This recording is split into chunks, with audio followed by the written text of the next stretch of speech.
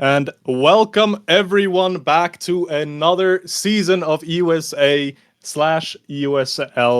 We are hyped for a full season. We're hyped for a lot of games, and obviously we need to start off with a little bit of an expectation setter here. So we have the classic old pre-show that is going to be a little power ranking. Joining me in that power ranking is going to be Noctolite. How you doing? Hello, it's me. I'm doing good. How about you? I'm doing great as well. I'm excited. Nero, you yourself feeling good as well? Yeah, already ready for our game later. Yeah, oh, dude, EUSL's going to be very fun. I think every single game is going to be hype. And Zara, you yourself, Mister, I don't even know what role you're playing at this point. You'll find out. You'll find out. Don't worry. I will find out the latest at the last game today. But yeah, we'll have just a little quick session, right? Because we have more teams in the leagues now. We have 6 per league, and I felt like just doing a power ranking of only USL or only USA doesn't really quite hit the mark because we just have a decent bit of diversity now. So for some controversial picks potentially as well, we're just making a full 12 team tier list. We're going to go from the bottom up. So we're going to start with whoever you guys would say are the weakest. Now, this is not necessarily a flame aspect. It's just more so your perceived rankings, where you put these levels in terms of power. And I think there's no better way to start this off with than me biting the bullet first, with my opinion of who's going to be at the bottom. And again, also heads up, I will be winging this as I have not prepared for this properly. But I wouldn't be a good host. However, what I would say would be my number 12 is likely going to be Aegis, personally. Nothing against them. I really like them. I really love Jover. I think Jover has always played a lot of tournaments, weeklies. They've been very active, and they seem a lot of have a lot of promising talent in it as well. But I think in comparison to the rest of the league and both of the leagues, I feel like they're just a little bit behind in terms of development. So I will put them last for now. But my take, curious, Nero, what do you think? Who do you have as 12th? Oh, I have the same. I also have Aegis as 12. Like, it's probably the team that I know the least amount of. So that's why I put them there. Sar, what about you?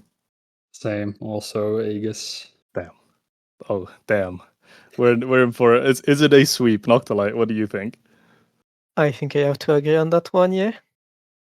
Okay.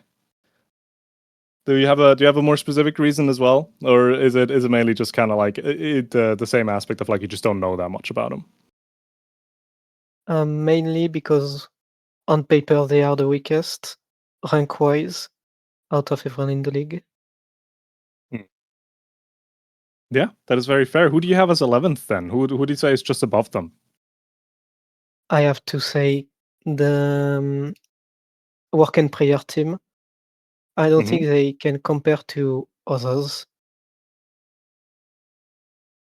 Yeah, I would honestly be inclined to agree on that as well, especially with the roster swap that has happened. Kitty Bagel is very much good, don't get me wrong, but Kirotile, I feel like, is comparatively more experienced and a bit better in some aspects. So I would put them up next myself as well. Nero, what do you think? I also have the same team at 11. Like, Grim is the GOAT, but like, Kirotile stepping to the sub position kind of hurts the team. So yeah, we need some Grim 1v9 performances here. Yeah, probably some Estelle bans against him as well. We'll see. Sar, would you agree? I have Jammy Circus. Ooh, okay. Why do you have Jammy there? I think they can be good, but they still need to find their footing together and play better as a team, I think.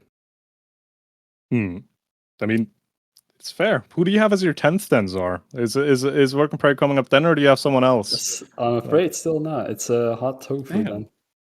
Hot tofu. Ooh, that's a bit surprising to me. I personally think a decently high of hot tofu. So I'm surprised to see them at 10. Might just be a me thing. Why do you have them sitting at 10 for yourself? Well, they've been playing like high level like for quite a while, and they might be a bit rough to improve still, I think is the issue. Compared to the other teams, at least. Who do you have as your 10, Nero? I also have hot tofu actually. Like they are, like in my point of view, very inconsistent. Like they can lose to fucking Jamie Circuit, but they can also like maybe get a game from us. So it's like hard to rank them. But overall, I don't think they are that great right now. Yeah, Noctilite. Would you agree with it? Is it going towards a sweep again, or do you think it's something else? I think I would put Jamie Circus here, one step above what Zainif put. Simply because Otofu proved they are strong already. That is true. They've played a lot as well, and I would piggyback off of that as well. I do think Jamie Circus would probably be next for myself, even though I do like the players on it, and I think especially Swifty has improved a lot recently. And Kirby Derby is also very surprising to me in the performance that they've had. I just think it needs a bit more, and I think most of the other teams are a bit more proven in that regard. I can then lead into my next pick as well, which I think would be Hot Tofu. So fair enough. I said a lot that I expect that I'm surprised they were a 10th, but the more I'm looking at the list and figure out and putting context in it myself, it does kind of make sense a little bit more. I do think Hot Tofu has a lot of proven players, a lot of good players. But if I'm looking at what the top of USA is going to be like, and what I'm perceiving the top of USA to be like, I feel like Hot Tofu has a bit more of a difficult time to prove themselves there. So looking forward for them to do that. But I don't think I could place them any higher than 9th right now. Gonna call on you, Nero, again. Who do you have as 9? A 9, I have Jamie Circuit. Like I can't put them higher than 9. Yeah, like Swifty is getting really good. Like his performance in promo tournament was insane, and then Kirby is also improving a lot, and Jamie's learning new characters. And then with Venom as a coach, like I can see them compete in USA. Yeah, most definitely. I mean, in terms of pure power ranking, they'd be sitting at 3rd, right, within their league off of that position, which I do think is very, very fair. Noctilite, is this where you're gonna have to drop the Hot Tofu, or is it gonna go somewhere else? I don't think so. I think I'm going to put Don't Ask in ninth, simply because I have the same issue as with Jamie Circus. Jamie and Arlax are slowly picking up new characters, but I think it's a bit too soon for them to master them. Yeah, very true. Very fair. Very fair. Bit surprised but I might be a bit biased here. Don't Ask is like our full sub roster. So, Zar, who do you have as 9? Now here is a work in prayer. Oh, you're right. I didn't even clock that. You haven't put them yet. It's okay. So what is the giving factor for you that you have work in prayer so much higher than the rest of us? Is it simply just that you think less of Hot Tofu and Circus than we do, or do you see something in work in prayer that we might not? It's probably I see less than the other teams. I am a bit scared because I don't know how many goalies Kitty Bagel plays, and Grim is very much a 2-trick. So it is a bit scary there for the draft, but if that team learns to draft, which might be difficult, I think they could do quite a good thing. Okay. Now we would go towards the finalists of USA in terms of pure ranking. Obviously, there's a good chance you might have an USA team at the EUSL level above, but I'll ask anyways, who do you have as 8th, Zar? Because that would, if you just strictly rank them by placing, 8th would be finalist loser. So who you got there? I think that's Bomb Atomic Punch. I would honestly agree with it. I'll just piggyback off of that one as well. I think Bonka is looking good. They're looking very promising as well. But I'm personally a bit more inclined towards the last USA team there. Bonk is also a bit hard for me to judge because they played their promotion series with Yodes, where they looked really good. But Yodes obviously is a great player in his own regard. I don't know how it's going to work with them if they're playing with Jan Kotte on the fields. Jan Kotte definitely still a good player as well, but a bit more of an unknown to me personally. Noctilite, who's your 8th? I think it's my time to put a Tofu. They need to be put. And I do think they are weaker than Bonk, because we screamed a lot against Bonk and they are cooking. Then Nero, lastly. For 8th, Like- who do you have? Like, in my opinion, now the next 4 teams could be like in any order, really. Like, I think they are like pretty much on the same level, I would say.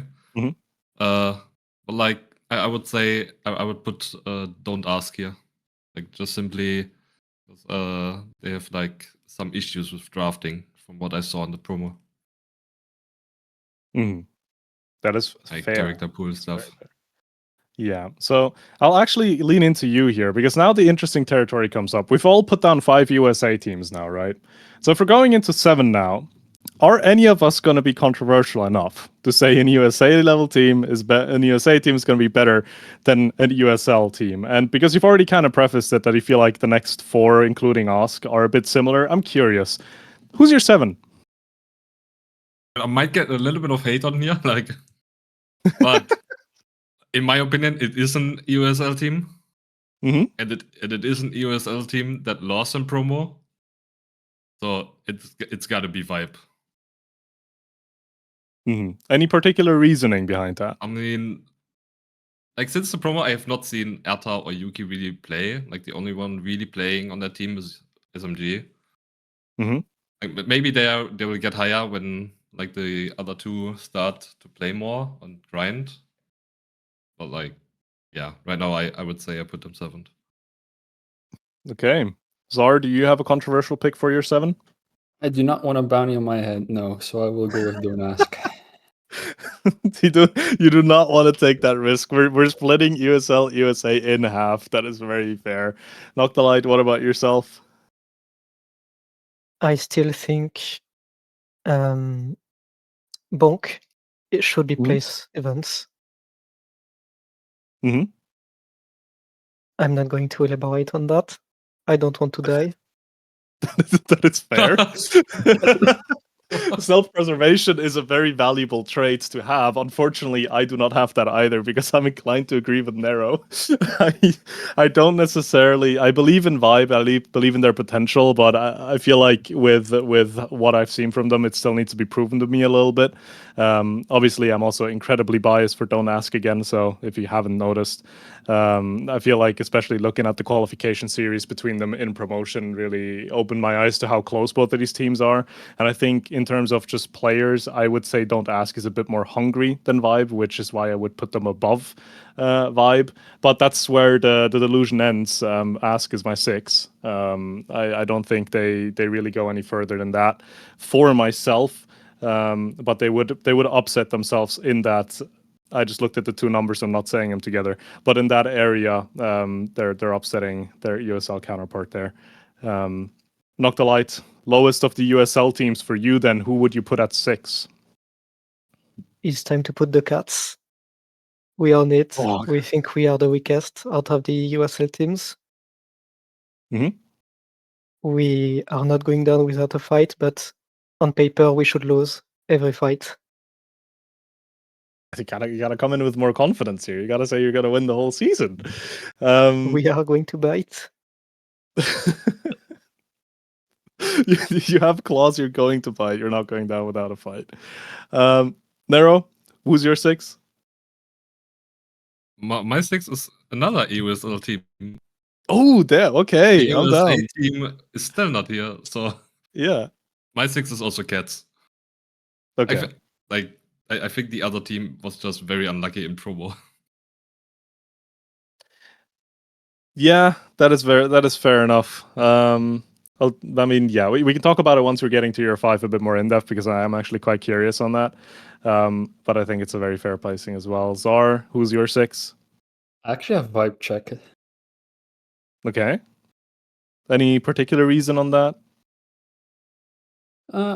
I mean, I'm not gonna lie. I've not seen much of Turcoin's Cats recently, so I don't know how well they perform. But I feel like Vibe Check has a lot of things not going right for them at the moment, especially with Yuki and Alta not playing as much. Then for your 5, would you then follow suit into what I would do because I'm gonna have Cats at 5 for similar. I will follow you on that take. Yeah. because I think Cat's a great team, good potential. I think you do get undervalued a lot. I think people are overhating a little bit. I do like the play that Cats delivers, but I think if we're going into playoffs territory from EUSL, I would be surprised to see Cats in that fight. Hence, I don't think I can justify putting them any higher than that.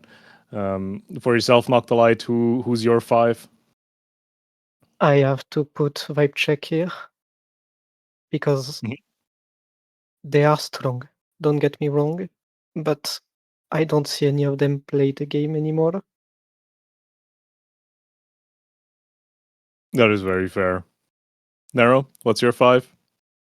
My 5 is now the upcoming EUSA champion, obviously Bonk. Could it be that both of us are a little bit biased? Might be a little bit biased because like that whole roster is like our subs. But I really believe if like Bonk was in the other promotion and they were not like with us and Blob Gap, I think they would have qualified for EUSL. I do think they had a really good chance as well. I just wonder how much of that was them playing with Yodes instead of Yonkate, because I don't think it would be wrong to say that Yodesman was definitely an upgrade. Yonkate is a great goalie, knows what he's doing, but Yodes in my eyes is just, he's contesting that top area. Not top one, because we know goalies in Europe, top one's hopeless. But that next step below that, he's contesting getting into that area. Whereas I see Yonkate step below personally, hence I had them a little bit lower myself. But obviously, as you said, teammate delusion comes into play. I have Ask at 6, you have Bonk at 5. So, but now we're going into playoffs area. I think, as it stands right now, this could go any kind of way from here on out. The first person that would ask for the 4 here would be Uzar. Who is your 4th strongest team going into the season? I have wild cards. Oh.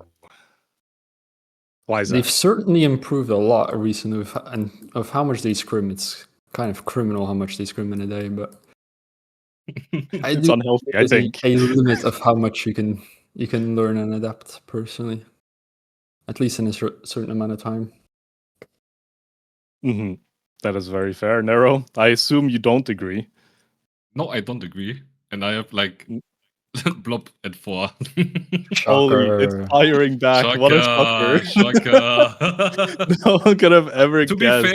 To be fair, I am ranking the other version, the one with Donkas, because I don't have enough experience with the version where they play with Yodes and Za in midfield.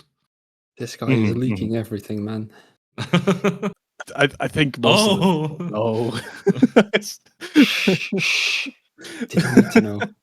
Okay, we don't know. So yeah, Dunkers. The Dunkers who's definitely playing today. Then, I do think I'm gonna piggyback off of one of you, and I think I'll piggyback off of Nero, and put Blob at 4 as well. Only reason being, I think Card Blob is an incredibly tight comparison. Like, it's hard to say who's strictly better. I do think, though, however, Card has a very methodical approach about the game of how they want to play, especially with the coaching that they're getting at the time that they're investing. And I feel like that investment is just going to give them the edge a little bit over Blob to actually be in that position of, or in that little bit of a higher position, right? I see both of them in playoffs, but to be in that little bit higher position. So I'm also going to take a step forward a bit because I've already compared them pretty closely to each other. Card is going to be my 3 as well, for similar reasons. I think they're really good. They're confident. They're going to be competitive, especially with the effort that's being put in. Just in comparison to what's going to be a bit above them, I'll have to think about it a bit more closer, and I'm going to shut up now and give Noctilite the time to give his 4. And you can follow up with your 3 as well directly if you would like. It would be funny to side with Zarenif and put Card in 4th, but I'm a sucker for people who do a lot of efforts, and Card is just that. So I think I'm going to put Blob in 4th and Cards in 3rd, purely because they are doing an amazing amount of training. Yeah, I mean, Nero, you can tell us yourself, like, how many scrims a day? Like, I wouldn't be shocked if you told me that A you've had lot. like 3 or 4 in a single day. Like, not surprised in the slightest. I think the max was 4. I think. Oh, Like at least 6 hours. Like, like my last stream was 6 hours or something. I think. oh my dude. That's But like where- 3 or listen, 4, like around that. Yo, Balu, you need to come back. People are scrimming again. Just look at card, all right? Like they're not stopping. They haven't stopped at all, actually. Now, obviously, both Zara and Nero, both of you, we're going into the top 3. You haven't placed your own teams yet. The question is now, where do you place yourself? I'm gonna start with you, Zar. Give me your top 3 as a one, and just kind of talk about your decision making between all of your top 3. Well, I'll put my team as third. We still have quite some ways to go, I would say. And if it's with Donkers or with Yotes, I think either way we still have quite some ways to go to improve. On second, I will put Lockdown just below Voss. I mean, there's this Alex guy, I don't even know him. He might be a bit good at the game. Yeah, barely. And Voss has also been playing for like, I don't even know, 8 months together now or something? Maybe a bit less. I think 8 is an oversight. I think they formed roughly before Sheb, but I'm not fully confident on that either. So, Well, they've had the time to work out their differences, let's put it that way. oh yeah, most definitely. If you still remember IME haters, the synergy was not so great. Yeah, the synergy didn't work out for them. Although I do think that was less of a Venom Alex issue. Yeah. But different discussion on its own. Nero, your top 3. Give me your thoughts. Drop them like it's hot. I'm sorry to tell you, but like I think like I'm pretty confident here. Like when we play our best, I think we are better than Lockdown. So I put Lockdown at 3 and I put us at 2 because I am confident but not delusional. So I put Vars at 1. Okay, fair enough.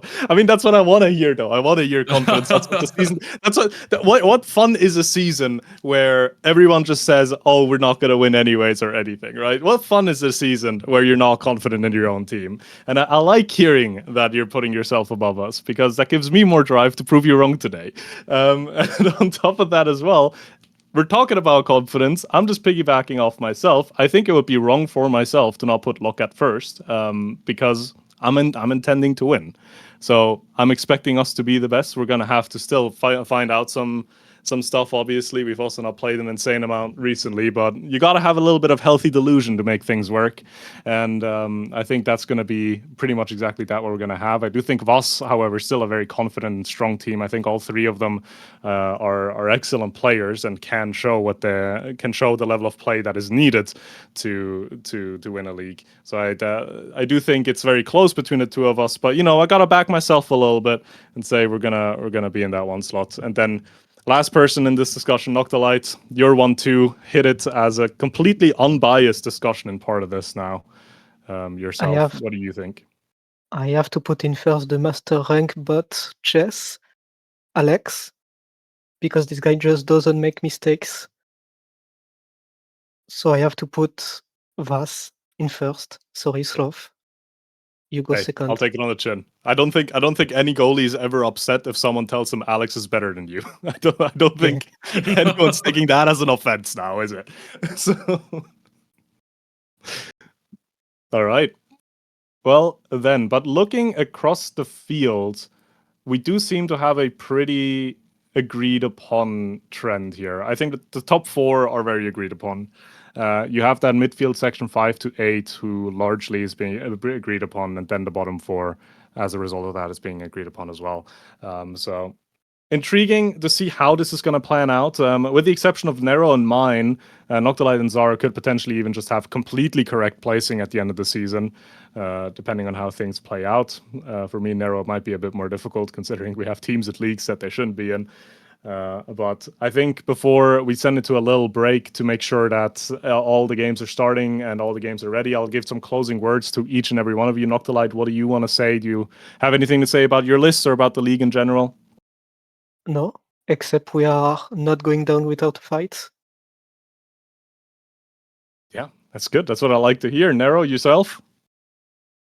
I just gonna look forward to our game today. And yeah, make sure the ranking is like how I told him. Good. Czar, you yourself? We're gonna have a lovely first week. Yeah, we're not only going to have a lovely first week, we're going to have a lovely full season ahead of us. Again, we have 13 weeks in total with a few break weeks in between of just pure games, EUSL, USA games being some streamed as well. So my closing words as well. Hey, looking forward to a good season, looking forward to a good time. Happy for everyone that is here and willing to participate, and happy for everyone that's going to be watching all of the games as well. But we're going to have to send it into a short little break right now to make sure that everything's going to be ready for the games that are going to be starting soon. So you don't go anywhere. We'll be right back with you again.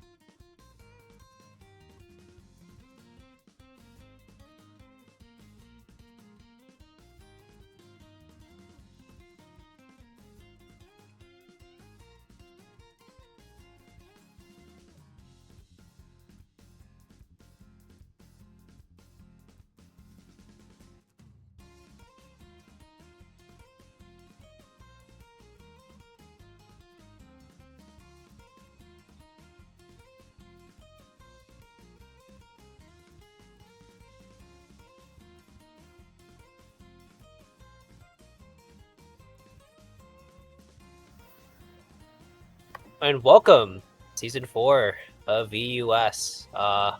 It's I don't even know how we got here, man. It's very interesting how we got here, but finally here. Oh my god, it's pretty amazing. We have USA and EUSL up on the cards today.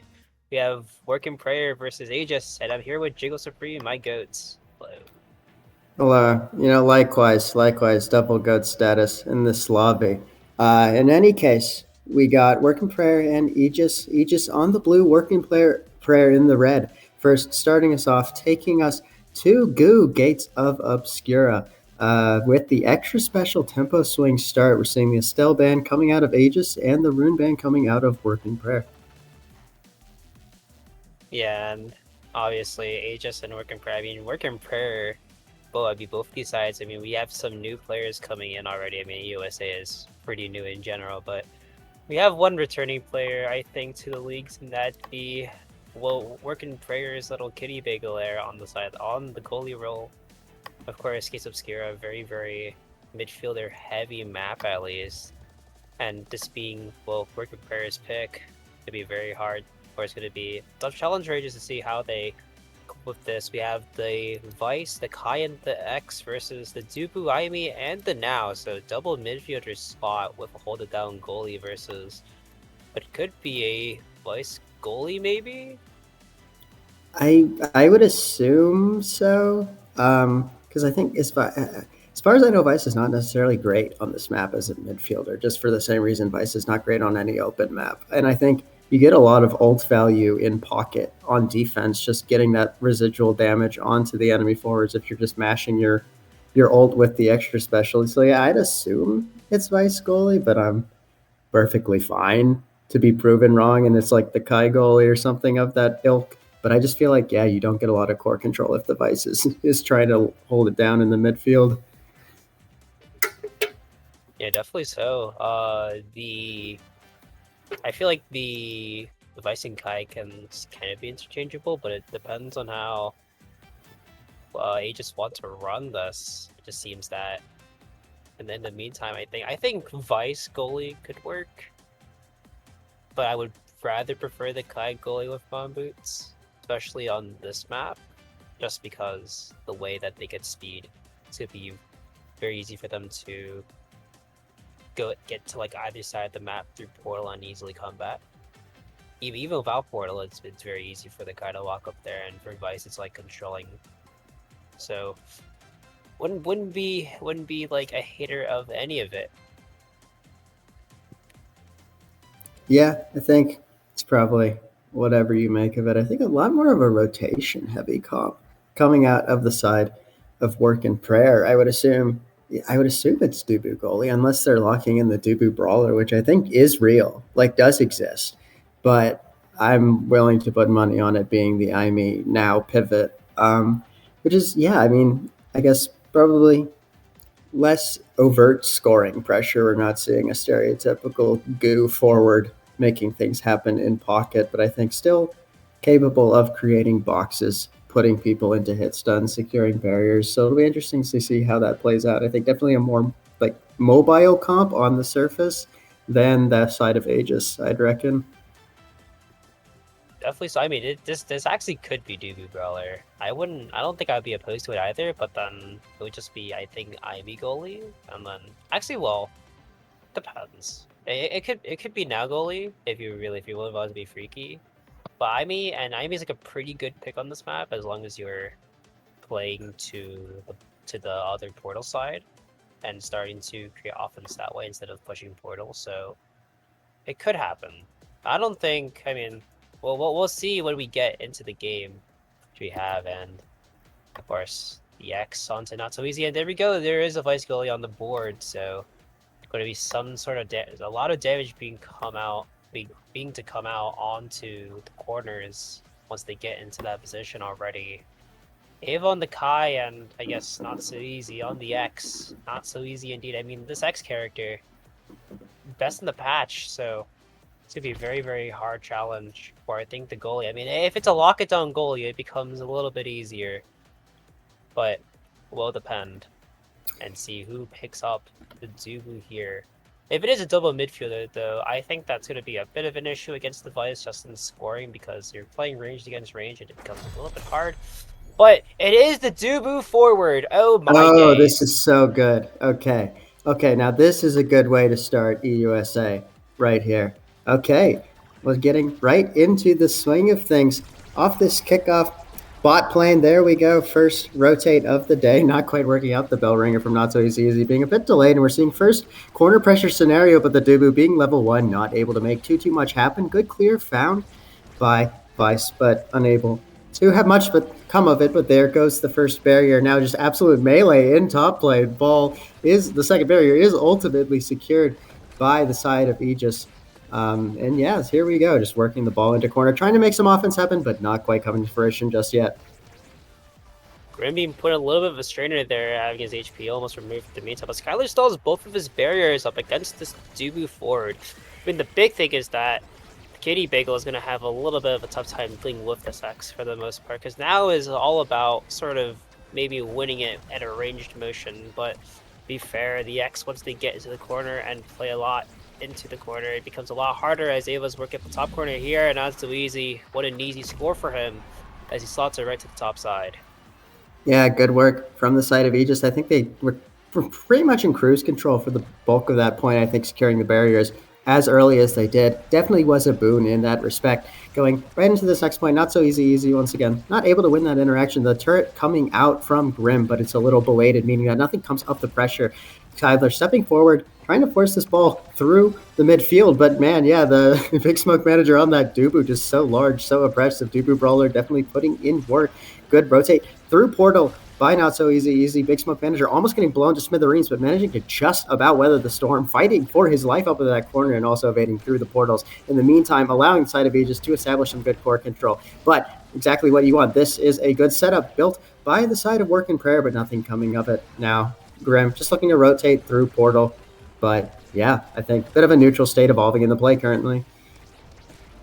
Grim slots and uses flip. Finally uses the flip onto the defense and we'll get the core out, but the core immediately comes back into the corner and Not So Easy walking back just a little bit. I mean, both of these teams, they have a sort of dynamic already. I mean, one's playing core control and the other one's playing damage for the most part, as the core control isn't really exactly winning in this case. They already gave up 1 point and now they're in the barrier, but the core still ends up managing to get loose already. So they're pushing up with the flip and Not So Easy getting into position.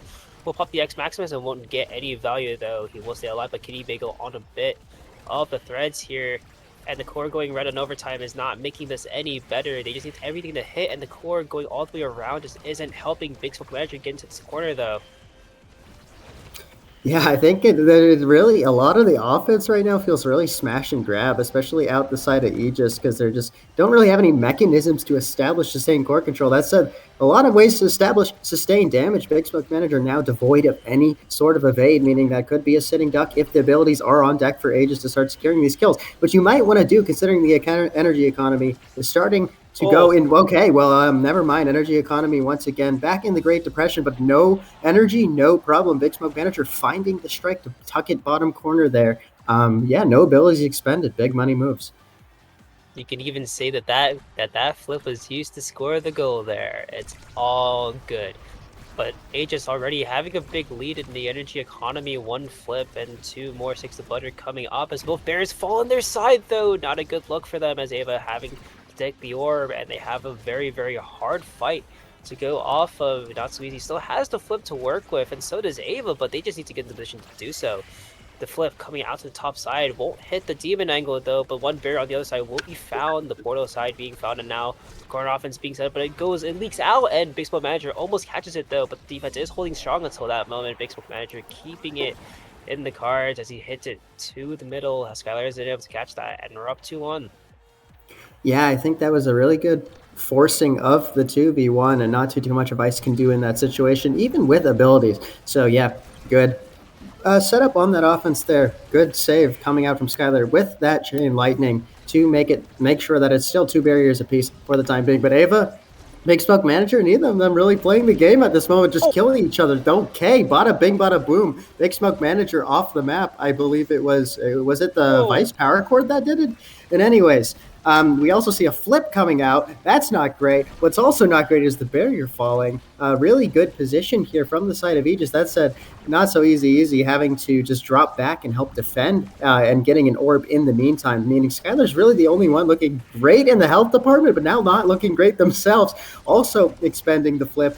And not even getting the barrier or keeping their barrier for their trouble. So this could be quite troublesome, especially with the flip coming out. But good stuff out by Not So Easy, managing to ameliorate the situation in the midfield and also getting an offense established on their side for their troubles. But the turret coming out from Imi, meaning that the defense is secured for the time being.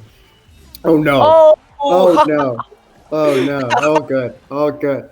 Oh good! Expellringer. Immediate. I mean, we have the first own goal of the season already coming out in the USA, and that lets Grim pocket it all the way up. And now, I mean, everyone's taking extra special here.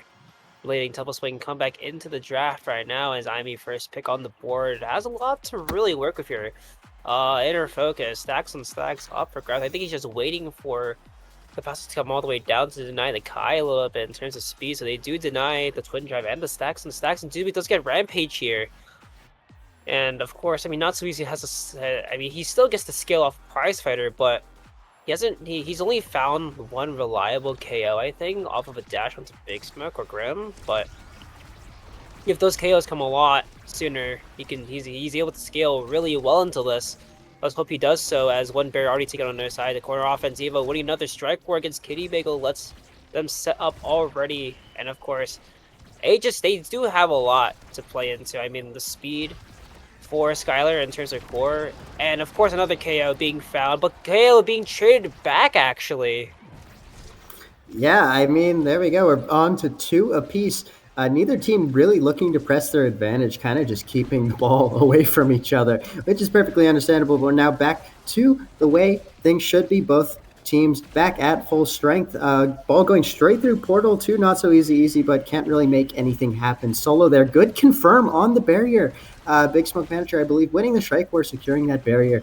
Also looking to drive the offense forward right now, but we're in a very scary corner situation. There we go. Great striker set off the X Maximus by Not So Easy, atoning for his previous sin, securing the first goal on this second set. You know, they're fighting the first momentum point extremely easily, but need to carry the momentum through and find more KOs, and Not So Easy falling off the map isn't a good sign for them, I feel like. That means a Dead Awakening is already on the X, and you don't want X to have Dead Awakenings, and of course, that one barrier falling on their side lets it sit down a little bit, but he almost gets KO'd again, and a very scary moment, but they do end up still earning both barriers. Now the offense is in shambles. Forward in prayer as Ava puts it in again. Very, very quick points out for Aegis, and the Kenny closes out. Yeah, that was really good stuff. And also energy economy, I guess, looking in a good way for both teams heading into this point, but especially with the dual flips, one coming out from Avon. And there we go, on deck for Skylar as well. And also not exactly what you want to do. In that situation, we're now seeing no flips out on the side of Work and Prayer. One flip being blown for that defense. Oh. Here comes another. Okay, we're back to a bit of a stalemate as far as energy is concerned, but the barriers do fall for their trouble. So Aegis looking in pole position to take this point if they can play their offense right. This is what you want. The corner offense set up into the Kai primary. There we go. Good box built by Aegis and good comeback, all things considered. Not So Easy winning the first MVP for their team. Has Demolishers and Bulk Up to build, actually. It's a lot on the board there. I think more damage or even more size could work.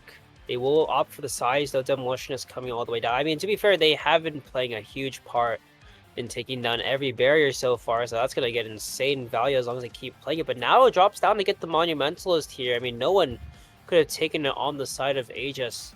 So Monu for free for them now is going to be a little bit hard. It makes it a little bit harder for Easy to get really anything in the corner, especially with the damage being brought up. But so overall, I think everyone really kind of got what they wanted in this draft. The draft was for everyone. As Ava even getting the missile prop and Taylor getting the Deadeye just puts more damage onto it. I think low key, even if they were first pick, I think Aegis probably have won that draft, I feel like. I mean, the damage is pretty crucial if they want to keep building it so far as Ava finding the first bear, but big Smoke again, fighting the KO onto Not So Easy's not really putting them in a good spot though, but can they convert here? It doesn't seem like they are though. He's gonna come back online.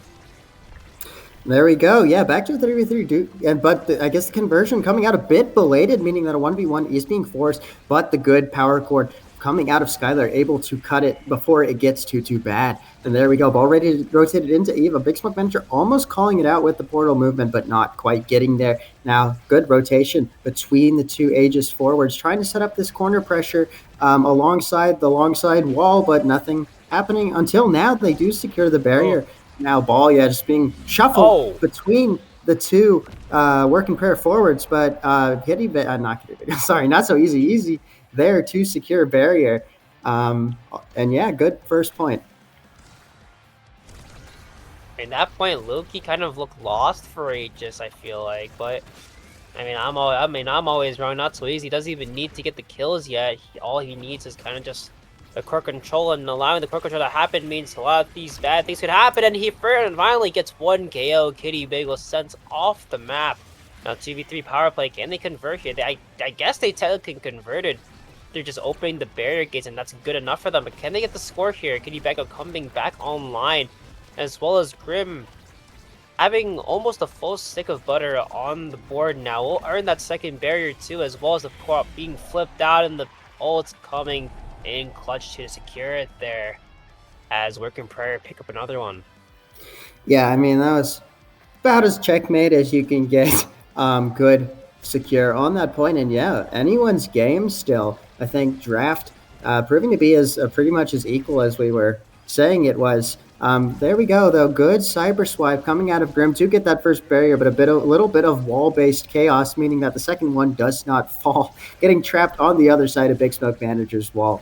Not So Easy unloading his kit, trying to secure the barrier, but a good clear by Kitty Bagel means that both of them stand currently. But yeah, that was a good setup, a good pressure, good positional offense by the side of Work and Prayer there to get the second barrier, and now we're seeing Grim. Oh, whoa! No. Okay, boom, kaboom, and there we go. Yeah, very scary power play now with both of their barriers up. The triangle formed, the passing play is trying to happen, but wow, Ava doing really good to defuse that situation, getting right where they needed to be to stand between the passing, and ultimately shuts that power play down with nothing coming of it. Good patience coming out of Skylar there too, and also almost securing the barrier for their troubles, but this is a tough situation. Yeah, especially with the now teleporting in. The 2v1 lost, or rather won, by Work and Prayer there.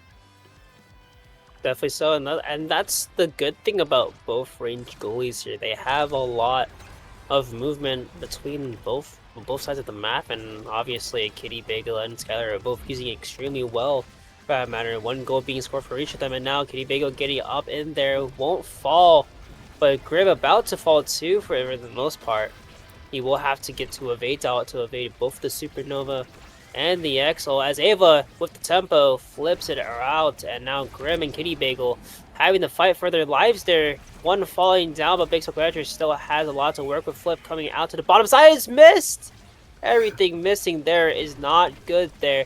This Big Smoke Manager also taking a lot of damage onto his bottom side, but they lose a second barrier though, kind of an anti-clear for the team now. They just still have a lot to work with. They need to win the set somehow, but Big Smoke Manager almost will put it in. Yeah, Brawler's not getting it done in flip situations. 2 times, 2 Brawlers. But there we go. Brawler eventually does get it done. Big Smoke with the tap in the bottom corner, securing the second set on the second time of asking. And we'll see if there's any absolutely game-changing awakenings heading into this next draft. Dude, but getting the CTL would be important. There we go. CTL on the board. Even build different if he really wants to. CTL will cause a lot of problems for Aegis, I think. Kai gets spec. He just picks the build different here. Yeah, okay. Wasn't too much of build different going all the way around though. Kind of a deny for the X, but it's okay. As Vice now with the last pick, Stinger, Glass Cannon. Okay, Glass Cannon, we're good. Yeah, I think generally, okay, draft coming out from both sides. I think the build diff on Dubu, I can understand that, especially to play around the X and now can just dish out pain, lay down the law Oh, he is the cop Dubu skin, so I guess unintended play on words there. But anyways, in terms of laying down the law, has definitely done so onto Eva, just fighting for their life in this situation, but still careening forward, trying to establish offense, maybe at the cost of their life, but managing to dance around that cyber swipe. So still definitely in the thick of things. But we do have not so easy having to come back on defense to hold these barriers. Because Eva, yeah, just running to the maybe that's a DC. Oh yeah, okay, we have a something going on there. But they're playing the point out. Yeah, fair play to them. That is the rules. I guess top 10 respect moments for not getting the cheap kill on the AFK with Flip there. But anyways, okay, yeah, we'll see how this point develops. Developing already, Flip coming out. Being found not so easy in a very tight predicament right now. It's kind of just an ultimate power play for the side of working prayer right now. 2v3 is not looking too good. Not so easy. Just wants to stay alive and not die here. Especially losing his stack would be very horrible for them. Flip coming out already. Second barrier found though. Can they get the goal? And they will. Big Smoke Manager putting it in. Now we'll probably head into a little bit of a mental reset for Aegis as we wait for Ava to come back online. Hopefully we're not playing this out, so I guess we'll it'll just be away for now. I mean, the big thing is that I feel like without Ava, of course without Ava, that team low-key collapses, but the big thing is somehow trying to get not so easy on the on the stacks grind. I feel like the prize fire stacks haven't been really touched all this game. Only realistically like a kill has been found on Kitty Bagel. I think it was actually like the only realistic kill was found on Kitty Bagel, so not so easy. Doesn't even get the stack onto Grim when they fell. So it just becomes hard for not so easy to really scale off anything. I mean, the build looks good. It's just that we can't. There's like nothing really to grind off of. And Ava coming back online though might be back. Slowly healing back to full, ominously. I guess we'll probably be in business soon. I think, okay. You know, just as soon as they appeared, they vanished once more. So I guess back on the topic of the Sax build, I mean, theoretically good. You've got the size, you've got the build diff, but I think it's just the survivability is difficult for sure. Thank God.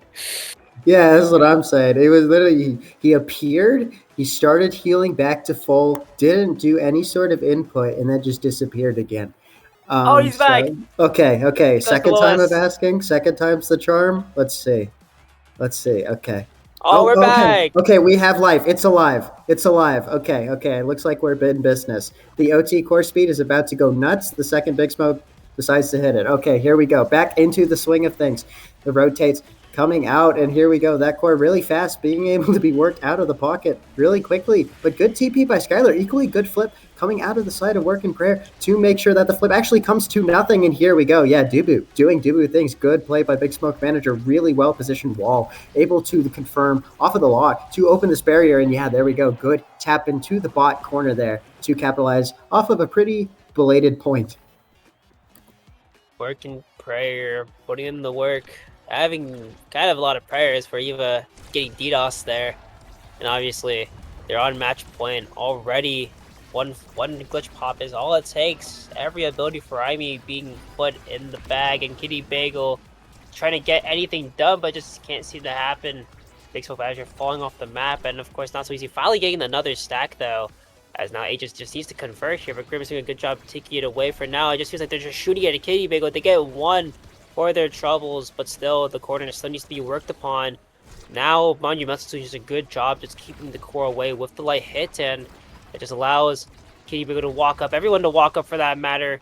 Aegis being stuck all three in the corner spot as Kyle even bridges the flip. The core almost goes in the net off of a really small ricochet, as now Big Smoke Manager in the cards. Grim setting him up, and the bottom side is found. Big Smoke Manager taking game one for Work in Prayer, as now we are on the Taiga Temple. Big Smoke Manager, I mean, I don't know if he's like, I feel like literally, if he scored, I don't know if this is the exact number, if he scored 7 goals, like 5 of them were just strikes to bottom corner.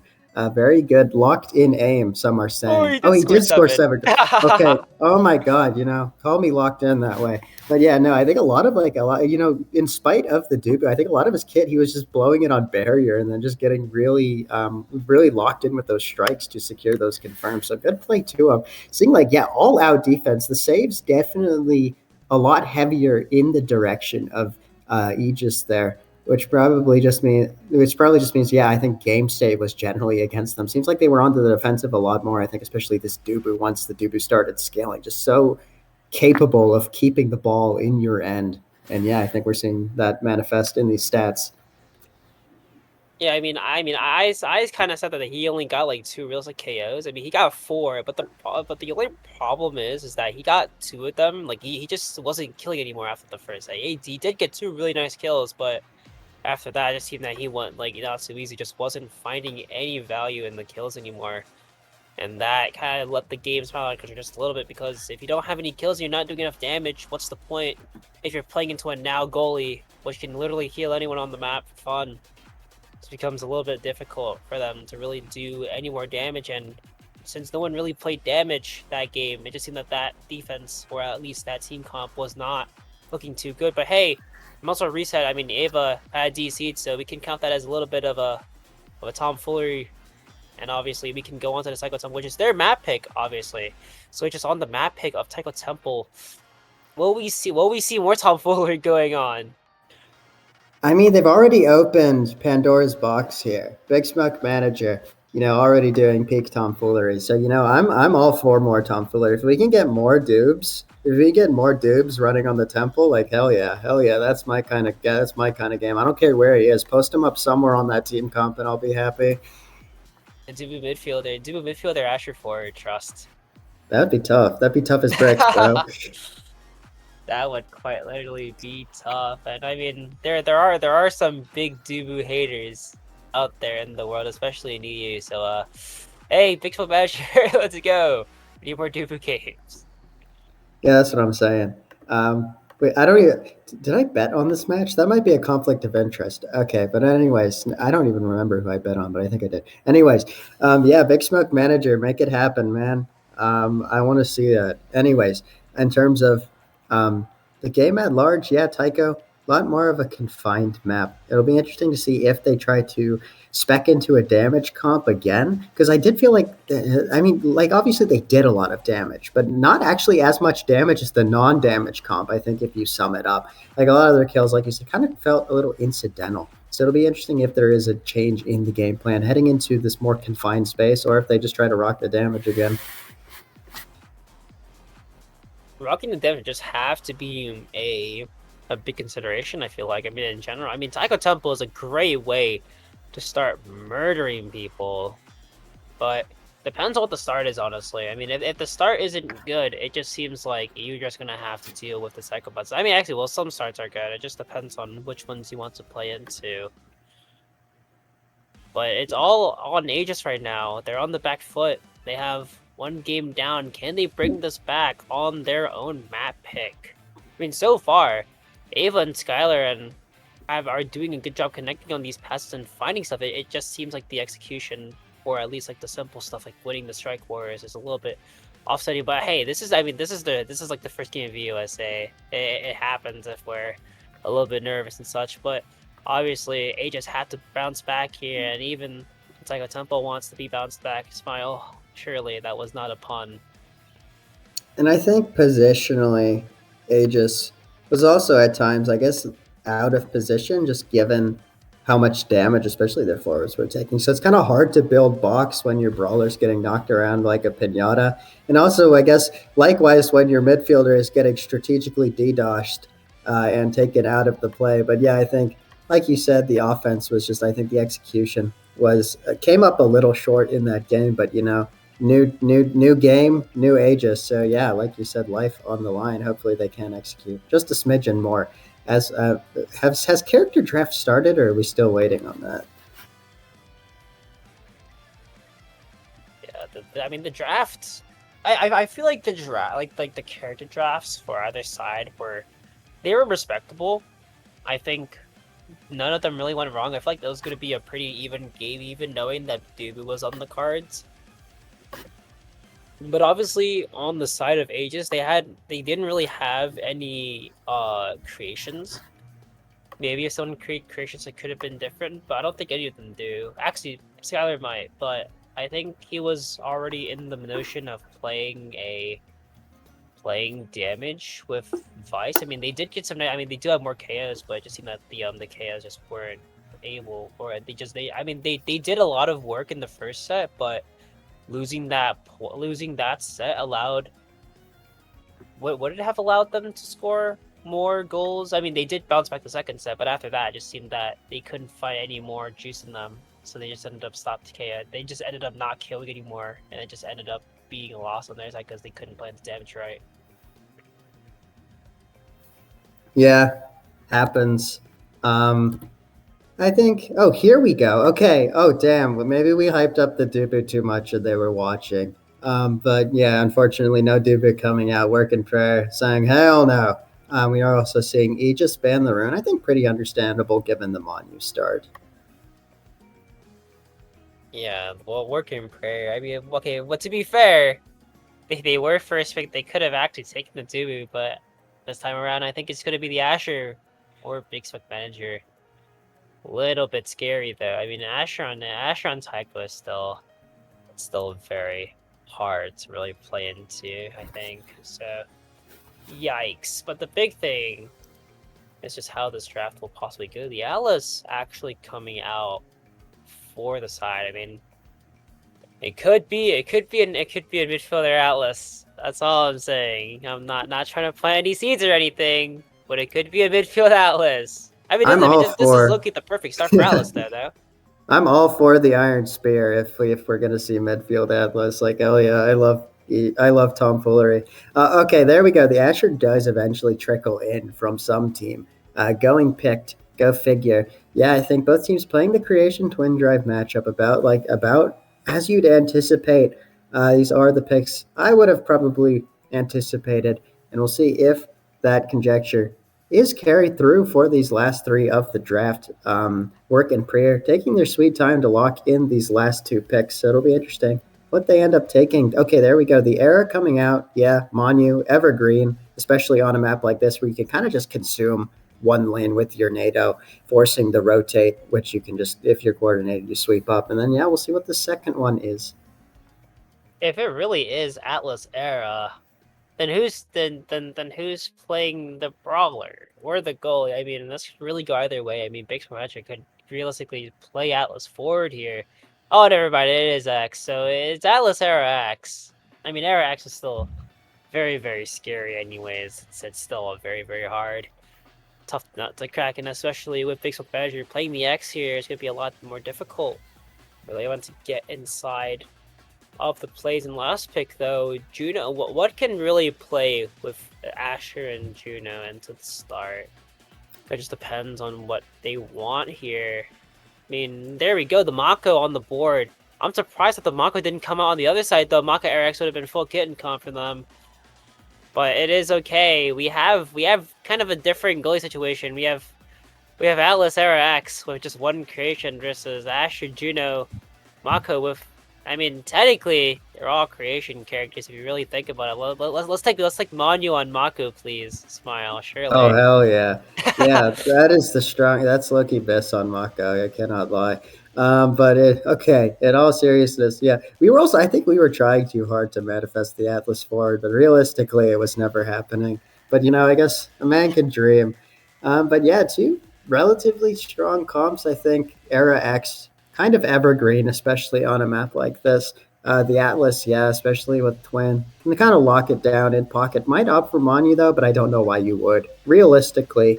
And then, yeah, I think maybe a little less orthodox of a comp coming out of the side of Aegis, but I mean, yeah, Asher, once again, super strong pickup on this map, irrespective of Awakes, just because of the havoc they can cause in corner, especially if you can get prime time down the road. So looking to scale for sure. Definitely so. I mean, Kitty, Bagel, and Alice is always a sight to see. And of course, Grim on the era next. or Big Manager Paladin EX could be very, very tough not to crack. I feel like they are doing the switching though. we're switching around for fun. GG's. Like, why are we doing this? You know, never mind. I'm surprised we haven't banned. I'm surprised we banned Dubu. Do they think that the Dubu pick just wasn't? I mean, to be fair, if you didn't feel comfortable applying the Dubu on Gates, then of course on Psycho Temple it's gonna be no different. But we're gonna see how this plays out. I feel like. I mean, I think, in my honest opinion, I feel like Working Prayer have the better draft just because of the synergy between the characters. I feel like you have two. I mean, I don't even know why I said one creation. You have two creations for Working Prayer, especially with the Era NATO. And the Era NATO having Manya is gonna be a big nut to crack. And unfortunately, Working Prayer, they're in the driver's seat, so they just have to work extremely hard for this. They're the ones going to be having to do the Working Prayers now, as the core are already getting started already. Asher on the other side, and Skylar clearing it all the way back up.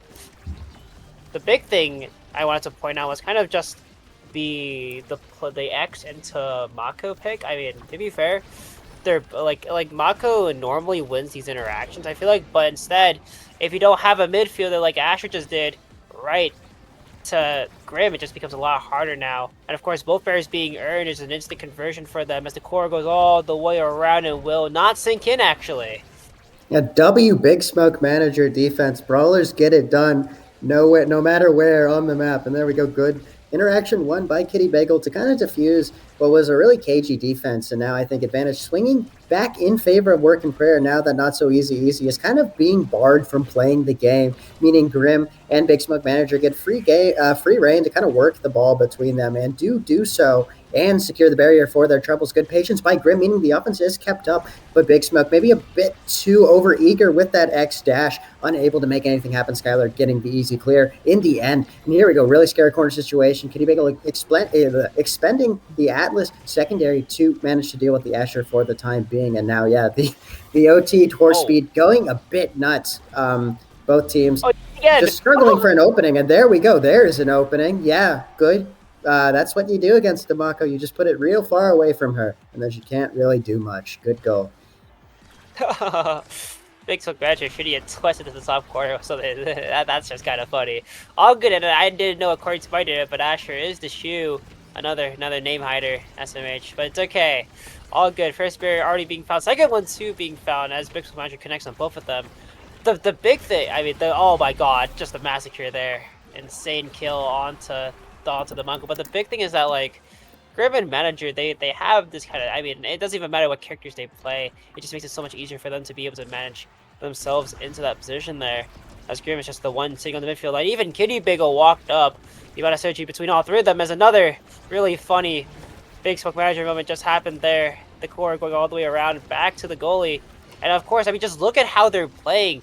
They're walking, even though Grim is extremely low, and he does get KO'd there. I mean, somehow it doesn't save, but it's okay. It's fine. Surely they don't get scored on here. One flip already gone. It's Not So Easy. Still is trying to just wait the core out. The core just isn't going anywhere, though. The shoe not being able to touch the core at any moment in time means that Grim able to come back online. He's able to reset the offense.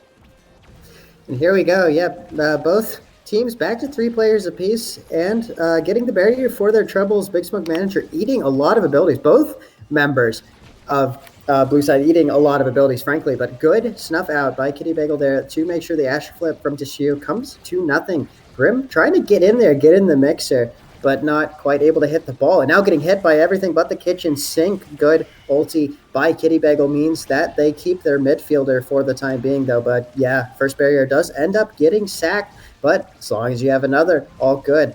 Now, okay, big explosion. Juno gone. This is a scary power play. Kitty Bagel already pushing past that midfield line, trying to build this triangle.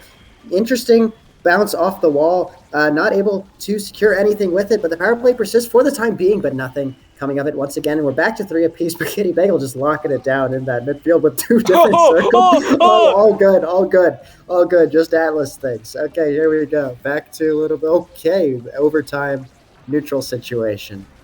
Oh, never mind. What the heck? That play was definitely something, at least. Big Smoke Manager winning MVP there. I mean, the brawler does get it done, unfortunately, as Demolicious, Bokup, and 1-2 plus are on the board. I mean, the Bokup pick is going to be still extremely scary for them. Could be a lot of problems. They actually end up switching to 1-2 punch. I mean, actually, that's actually the right move, I feel like, because I don't think Atlas wants to take the 1-2 punch. He gets the Siege Machine, and Juno left for just bulk up a demo. Gonna have to take one of the two. I mean, they might just give the Asher demo and try to wait for the pick. Yeah, there we go. Reptile Remedy on to Not So Easy. But the problem is now, how are they going? Like, are they even dying as much? Is my question. Do we think that Not So Easy needs to take that, or could he just take Warp Dancer here? Because both players already falling down. I mean, the speed is just not looking good for him. I mean, he's still getting targeted even with the Reptile Remedy. He's just not healing. He's able to heal just a little bit now, but the big thing really was just was he able to really get any value off of it, as both barriers on both sides actually fall. The bounces all the way around the Taiko Temple, not really too forgiving in terms of that, as the core goes all the way around the Aeronado, suctioning off the core. As now we're back sort of not even at neutral right now. The core is still flying around towards the other side. Red side isn't looking too good right now. The core just stuck there all the time, letting X set up right in time. Will he find a goal, though, is my question. I don't know. The goals seem to be consistently not found until they're found in like the most BS way. That's kind of how this game has been happening. But yeah, we'll see.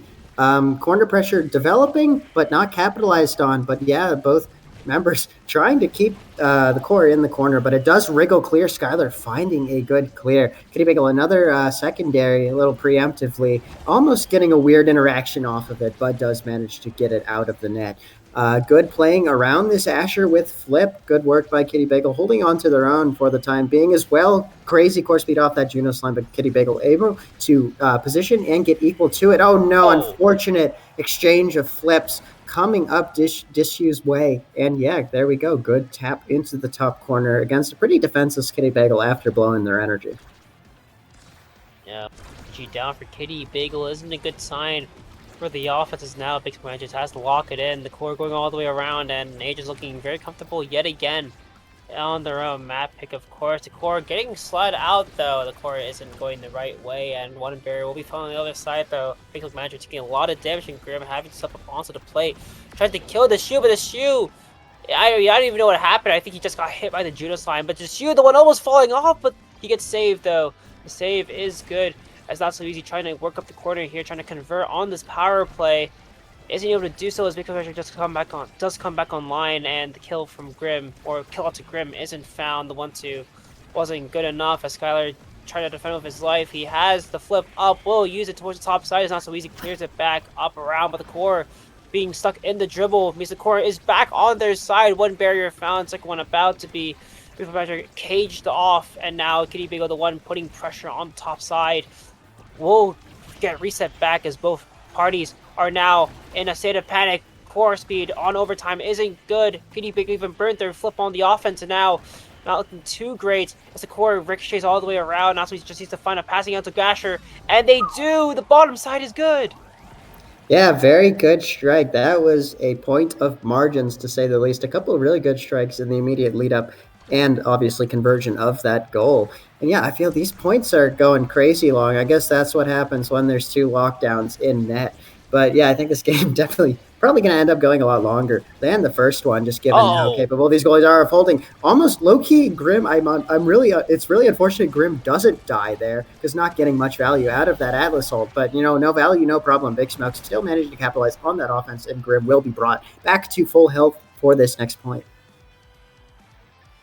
First work in prayer, taking the first site. Could this be a reset? Could this be the same thing happening for Aegis now, as they're looking to take another set from them? Like just last game earlier, they took one set off of the back foot, and now they're the ones in a little bit of pandemonium. Grim gets the barrier, and Skylar also pops his flip too. Means he has no energy for this defense now, as the core just comes all the way around. Big Smoke Badger in the driver's seat for the most part. Grim trying to just walk up and get him a play here, as Kitty Bagel also walking up too. I mean, all three members are in the faces of Aegis, as now set point on the horizon for both teams, as Aegis are trying to just take one for themselves on their own map pick, but Work in Prayer coming in strong, trying to find something good, as Big Smoke and Kitty Bagel both have flip, kind of, if they are able to get in the play, and now one barrier being falling. Big Smoke Manager almost having flipped to Kitty Bagel with the impressive defense, keeps it away from the Shoe. The Shoe earns one for his troubles, but the offense crashing down. Kitty Bagel can't save the second one. Will have an open barrier position, and Big Smoke Manager falls off the map. One flip gone, but Grim also building up two. Could this be the potential end? The core flying all the way around, the flip coming out. The clear is good, but can they hold on? The suffocating offense just isn't good enough. As Big Smoke comes back online, and the Asher looking a little bit worse for wear. We'll pick up the flip now. Can they hold on to it? I mean, maybe. What I will say is I was actually, like, my jaw dropped when Kitty Bagel hit the down clear with flip and it didn't hit the slime. I was convinced that it was going to hit the slime and score, but, okay, good presence of mind. Better presence of mind than me, because I would have certainly gone up there. Oh, that is unfortunate. Man, that was a matter of frames. But yeah, the Atlas Expanse not staying up, falling down and giving a really crazy goal to Deshu, which is what you need. Oh, and we do have the Asher first pick coming into the second draft, which is so big. Oh, Stacks primetime up for the Shoe. I mean, that angle was insane from him. Insane. He takes peek. Is this the method? Am I don't know. I don't know enough about anything to say if that's the method, but I don't know. It seemed like there were so many other things up for him, but what do I know? Oh, no, primetime wasn't picked! Oh, primetime wasn't picked! Is primetime weak? I don't know. I guess we'll find out. I guess we're doing a field test right now. That does seem kind of nuts to me that you have an Atlas, you have a Mako, you have an Era, you have an Asher. None of them go for primetime, but I mean, what do I know? I guess they're no primetime, no problem. Good. Secure up the double barrier within 10 seconds for Work and Prayer, working their way to this goal potentially, but the defense does rally coming out of Aegis, and now, they're slowing the tempo down. Kitty Bagel, another interesting secondary interaction, but Big Smoke Manager, right place, right time to hold. Still has to kind of play emergency Zoli right now as they continue to grab orbs and heal up. Now back in the action, back in the play, what you want to see, especially with two flips on the board, but one's probably going to get blown by Grim soon. If they're unable to find some survivability. Interesting flip by Big Smoke, too. Okay, I mean, the defense is secured, but now, not having any sort of energy going forward into a Mako with energy, perhaps not the best. Nutty angle coming out from Kitty Bagel, but the defense is found this time. Good usage of the secondary after the width strike, but means that the Atlas is kind of a sitting duck on the second time of asking both barriers down. Good strike by Big Smoke. And unfortunate primary width by Skylar means, the first goal of the set goes the way of Work and Prayer. Work and Prayer, trying to put the logs down, and Kitty Bagel coming up with flip soon is a good thing. The big thing is that Kitty Bagel has already been putting so much pressure into the top lane, or wherever lane that they're not in. Just look at him going all the way down and playing midfielder for the meantime in Grim. I mean, this game plan works extremely well. They don't earn one bear, but there are many times where they have earned more than one bear, and even the goal to boot. Baseball Manager with the flip coming into the long corner as one person falls. The goalie off the map, and the goal in the net as Work and Prayer putting in another one, putting it up 2-0. And I mean, this is already happening where Aegis are kind of collapsing. It feels like I don't even know what's happening for the most part. It just seems like they are just winning any of the interactions they need to win. And the core just going all the way around just isn't helping their case. Kitty Bagel pushing up again. I mean, just look at this offense. It's kind of just simulating how somehow the core just isn't going in the net, though. One barrier foul for both sides, actually. Skylar not being able to catch it in time means that the Shoe is off the map, though. 3v2 power up by Kitty Bagel in their opponent's net, finds another bear and opens up the goal arc for the team as another kill, a smashing KO found as Grim finds it, and Big Smoke Manager just cleans it up there. Another set one, a very comfortable set one for for Work and Prayer as they're up 2-0 on they're not on map pick. Yeah, I think with all due respect, that was a pretty bad defensive collapse coming out the side of Aegis. I mean, first you have the unforced barrier fall, and then there were a couple rotates, which I just think both defense and midfielder were not on the same page, meaning that ultimately the pressure from Work and Prayer was drawn towards the remaining barrier, and they did not need a second invitation to capitalize. And here this draft, the CTL coming out on air pretty good. Skylar is picking up the team player for their troubles, which is also pretty good. Atlas also getting the M prop. Sleeper Awakening, primary a lot more functional now, a lot more value. So I think decent draft coming out of both sides. Yeah, definitely. Working Prayer getting their hands on what they want in this draft and just allows more damage to come out. Big Smoke Manager hunting for the kill. Will find it as now another stack for Big Smoke Manager, contrary to what we saw last time, but not so he's not finding any stacks in the first sets of what they could have spent the game into, as now the Kitty Bagel pushing up. Alice Missile Prop finding a lot of value, finding the first barrier. As on the core, heading into the small corner, will be flushed out, but the core still on the other side. Kitty Bagel holding it down, but the core slips through. Both barriers found as a big double puts it almost in the net of the core. Now on the other side, the momentum shifting definitely a lot now as the core just needs to be put in. Once the strike just needs to be won, as Kitty Bagel still putting it through, making sure the Asher has no way of making sure that they're not in it. Big Smoke Manager collapsing. Second barrier too is that they don't even need to flip for it. The X Maximus punching it in past Skylar. Puts them up again, up 1-0 in what could be a 2-0 sweep. Yeah, good holding on of the flip, especially because I believe their team a little disadvantaged heading into energy economy in this next point. So always good to have a flip to your name. Also putting in work Grim, almost there to capitalize, going for the double, but Skylar equal to it. Now a lot of chaos going and happening in the bottom quarter. 2 flips expended, which is not great, especially given that both barriers are now down. Not so easy. A sitting duck functionally at this point. You're going to see the pain start rolling onto him very soon.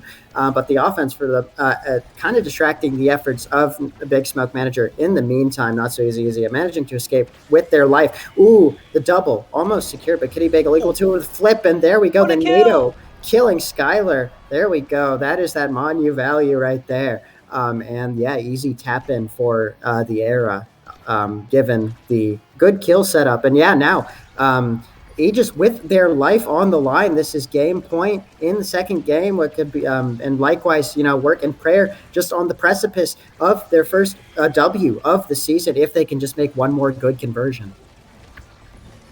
Today is Saturday, and even though the church it might not be church time for all the Sunday prayers, church time is definitely still open for them as they're trying to get the kill. 1 kill found. This guy with 3 prize fighter stacks will send it home. Big Smoke Manager putting it past, not so easy, and they advance up 1-0 in their first game as they just fall down to 0-1. Well played. Yeah, brawlers get it done. There was a lot of brawling going on that game, some are saying. I think not so easy being level 8 is kind of indicative of how that game went for them when everyone else was Omega. Just a lot of death, a lot of destruction. I think Distio also being pretty effectively kept out of the play. If you look at those redirects, I mean, just not being able to affect much of anything, kind of getting those like pop-up crazy goals like the one that secured them that one set. But generally, yeah, not able to force offense as comprehensively as Big Smoke Manager, who's a lot more healthy and a lot more violent. Yeah, Big Smoke Manager with 5 KOs. I mean, counting on my fingers, that's a lot of KOs, man. That fills up one hand worth of KOs on a single character. I mean, this X character definitely is broken. Just look how much damage he's done. 38k. Basically, out DPSing both of his teammates combined, honestly.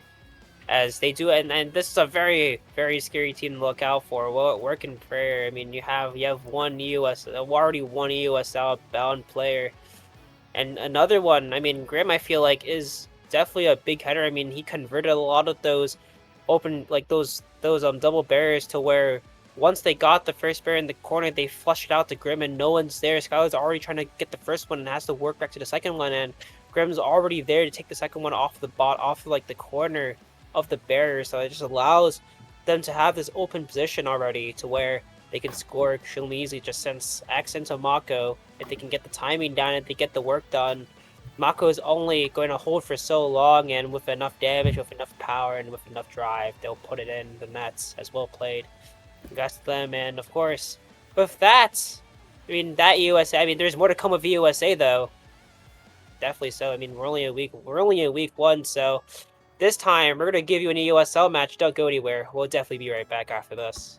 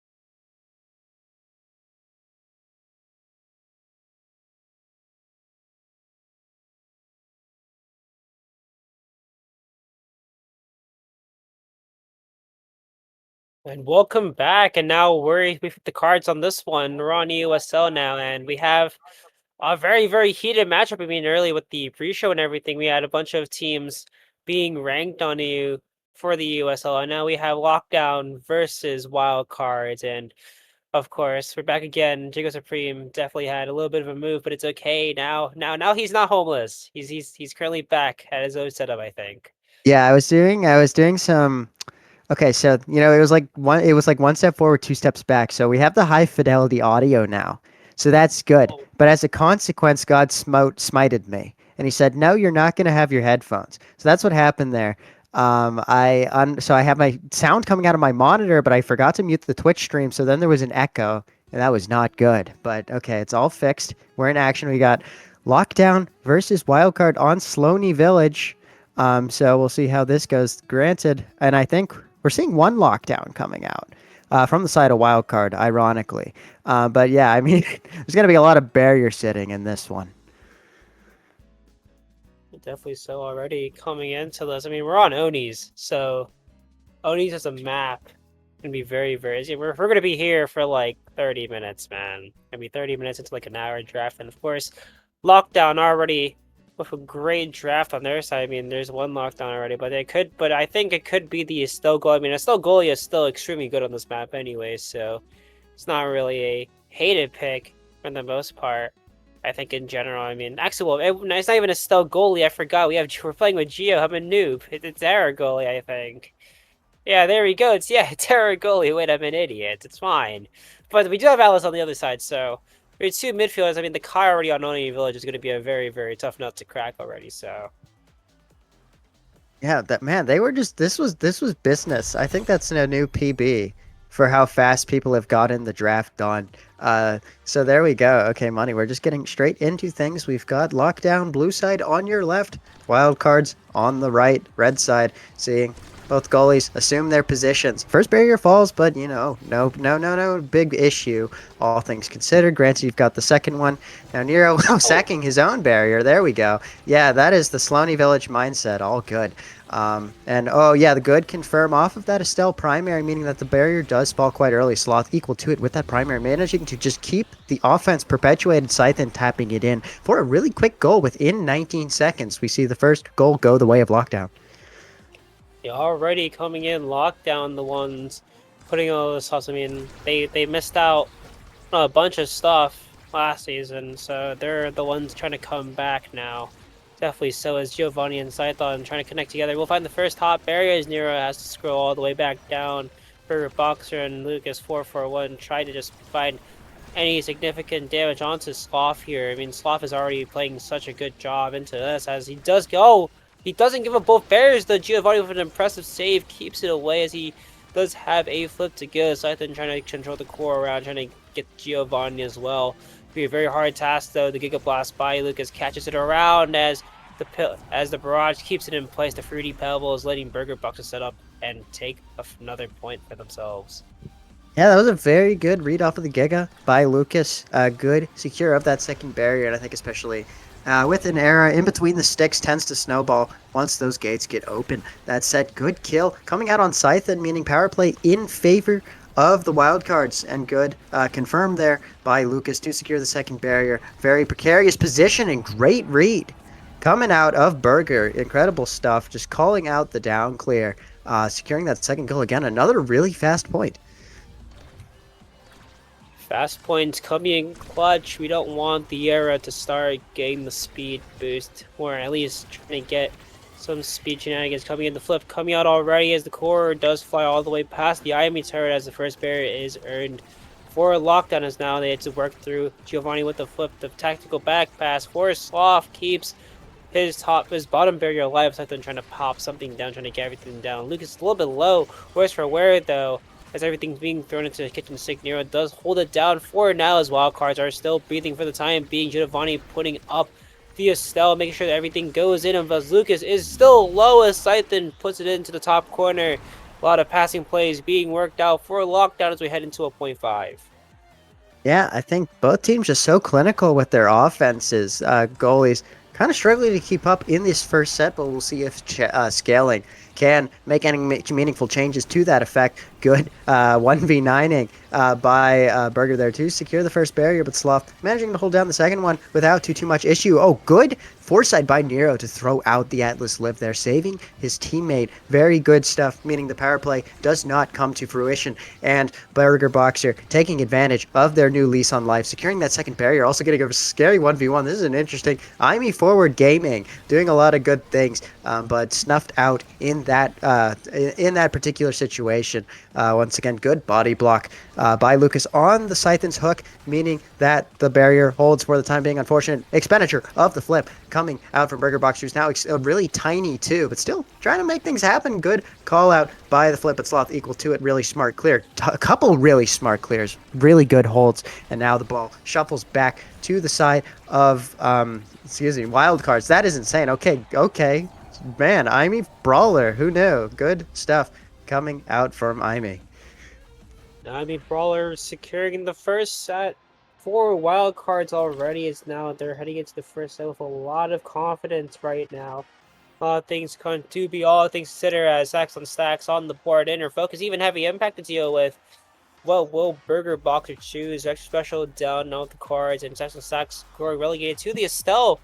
As the Kai can take heavy impact and be built different on the board too, trying to deny the Rasmus. So this draft so far looking really good. Just a bunch of denies on the board. Everyone really getting denied as Monumentals does come back down to the era as we round out the draft. The carousel looking pretty good for both sides. We never kind of got what they wanted except for the denies on the second picks for both sides.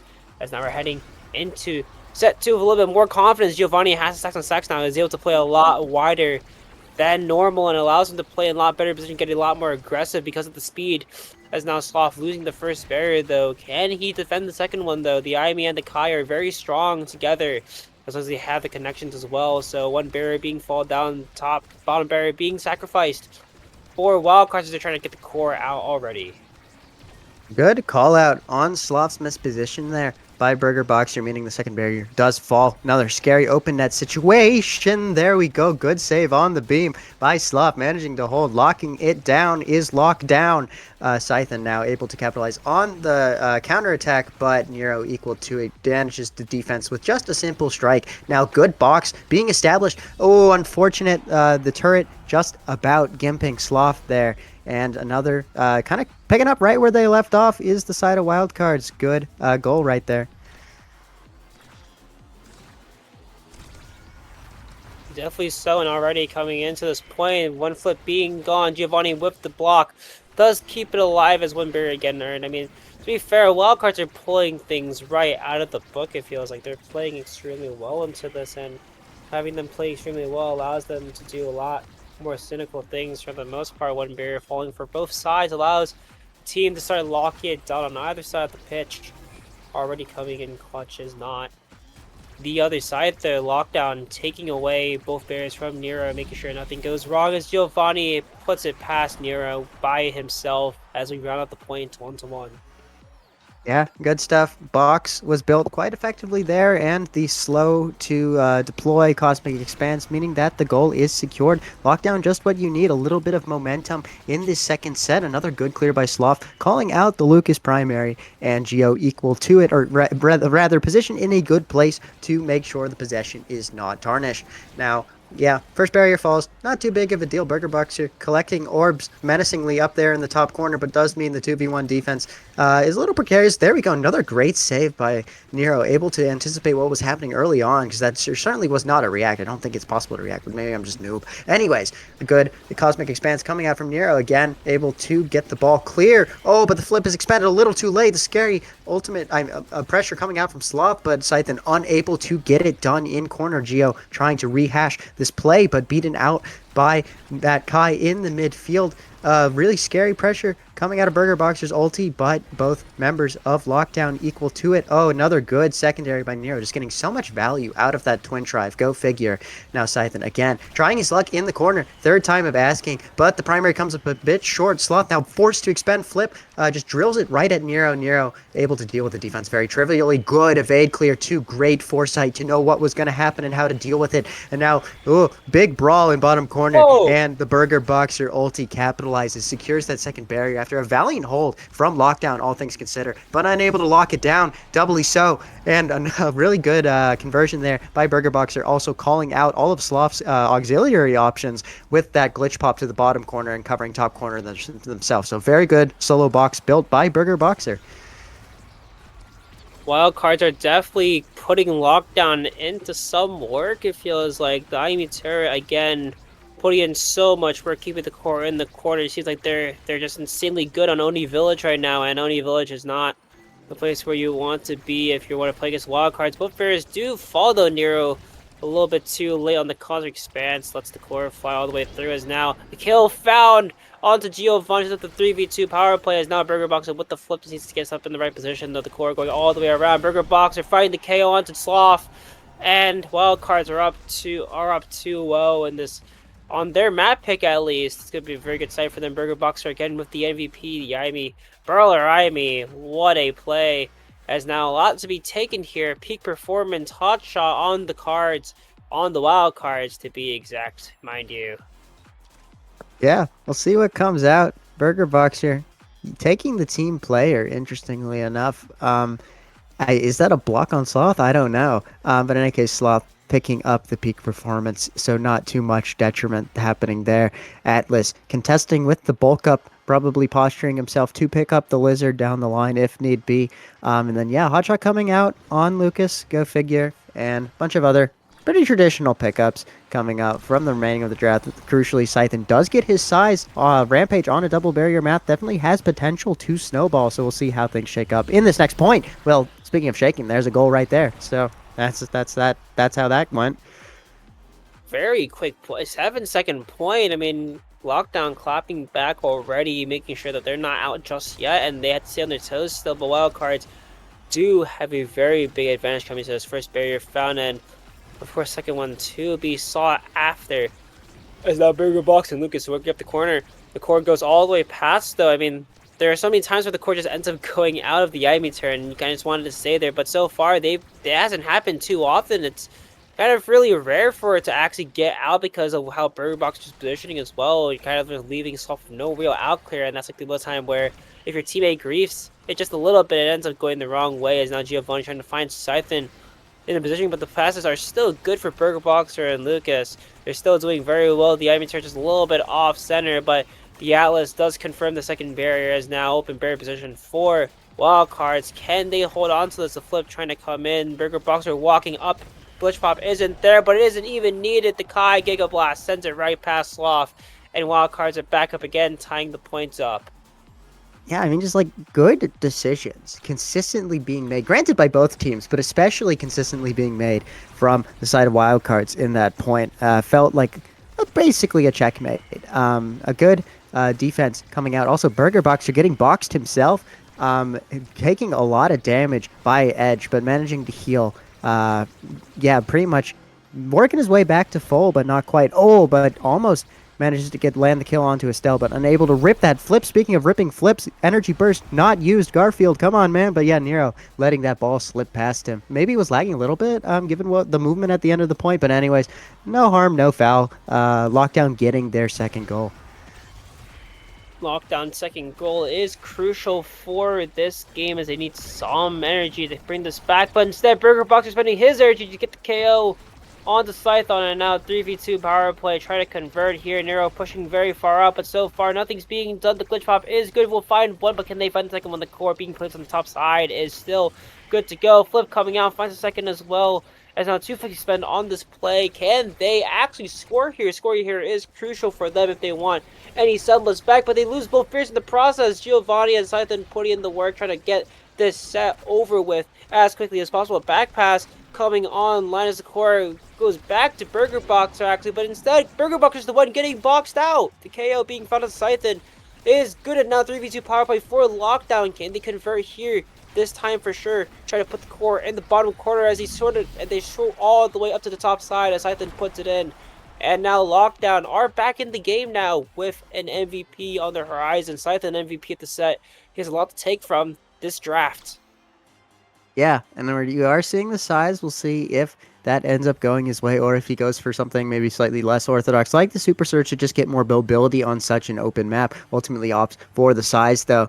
We'll see what the guy picks up. Several options for Lucas here. Opts for the Super Surge. Go figure. The OIA coming out from Geo. I can definitely understand that, given that, I mean, yeah, I feel like the damage not necessarily rolling onto him. So I can definitely, I think, especially on an open map like this, totally justified pickup. The CTL, I feel like functionally a block from Nero there. Could be a mistake, but I think it's mainly just to stop Sloth on that era.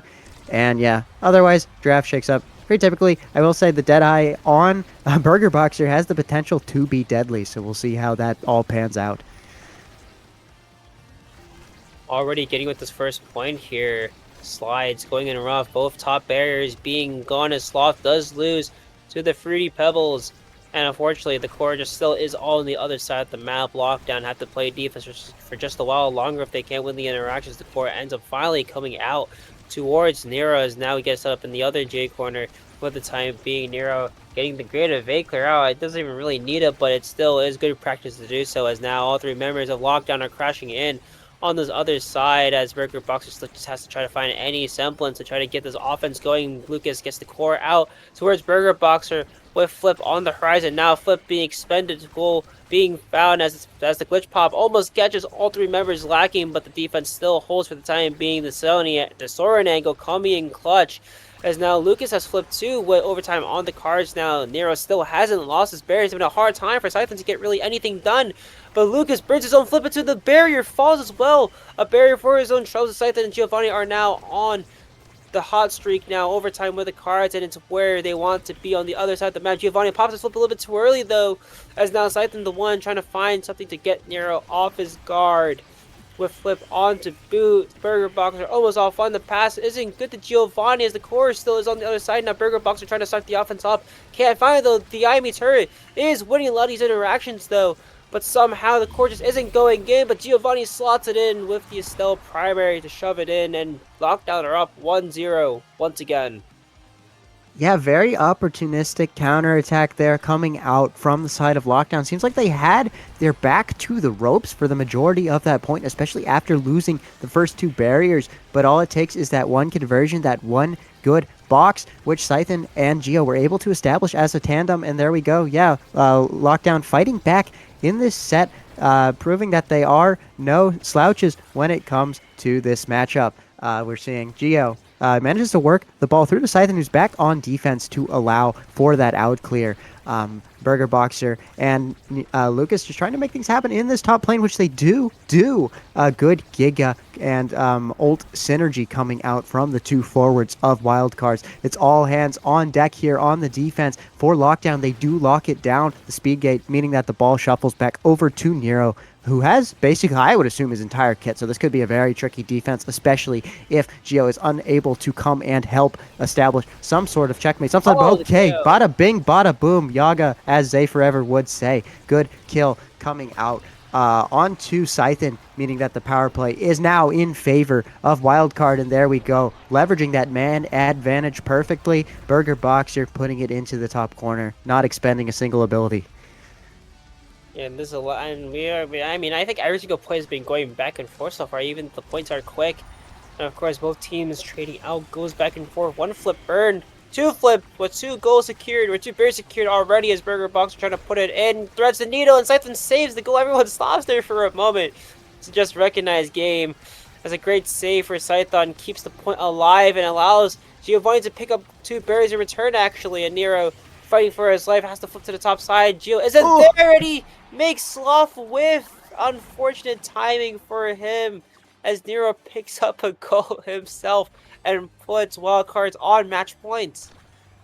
Oh, that is so unfortunate. You know, his heart was in the right place. His intentions were pure, but the execution dicey. And an execution coming out from Burger Boxer there, absolutely murking poor Scythen. That Scythen, I feel like, is eating most of this damage in this game. Speaking of damage, I don't think Estelle is long for this world, but manages to just about survive Geo by the skin of his teeth. Managing to stick in the game, but yeah, running away, leveraging this OIA to just like absolutely nope out of there. But Burger Boxer continuing to lay down the pain.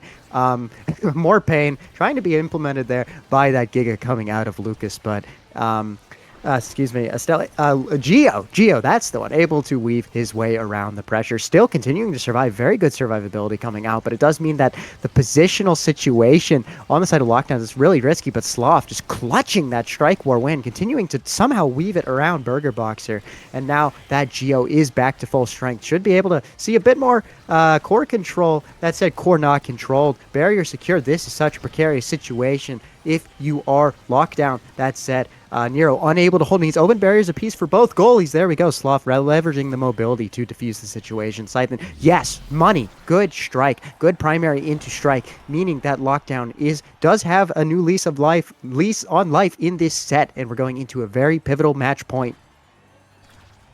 0.5 set 4 on the horizon already. They had a chance to score, but this time Lockdown trying to put it back into their own hands. Flip again, being denied for balls. 4 for 1 aside, then picks up the bottom barrier too. Nero trying to commit on the top side. They have 2 flips to work with. 1 flip being burned already, trying to get that first barrier. Second flip being burned too, and it can't be capitalized at all, but it leaves both 2 members of Wildcards a little bit low force for whereas Burger Boxer again picking up the orb, and Nero somehow saving it still. Baltimore just has to walk back and try to get the orb, and won't get it though, as the core is somehow just not going in though. Match point might not be for them, as he had a chance already. Giovanni finding the second barrier as well, trying to get this corner offense started, trying to get the goal onto Nero, and Nero just trying to stay alive, trying to make sure that this set is over, but just can't seem to happen. The core will slide right in. Another Atlas moment where the core just ends up falling through. I mean, there are so many times where the core just ends up just sliding right through the secondary. And that's another one of them, as Giovanni picks up MVP. And will he get more speed here? Yes, he possibly will. Glass cannon up for grabs among 10s as well. This is a very, very pivotal point for Gio, as the draft isn't exactly for his team. He does pick up the prime time, as everyone else gets around him, gets everything they want. Arrows and glass cannon up for grabs for both Atlas and the Kai. Yeah, we're seeing a lot of deliberation coming out from Nero. Ultimately opts for the Timeless, I think. Yeah, probably correct. Now, Sloth left with the Dregs, opts for the 1-2, over the mobility, and the Berserker just getting no value out of that, especially because he is not the one getting hit. So yeah, Sloth, bit of a precarious situation, but great pickups coming out from both teams elsewhere in the draft. Good pressure, but also equally good defense coming out from Lockdown. That is a really low probability defense, but they do manage to stick it out. And kind of anticlimactically, it's the glitch pop, which ultimately secures that second barrier into a strike, which secures the second barrier rather. Good strike war by Sloth, great patience on display, but Burger Boxers are almost able to just cover everything, continues to cover everything, but does not manage to get the conversion for their troubles. Geo now here, all hands on deck for the side of Lockdown, does work the ball clear. Lucas in a bit of a pickle, cannot really work the ball clear. Scythen and Geo working so well to build a box around him and prevent it from getting to Burger Boxer. Sloth, good primary to shove it through. We're now seeing a 2v1 in favor of Lockdown, but Lucas equal to it, able to get back. Nero also holding quite well, though. Laring, that is a lot of damage for 1 Giga. What the duck, bro? But anyways, okay, now, yeah, we're seeing Geo completely out of the game, having to run back and get that orb just to survive, and not necessarily surviving, quite frankly. But yeah, Scythen still just not doing too hot into Nero. Nero making all the right moves, doing all the correct decisions. Once again, Geo just not out of the game. Sloth playing a bit of emergency midfielder as the pressure just slowly lurches towards his goal. I mean, that was the correct decision, but the correct decision also resulted in his death. Granted, the point is prolonged as his last great act. Sloth does secure the defense, but the defense not secured in his absence. Geo unable to find the right strike to keep it out, and Burger Boxer tapping it in. Definitely so, and Sloth falling off the map. I mean, again, this is the first time that I think Wildcards has scored the first point here, and already coming into clutch. They need to somehow earn 2 more in this crucial set fight. They couldn't capitalize on the last time, and this time they're looking to put it in the net. Scythen burning the flip a little bit too early leads them to have to work harder on this offense. The secondary already coming through, as Giovanni taking a lot of damage. His OIA is working, but he is paying for it with a lot of damage already. He gets the flip up for grabs here, and the flip will be sent through. Another point being earned for Lockdown as they continue the reverse sweep. and hopefully they'll earn 2 more for the troubles. It seems that they're already trying to get the words going, but everyone with not really a stick of butter, only Soft the one on the cards already having basically an energy burst to grab. He gets a few more strikes, and a few more strikes is all he needs to bring this back. As Nero trying to just find anything. The clears are coming through for Nero, but the offense just isn't unlocking just yet. The bench still isn't there. As both Bears found the other side, though. Great caster curse for me. Unfortunately for Sloth here, as now he's on the back seat. Everything just has to be evaded. Burger Boxer was doing so good last time, just putting it in where Sloth couldn't reach it. And now this time around, can Balls and Burger Boxer confirm this barrier or confirm this goal? It just seems so hard to do so since Era has so much speed and is getting so much value off of just having the empty space all of a sudden. But now, can they get it done with Nero at the helm? Nero loses a second barrier, though. This could be a complete collapse already as Scythen pushes in, and Giovanni sets it up. We're on match point for the other side now. Yeah, I mean, not what you would have expected given the early state of this game, but Lockdown fighting their way back in this matchup, and now they are the ones on the precipice of taking game one if they can just do a couple things more correctly. But speaking of correctness, very correct kill coming out of Burger Boxer. Sloth, unfortunate nerves, getting to him, blows the flip for fun, and now we're seeing such a scary defensive situation. Gio doing good, doing his best to cut pass, good execution thereof, but now we're seeing no flips, base functionally no energy. And yeah, there we go, another good glitch pop from Burger Boxer. Absolutely hard reading the up clear and getting a goal for their troubles. And now, yeah, I mean, match point for both teams. This is it. Energy economy slightly in favor of the wild cards, but all Lockdown needs is that one counterattacking opportunity, that one opportunistic kill, that one something or other. But Dad, how good was Prime Balls 441? Oh, no, There's your answer. There we go. Yeah, the glitch, not the glitch pop, the IME turret from Burger Boxer securing that goal really quickly in a really tight game one, coming or falling the way of the wild cards. I lost the Ivy turn. GG's. Unfortunate, but hey, they got it done. 25-minute Oni Village game. Basically all my predictions, smiley face, as Lockdown do lose the first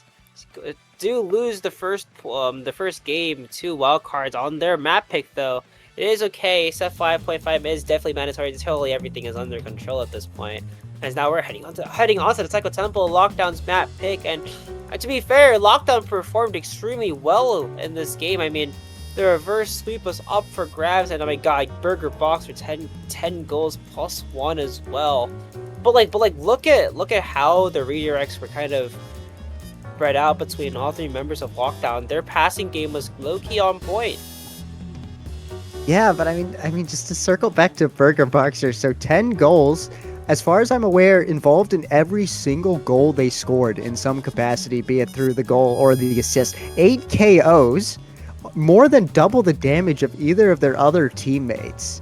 I mean, yeah, that was, just incredible play, playing out of their mind, and also backed up by obviously two very, very competent players. So I think very solid team performance with a little bit of spice coming out from Burger Boxer. So really good play by Wildcards. But yeah, Lockdown bringing it to the set 5.5. So we'll see if we're going to see another really tight fought scrap on this Tycho, or if one team will snowball.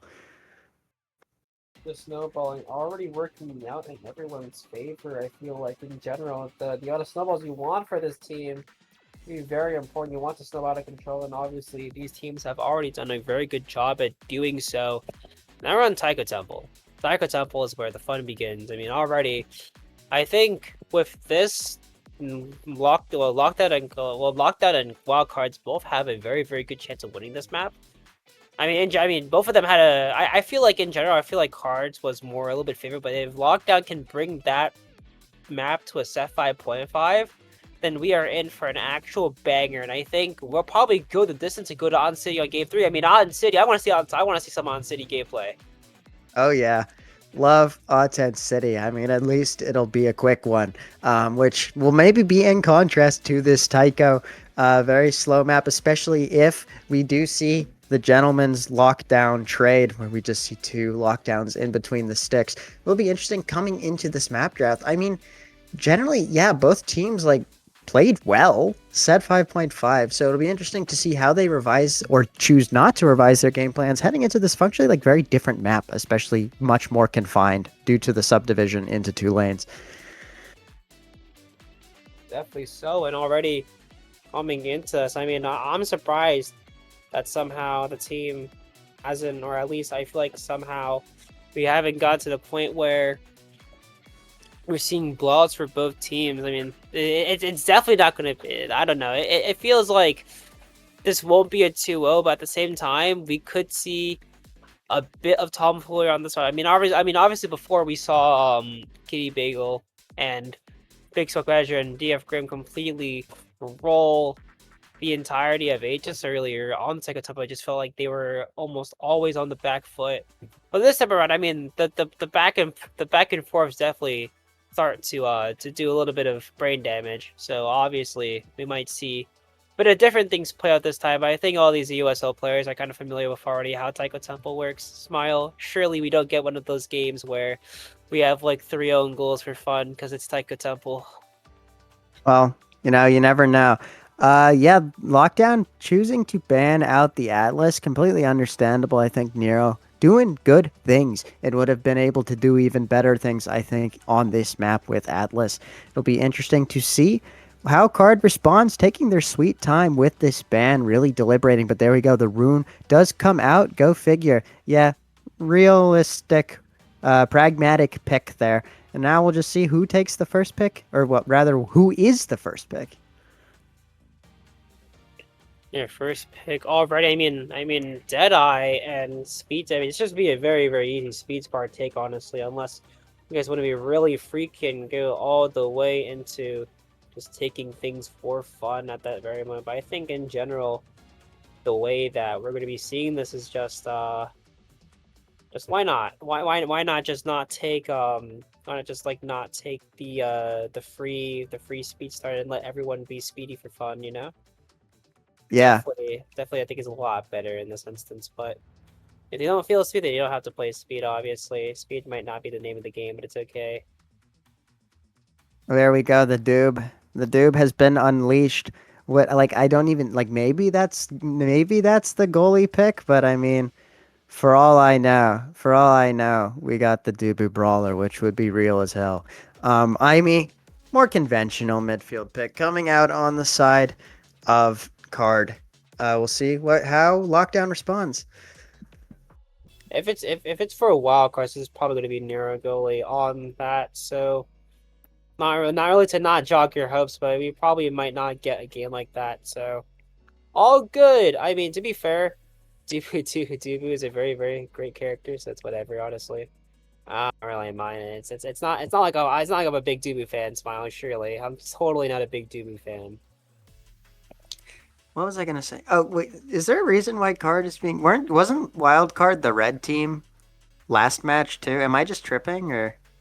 You aren't. Okay, so the thing is, I mean, a lot of these picks, I mean, I coach you. I'm a USA coach. So like the thing is, I think for the most part, people just like taking red side because you have more options into getting what you want. So if you're picking red side here, you have a better chance of getting what you want and letting the prio pick go away. If unless you know for some specific scenarios that you do want to make sure that the prio pick isn't taken, then you don't want to have the prio pick. But for now, for the most part, you do want the prio pick to be good. So if you're prio picking on specific places, then it just becomes a lot easier for you to get what you want in place of them just having a prio pick. So for example, I feel like in this case, if Lockdown really, if wildcards are choosing this time, they want red side, so Lockdown would get their prio pick of Estelle. I think I'm never looking at the draft right now. They probably get a prio pick of Estelle, and then you probably, I think you said Dubu and Aimi. So yeah, you get Aimi, you get Dubu, and then what was the other side pick? You have Geo on Estelle. So wait, hold on. Has Asher been taken yet? No. But the bands were Atlas. Hold on. I'm trying to like map the draft without looking at it. I'm not looking at the draft. Who's playing goalie here? What's Sloth playing here? I mean, I think if Asher isn't taken, it's probably Asher. But like, who's played this goalie role? Wait, what do you mean if Asher isn't taken? I mean, it's Oh, like. no. I'm not looking at the draft, so I don't know who's playing what yet. Wait, So, why like, didn't you look at the draft? Oh, because I'm a noob, and I'm not looking at the draft for fun. Okay, I'm trying to, all like, good. guess it. All good. Okay. Sloth is on Asher. Okay, never mind. It's okay. Okay, Jakar on Scythen? Okay, this is turning out pretty good. Okay, I was kind of right in terms of the Dubu getting out, and then, to be fair, it's going to be I mean, they're both playing lockdown goalies anyways, so... Never mind, it's Dubu for... Whoa! Dubu forward! Oh, hell yeah. Okay. This is my kind of game. Okay, let's see what happens here. Coming into the second game, we got Burger Boxer. Absolutely sending the Dubu. Look at him go. Money. Okay. Anyways, yeah, Nero between the sticks on the Kai goalie, as it turns out. Getting beaten there. Caught on the overextension by Scythen with that good direct shotgun. Trying to unload another load onto this barrier, but it holds for the time being. Burger Boxer doing Dubu things, walking the ball up, but no abilities to my knowledge, especially because he's not level 2 yet, so no wall to confirm that offense. And Sloth and friends are able to deal with it. Not able to deal with that one, though, and now scarily close to level 2. There it is. But the big kahuna just about misses the wall, not doing too much. Geo getting smacked around, not level 2 either. That's not good. But good defense worked by Burger Boxer and friends. Now we have Scythen, Sloth, big melee in top lane. Good roll coming out from Burger Boxer to secure that top barrier. Now very scary situation. Opposite not even expend flip. There we go. Cash money. And we see the first goal on Taiko Temple before even overtime. So fair play to him. Dubu! Oh my days, Dubu! What a great character, smiley face. Surely none of us are too pilled after watching what happened last time on EUSL. It's all good. I mean, and any casters know what any casters have to do, and it's pick Dubu on every single map, smiley face. Surely as the barrier is saved, the ball is 4-for-1, keeping it away from the goal. Like, I mean, so far, it seems that lockdowns are the ones being put a little bit of a lockdown in terms of the offense. The offense just isn't probably up in Burger Boxer, taking a lot of the brunt of the hits. I mean, the big thing about this Asher goalie is that you're able to kind of box away the brawler for fun on this map and even do a little bit of stuff in your own terms as long as you have the speed for it. The Dubu Tofu Fortress isn't good, leaves a little bit of a gap. It's a gap come online, it's also able to clear it away for the meantime. The core just isn't coming on the other side though, as Nero misses the 90, hits the 89 instead, and lets the core take the first barrel on its own, as Burger Boxer just has to walk back here to get the orb. I mean, the big thing is that the Dubu is going to be very fat, and of course, heating the orbs is kind of expected, and it has to happen if you want to live here, because just look how much damage he's taking. So much damage already, and Burger Boxer just has to walk away unfazed. There we go. Yeah, both barriers held quite well coming out from both sides. Scythen having to walk away from his corner of life and happiness to go deal with that defense. Defense not dealt with though, but good patience coming out of Sloth and friends to make sure the wall does not catch them out. Burger Boxer also eating a face full of damage for his troubles, but also still laying the pain down on Sloth to secure this orb. But Sloth saying, no thank you, it's my orb. And Burger Boxer off the map. We have a power play in favor of Lockdown, which is great, exactly what you want to see out of them. Scythen blowing a lot of stuff to get that goal, but ultimately Brawler gets it done. And there we go, one apiece in this second game.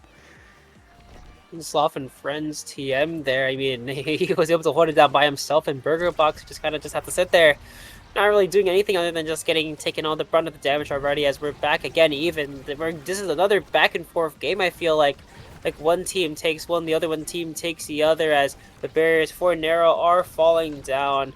And the goal is found yet again. Scythen on the Jakar, putting it past Nero with the shotgun blast. Bringing it up 2-1 for Lockdown as they get comfortable sitting against this Dubu. Yeah, I think. Good goal, all things considered. Oh, kickoff of champions right there. Doesn't go their way, though. The barrier still remains up for Lockdown. Lucas locking it down in the midfield, though. Okay, good interaction there. I mean, barrier does eventually fall, but man, it took a lot of times. Nero is just up here. Nero's getting into the thick of things. But still, Sloth holding valiantly with the health of Scythen and Geo, but Geo's now kind of out in La La Land, just trying to recuperate their health for the time being. Meaning the offense cannot be necessarily pushed. Sloth was trying to make things happen, but I think opting to hold the abilities, which is pretty wise there. Now we're seeing Geo. Scythen work the ball up. I mean, at the cost of their life, they do get both barriers. Now Scythen trying to clutch the 2v3. Oh, speaking of clutching the 2v3, decidedly not clutched by Sloth. Yeah, bit of a sticky situation here. Good holds, though. Abilities coming out the wazoo to make sure the defense is secured, and Lucas a little wayward with that glitch pop means the ball does wriggle clear. Sloth trying to work it through Scythen, but Nero equal to it. Deciding he's going to go third forward, almost confirms it, but not quite, and getting the eject button just in time. Good game sense there. Now we're just back to a bit of a neutral state as the two teams just hit it into each other. No core control really being established, but no core control, no problem. Good flip by Boxer, splitting the difference between the two defensive forwards of Lockdown for that second goal, and we're now 2 apiece in this first set. What a goal from Burger Boxer, getting another crazy timing for the Asher. At least one goal being found and the other one being scored on, at least for the Asher. I mean, not good days. I mean, definitely good days for the Asher, I think, on this map. Sometimes it can go right, sometimes it can go wrong, and at least it's Loft winning all the interactions will keep the goal out of his own hands. Burger Boxer getting in the thick of things, and balls again push up the flip and can't see him to get the second barrier though. The Tofu Fortress puts it in a very tough spot for him, and Scython with the flip too. Boo will British try to kill balls and won't find the kill though. Strike Force just has to be one, but the ability still reigns strong. Password are also being dumped on the defense here as the core somehow gets ricocheted all the way back into Nero's own goal box and opens up his own goal. And now this .5 is very important. Anything could happen as Nero has to TP back, trying to stall out the play for himself as the offense just needs to get going at one point in time for any of these two teams. And unfortunately, Burger Boxer getting in the corner, loses to Asher Primary. I mean, save dude, but the core just ends up going straight past the wall, and Giovanni makes Nero whiff his flip. And I mean, Giovanni doesn't have the flip now because he burns it on an evade, but still, Nero not having to evade is so important for him. Any hit stun could end the set really quickly. Yeah, I mean, okay, there we go. Surely this is a conversion. Okay, there we go. Barrier finally falls. Both goalies in the open net. I think decidedly out of Sloth's favor. There we go. Yeah, another good strike by Burger Boxer, slipping it around the big woman, but the woman not quite large enough. First set secured by the side of Wildcards after a pretty long fight on Tycho. So we'll see how draft changes things. Beautiful heads-up play from Balls. I mean, if you saw that correctly, I mean, the instant deployment of the glitch pop made it so the core went right to Burger Boxer. And Burger Boxer picking up demo too is extremely scary. I mean, this draft already looking pretty precarious for Lockdown already. But we've seen this story before. We've seen them go up 2 sets and then immediately drop 2. But they ended up winning the first. Well, they ended up winning the first game. Can they win the second one already? Because now, I mean, just look at the draft. Burger Boxer has the speed too, Boo, and also the size as well. It's gonna be a big fat Dubu coming into play. One barrier on the top side found, almost 2 for the McDoubles. The Tofu Fortress just isn't good. It gets away from the corner just a little bit too quickly. As now back in the J corner, trying to set things up for success. Ball is rotating all the way down. Almost gets KO'd by the Estelle primary though, but is saved by the drum.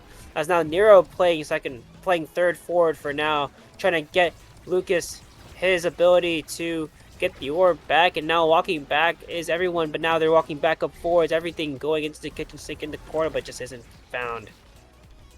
Yeah, and bit of a stalemate here.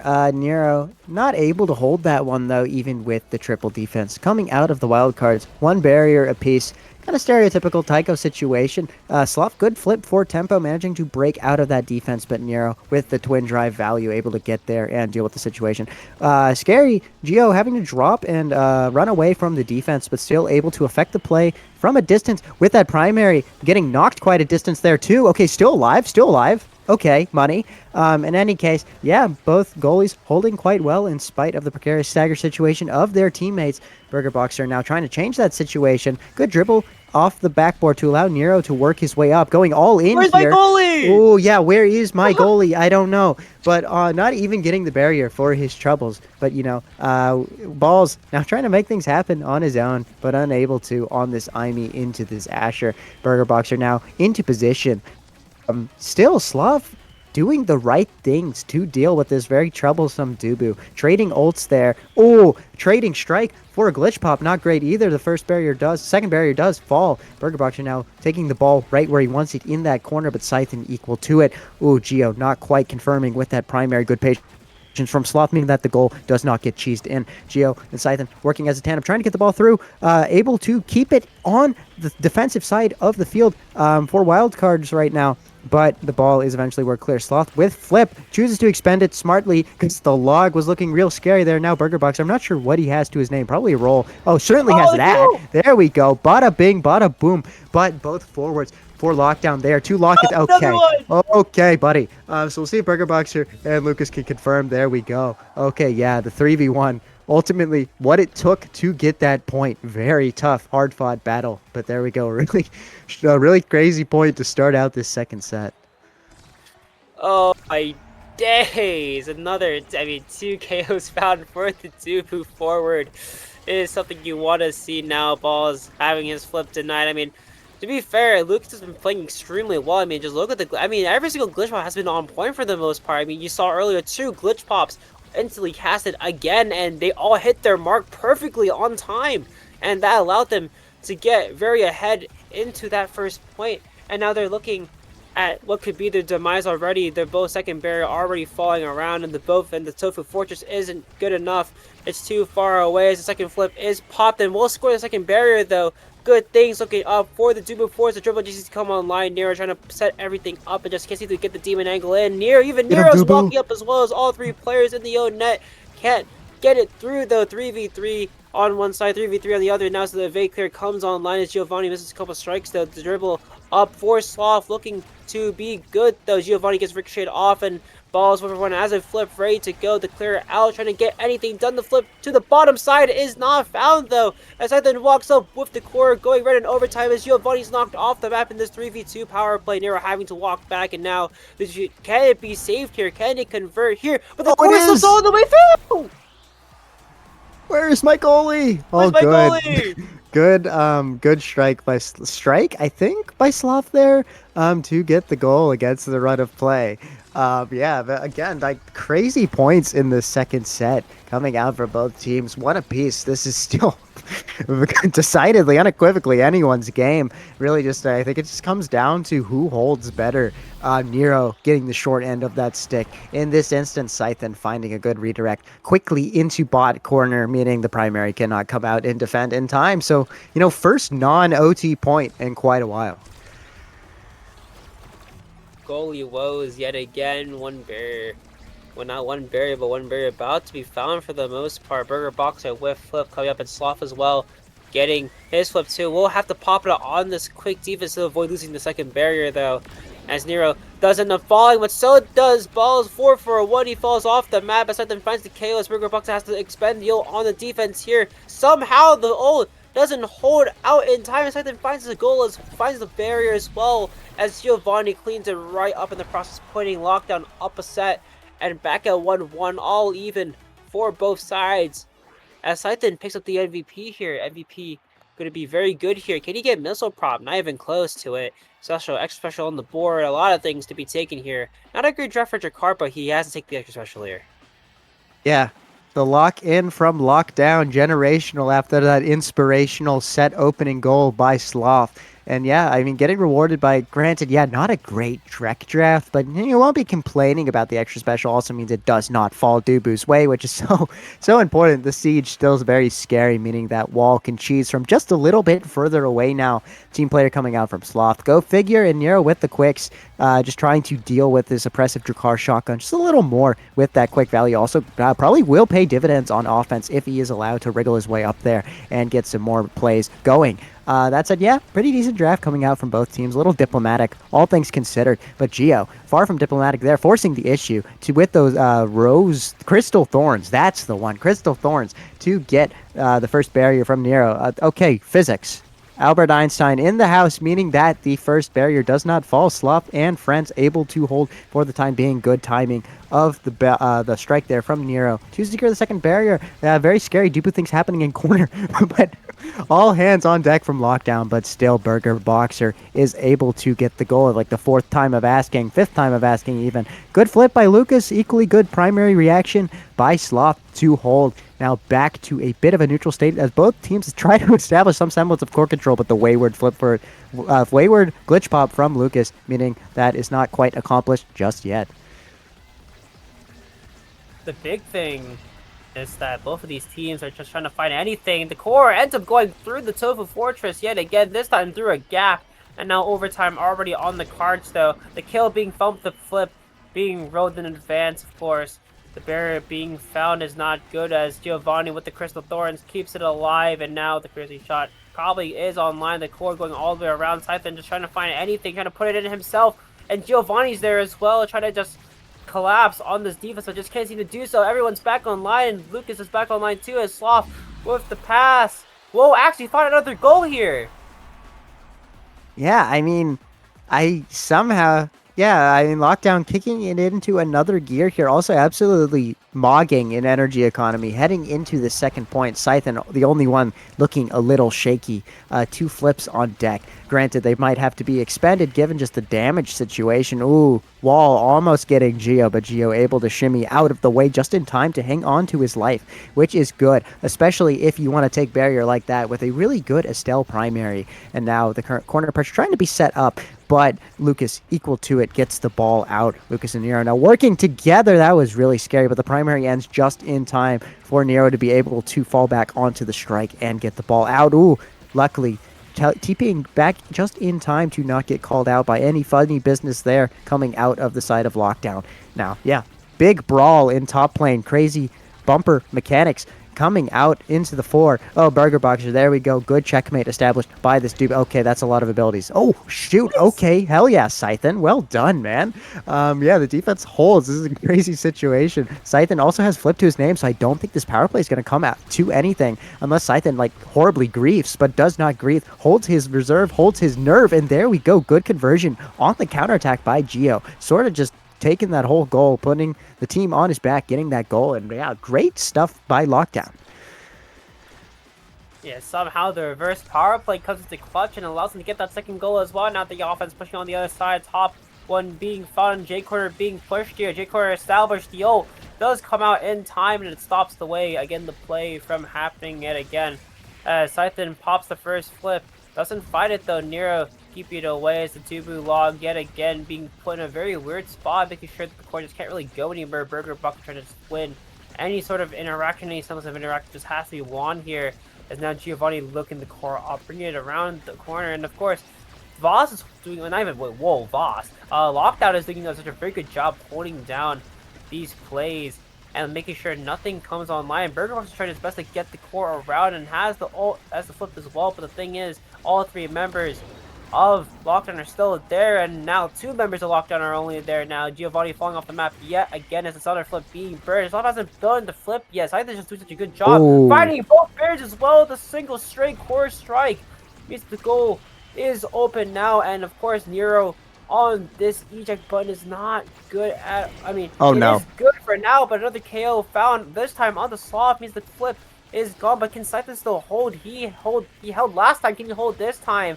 As now the core, again, flying to Pandemonium over and over again, overtime, kicking in, doing all the work for him. And Scythen, the one, finding the KO, now finding the goal too! Brawler gets it done! Brawler gets it done, my god. That was several kills in quick succession coming out from just about everyone on both teams. But Scythen ultimately coming out on top. Good draft, question mark? Maybe picks up the aerials here. I don't know what else he would, but yeah, I think good options for both teams heading into this thing.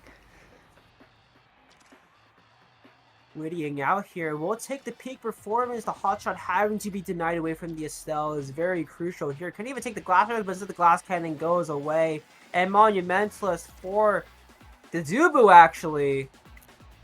Bit surprised there. I thought it's okay. It's fine. I think Sloth is just trying to do more damage here, which is all good. And plus he has, well, actually no. He has the pauldron, so it actually makes it a little bit better for him.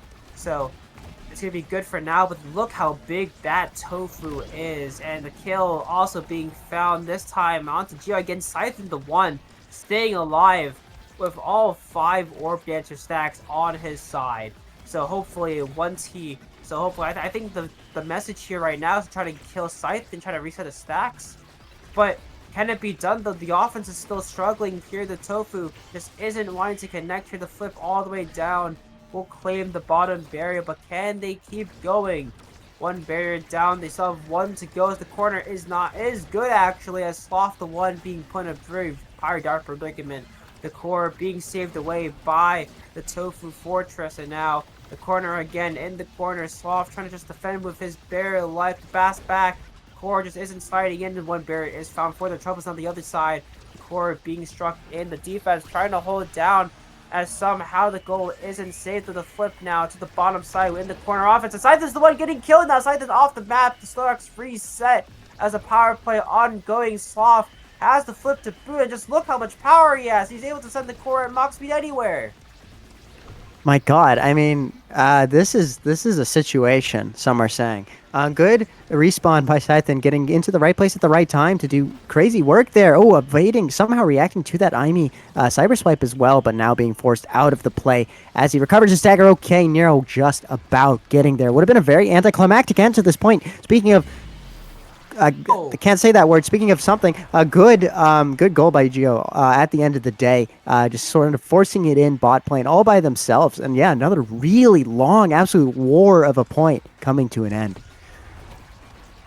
Lockdown trying to take this one into their own hands. They almost got the reverse sweep. Once they'll get the sweep this time around as the flip comes alive. Tofu being put in a very bad spot. Burger Box has to burn his flip sometime soon if he keeps taking this much damage, but this time he's able to walk back at the orb as Lucas is the one popping his flip first, trying to get the offense going again, but the core again stuffed around, everything being thrown out. Burger Boxer being the one to do all the work. Can he get it done though? But the amount of damage he's taking is a little bit too extreme. All three members, just look how tightly knit they all are. All of them are just walking together as a unit, making sure nothing can get in the path. Just look how the positioning is already going to work. Burger Boxer earning one for his Chelsea. The core just still isn't ending up on the other side. The Tofu Fortress again keeps the core away from the corner that he wants to put it in.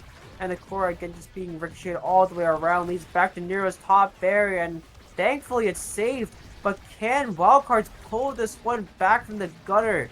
Because right now it just seems that Sloth is just holding it down to the best of his ability. The team players just doing so many wonders for his team that we don't even know how they're going to get past this. They just have to keep breaking the pass, but if they break the pass and they have better angles to go for with the cycle drum to flip again, being burned. This is Lucas' second burnt flip of the point at least, and nothing is just going in his way. Sloth still has his flip though, and somehow the offense isn't scary enough for Sloth to burn any of his real util for that matter. The core goes all the way down, the red core going all the way around, and Scythen just trying to put it in the net. Just can't seem to do so. Scythen just trying to dribble around the core going red. Giovanni putting it right in as he cleans up as match point on the horizon for Lockdown as we are about to head to a game 3. Oh, yeah, that was another really tight point. But yeah, I think ironically, Lockdown holding all the cards going into this final point. I mean, borderline 3 flips on deck. Soon to be 3 flips on deck, which could be so scary, especially if they can get this first barrier or second barrier to fall without it blowing one or the other. Geo may ultimately, hand is forced, but securing the barrier with the flip, which is good value for energy, all things considered. But now, yeah, unable to really work it up the field. Burger Boxer laying down the hurt. I didn't even see when Scythen expended the flip, but now the energy economy, I think, has swung decisively in favor of Wildcards. Within seconds, Nero, good management of the situation, continues to find these out clears. Very good stuff coming out from him, but still scary if they are unable to secure this goal. Immediately, Lockdown will be able to break out of their defensive triangle and hopefully start to establish some offense. But Burger still has enough tricks up his sleeve, enough cooldowns in the pocket to keep the ball on Lockdown's defensive end for the time being. Lucas, rather, looking very scary with this flip, but not really using it in an optimal way. A good optimal clear coming out from Nero, though, and now Burger Boxer, not quite getting the range. The Siege Machine not doing him enough good trade of abilities. Sloth literally dumping his whole kit onto that fat hamster, but still managing to win with Strike. Cannot win that interaction, though. Lucas there with a good flip to put Sloth into stun, confirming a goal for Wildcards in this OT.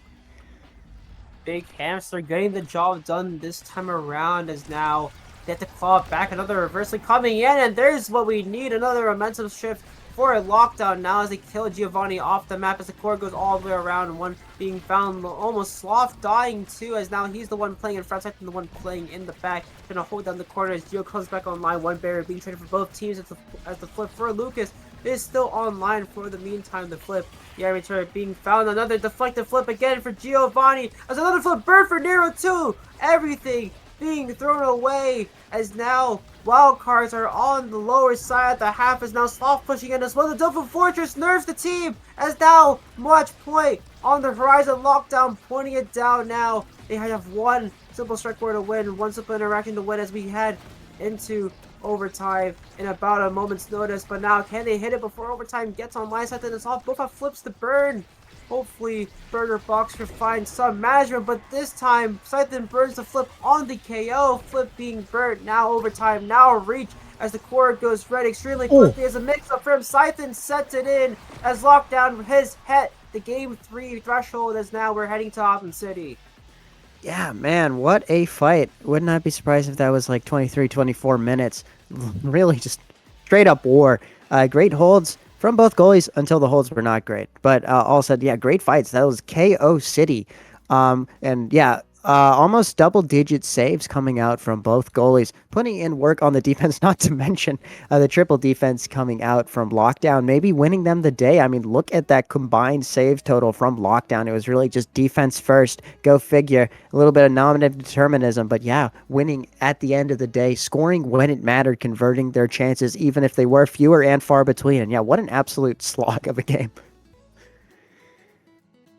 Yeah, wild cards. They just couldn't get it done no matter how you put it. It just felt like the duo isn't earning any value for the most part.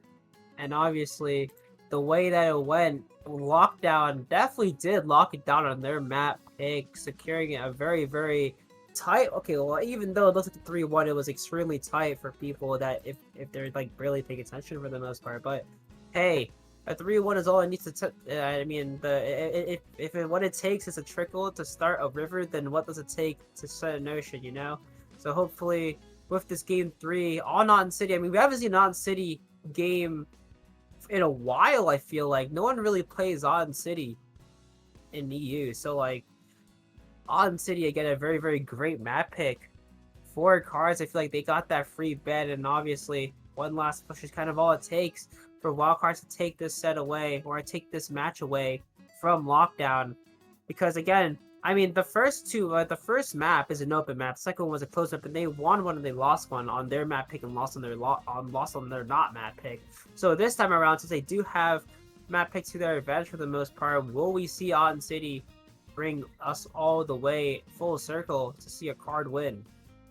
I mean, maybe. I think, like you said, they did get the better of Lockdown on the last open map. Granted, it was a game of margins. I mean, it was final point, final set.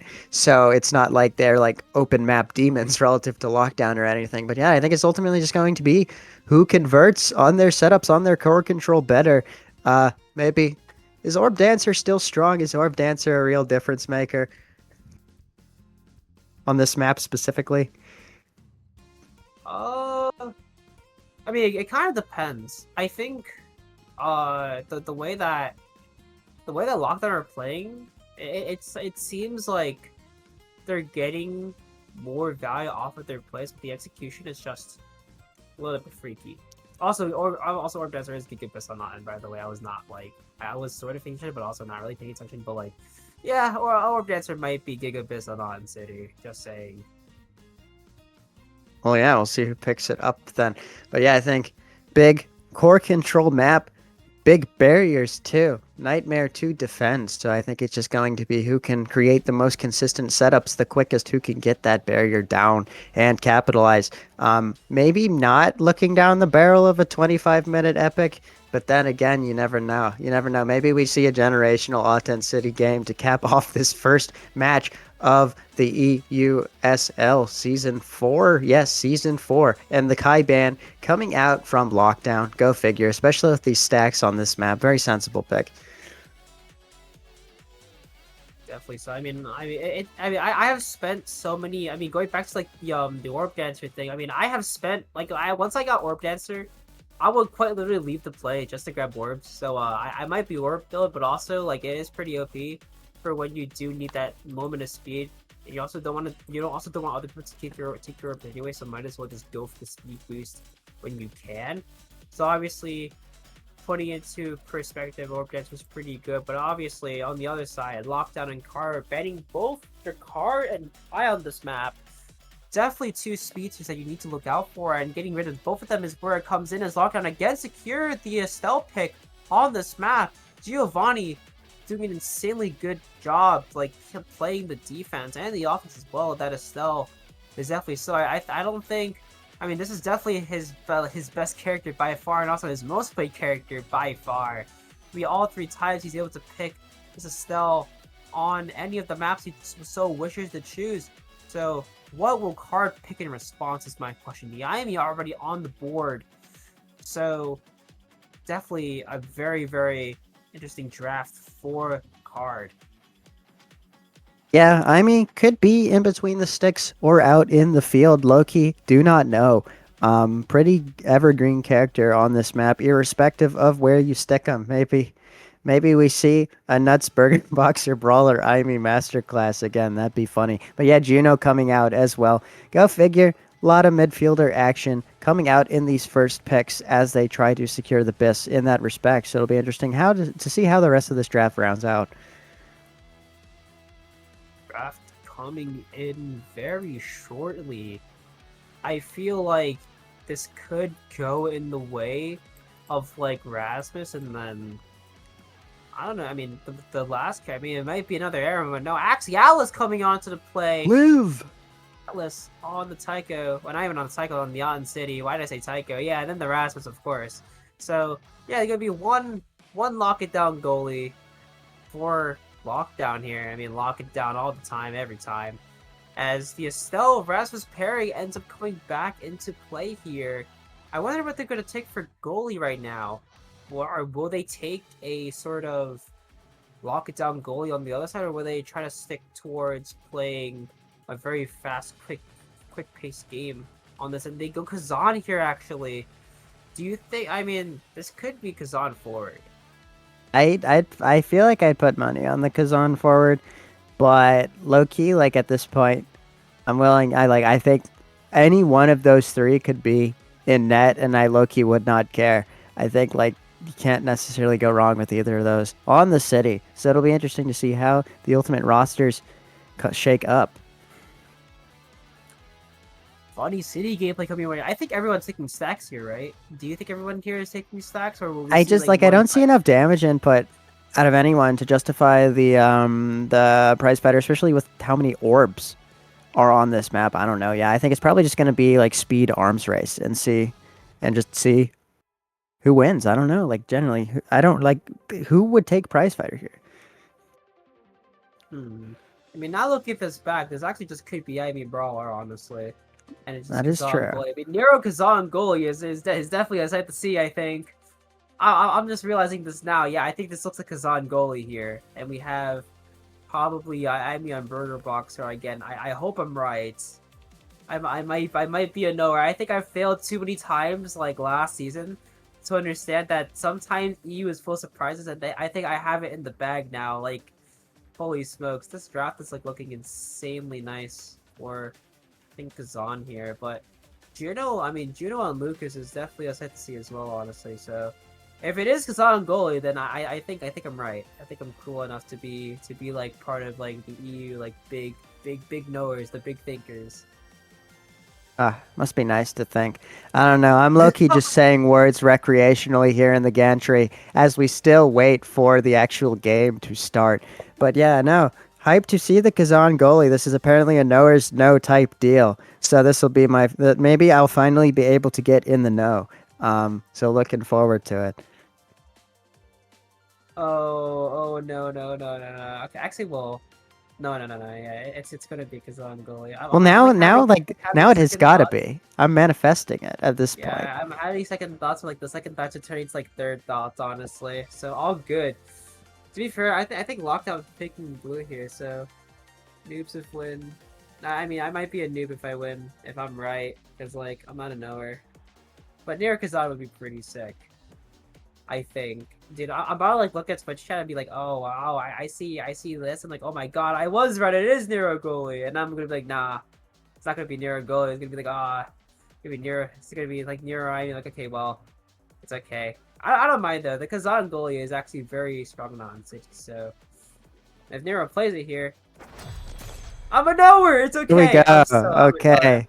Okay, now I'm in the know. Now I'm in the know. Thank you, Twitch chat, for crowdsourcing some knowledge there for me.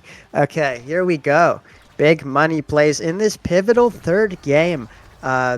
Lockdown getting the first brunt of the possession there, but box not able to be built. That said, Nero does lose barrier. The strike just about missing. Okay, Autzen City moment, 10-second point. Here we go. Is this a sign of things to come? Could be, but I think Nero is not level 2 yet, so we can't really say for sure. A little bit more strike can tell us the amount that this would go. But Burger Boxer again, back on the IMU forward, of course, as Nero playing the Kazan. I mean, I haven't seen enough of it as Burger. I mean, the thing is with lockdown goalies at this time is that they're very hard to control once you're in the open map situation, especially if you don't have like the necessary, or you don't have the gigabits built. As a KO already found on the Geo yet again, this time Nero piloting it around and giving Burger Boxer a chance to get in. The orbs being taken, the flip being burned as if needed. Ball 4 for 1, putting it with the Judo Simon to the bottom corner is good as we again are seeing a back and forth gameplay this time around. One team getting a 10-second goal, another one getting like a 20-second goal for that matter. So it'll be a great banger of a series already coming online. As well as Nero playing the Kazan. Loses his barrier though very, very quickly into this point.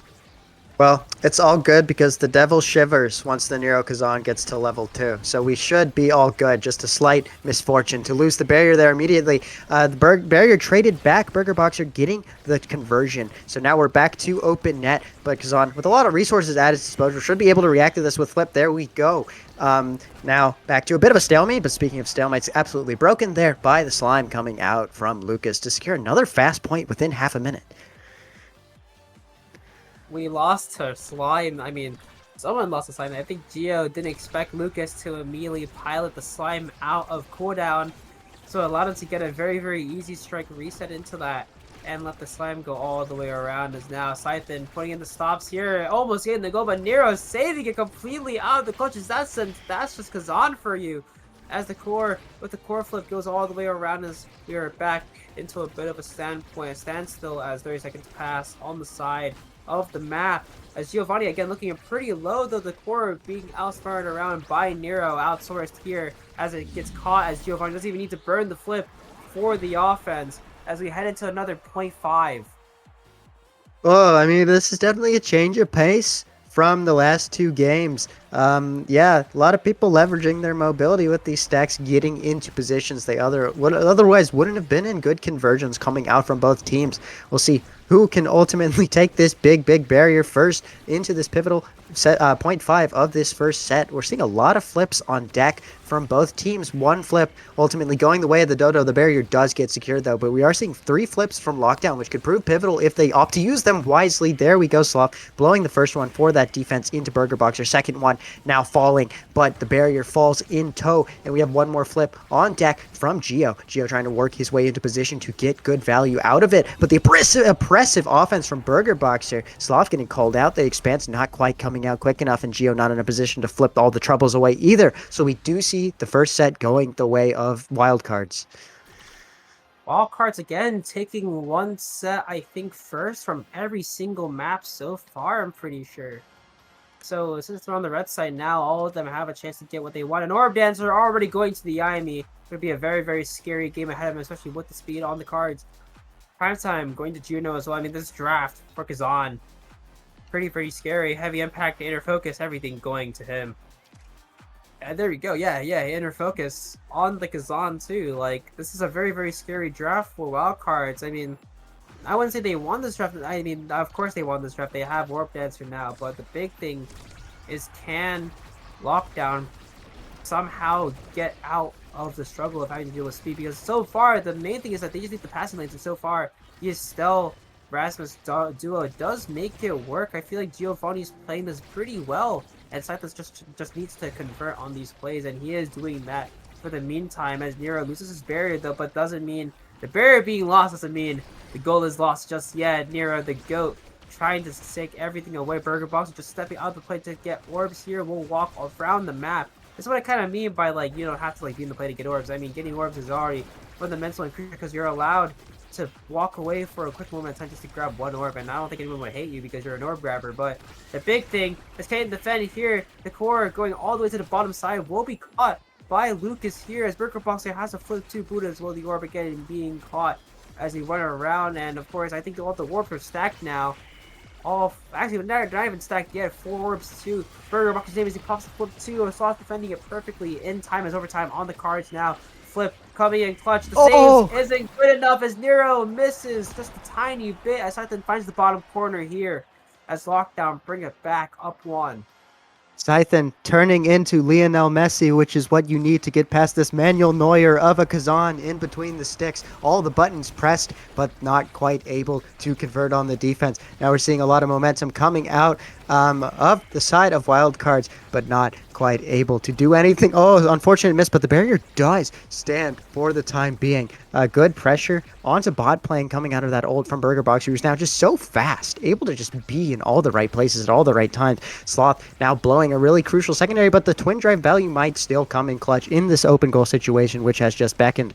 Oh my god, he's so fast. But Burger Boxer is trying to establish some possession, stalling for time, allowing Lucas to get into position to help start build boxes, but not quite able to do so. Good live coming out from Sloth, just preempting anything that could go awry. But now Burger Boxer looking for the kill after the live has fallen. But yeah, I mean, both teams kind of struggling to establish any sort of core control for the time being. But we do see a scary situation developing. Oh, but it just diffuses again. Yeah, I mean, neither team is able to really keep the core for that long now that we've gone into OT.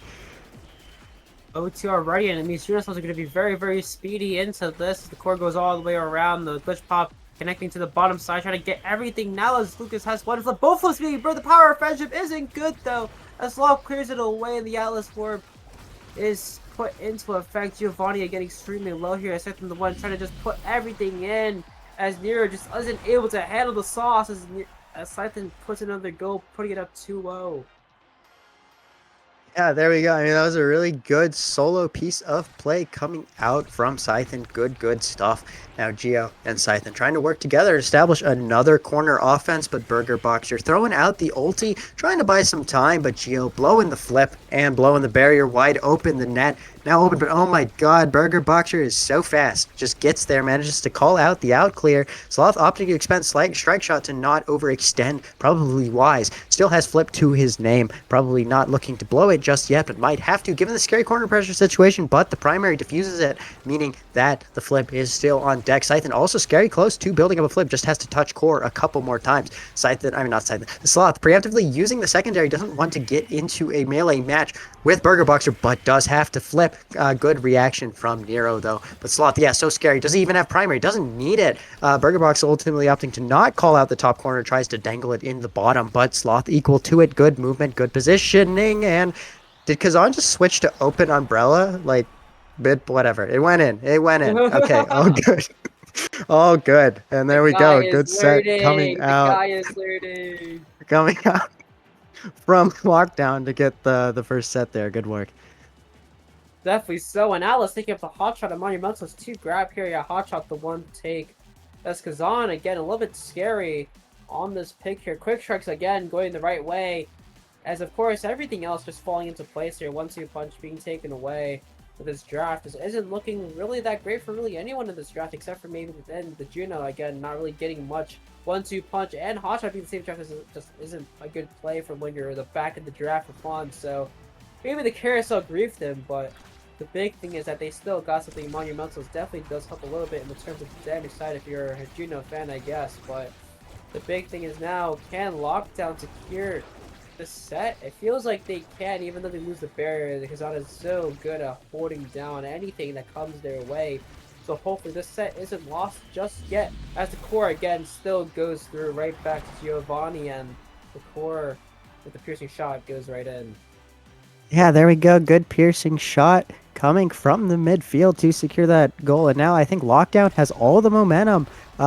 Save for some reversal. Good save coming out from Nero there, but unable to hold on the second time of asking. The corner pressure just too strong on this Chud map. But there we go. Another good play play by Scythe, and another 10-second point. I mean, yeah, Lockdown with all the momentum right now. They're going extremely fast, and that's very, very scary. I feel like everything is going into place, and Scythe from the one carrying the torch, putting the goal in the net for now. Doesn't even need his own team to do so, as Burger Boxer has to get something done. The core again going really fast, going wide as Burger Boxer claims another life. One falling down as Giovanni off the map and into the corner now, but Sloth is holding it down really above the floor.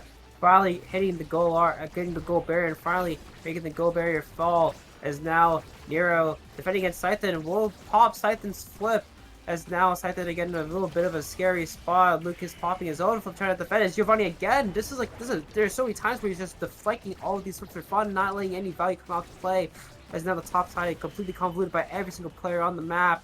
As the core does fly out to Pandemonium, Nero having a flip ready to go, but so does Sloth, who's going to be scored on first, but it looks like Sloth will pop his first, and Giovanni again in a little bit of a predicament here. The flip being burned here, the core, the kill being from the core, being left into Pandemonium again as overtime hits the card, as Burger Boxer with the passes around to Lucas 4-for-1, as the core goes all the way around. The hot shot not looking too good though, as Burger Boxer finally hits the Ivy dash and secures a goal.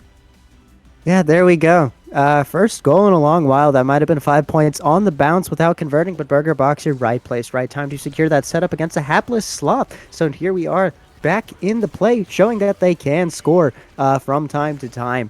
And now, bit of an interesting interaction there. But yeah, barrier does fall. Good situation for Lockdown, but not actually that good of a situation. Sloth caught a bit on the overcommittal forward, meaning that the ball does slip in and we're down to open net for both goalies, which I think does favor Kazan over Atlas, but what do I know? Gio trying to work things, make things happen in top lane. Sloth ultimately having to expend the secondary. Oh my god, decked. Unable to react is Sloth, meaning that Gio still goes the way of the Dodo, even though the ult does come out just too late. Very scary situation. Burger Boxer in corner, but Sloth having enough buttons, getting that twin drive value. Good reaction. Scythen. Brawler in net. Brawler gets it done. Now, yeah, another bit of a melee in top lane. Sloth stepping up to deal with the Cyber Snipe, able to knock the ball clear. But man, this Imi is so fast and just going to be even faster. Look at him go after picking up that orb. Sonic the Hedgehog looking MF with that blue skin and manages to wiggle it in. A good strike right past Sloth, who's just a little too slow to get there. And the core slipping in yet again, bringing another 0.5. And I mean, watching this gameplay, I mean, even though Nero is playing Kazan, if he can't teach an old dog new tricks, and if Nero is not old, then is he really just new in that point? Because he's learning a new character already right now, as Scythen bringing the core all the way around. He's just a good job pointing it down, as Scythen still has a flip ready to go. The corner offense just isn't good, as Burger Boxer brings it all the way down to the bottom side. The core isn't good. Scythen burns his own flip and is deflected by Burger Boxer too.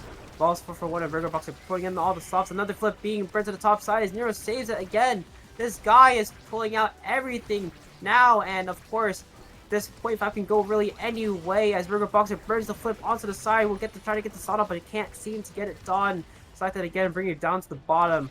Hopefully trying to get Nero off guard, but this time Sloth's the one caught off guard again with the glitch pop again. These glitches have been so important so far, as Lucas and Burger Boxer trying to work it down. Nero still has flip ready to go as nothing is coming onto the offense. The core sliding right through as Hugh and Sloth are looking to defend. The flip coming down as the angle is almost hit. It's almost put in the net as we hit overtime once again. The core going really fast overtime. The angle not being found. The goal arc not being open just yet. Ball 4-for-1 finds the angle. Tries to take it away from Sloth. But Sloth is still holding on. Giovanni too. Everything being put at thin grasp for now. Burger Boxer trying to hit abilities, just can't seem to do so. Nero walks up too early and gets hit and caught, and he can't save it!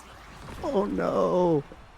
All good, all good. Okay, there we go. Lockdown, man, they held like animals, though. Take nothing away from them. And yeah, it only takes one opportunity. And it turns out it was the 3 from the paint. Steph Curry tapping that in with the flip. And yeah, just a little unable to react to it. And now we're seeing the extra special come out from Estelle, which is a good pickup heading into this draft. Uncle cannot react there. And of course, it leaves everything up for grabs. Sloth can take really anything here. We'll take away the build different away. And of course, he just has to rely on the tempo swing.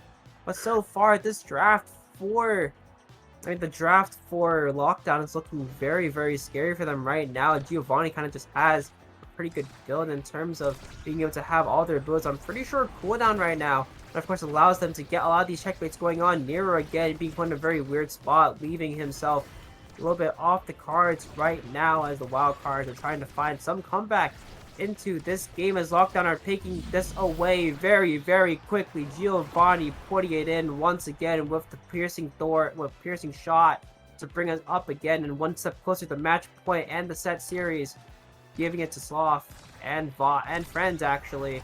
As now we're back on point 2 yet again, but look how they're playing the Scythe, just controlling everything in the pocket. Everything's going the way he wants it to go. The Glitch Pop trying to annihilate any chances of hope, but so far it isn't going that well. But the speed a little bit too strong for them. The goal arc opens up for both sides, and the Glitch Pop again being very on point for Ivy right there. And obviously, the way this is going to go, Giovanni just trying to put it in yet again. The 1-2 punch trying to proc it. It is proc, it's just that there's really no worry to put really anything into the goal arc right now as 2 flips online for wildcards. Can they convert here? Yes, we'll see. I would certainly hope so, given the energy situation, but energy not even needed. Good Blobbo coming out from Lucas to confirm. And now, yeah, Wildcard's in a really good position to take the second point, too. Granted, we do see 2 flips on the brink of coming online for Lockdowns. I think it will be a battle of the energy heading into this next point, and we'll see who can convert earliest. There we go. First flip having to be expended on the defensive end. It might have actually been... No, wait, no. It was not 2 flips at once, because we still have this Imi with a flip. Turret by Imi not really accomplishing much. Pressure able to be dealt with. Also pressure able to be dealt with up the other end. Good double defense coming out the side of Wildcards. The kill not found.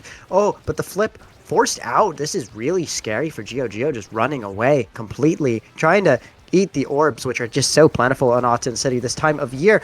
Good hold by Nero. That was great work of the defense, just with strikes, if I'm not mistaken, able to hold on to the flip for a more important defense, which will certainly be brewing soon. That said, Burger Boxer doing well to almost solo, but Sloth just has so many abilities up his pocket. I mean, what, that's 2 Twin Drive Atlas secondaries, plus the flip, plus the primaries. I don't think he has prime time, though. Does not have prime time. In any case, yeah, there we go. Barrier finally secured, and now really scary situation for the side of Wildcard developing.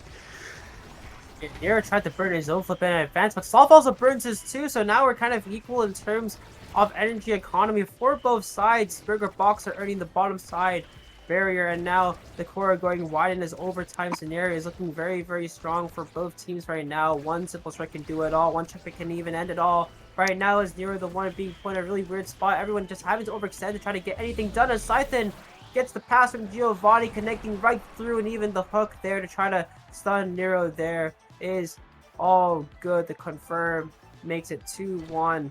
Very, very close game right now. I mean, even though the points may not look at it, the definite holds that these points are taking is turning. It's turning from 10-second goals to like minute holds for fun, and now Giovanni are earning what could be the last barrier of the set. Burger Boxer and Lucas has everything to fight for right now. The flip coming on, the flip being burned, both flips being burned to the bottom side, and now Burger Boxer in a bit of a predicament, looking very low.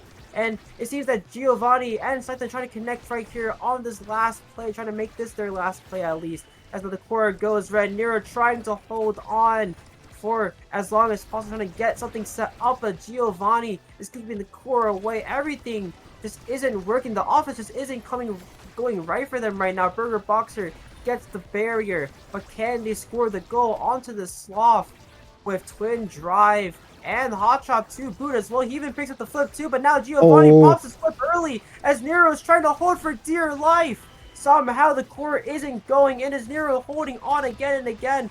We hit overtime now as the cards are trying to hold on. The core going red. The cards are not falling just yet. The core is still riding around the map as the flip comes through. The strike not found. Scythe passing of Giovanni to the bottom side, but Nero saves it, but it's too much. Giovanni puts the cards down and calls blackjack there. Giovanni puts it in and Lockdown wins. Oh, Nero, unable to quite leverage the wisdom that comes with age. Wildcards coming up short in this set. But man, dude, what a series. What, that was like 3 hours? Well, I guess we didn't start like right at time, but man, God, that was long. so hungry. But yeah, great fights coming out from both teams. These were absolutely like exhilarating games to cast, let alone play and let alone watch. So yeah, great stuff coming out from both teams, and Lockdown just about pipping wildcards to a victory here in week 1. Insane stuff. Yeah, definitely so. And Scythe and Giovanni both holding it down. I mean, Scythe definitely one of an insane plays from him. Both on Taiko Temple on this map as well. The double holds. I mean, I want to get a look back. Like once the VOD publishes, I'm gonna like look back and try to clip the Scythe and hold, because that was actually like that was probably one of the most insane match points of this match. I feel like. Yeah, my God, man. I mean, that the fact that we had almost triple digit saves on an Auten City game coming out from both goalies is nuts. And it wasn't even a 20-minute game, but that felt like a lifetime passing before my eyes. But yeah, great stuff. All forwards getting involved in the play to equal extents. And yeah, I mean, Lockdown showing some pretty strong dominance here in week 1, and we'll see if they can turn that into persistent momentum heading into these coming weeks of the European Strikers series. European Strikers EUSL. God, I'm tired. Season 4, man.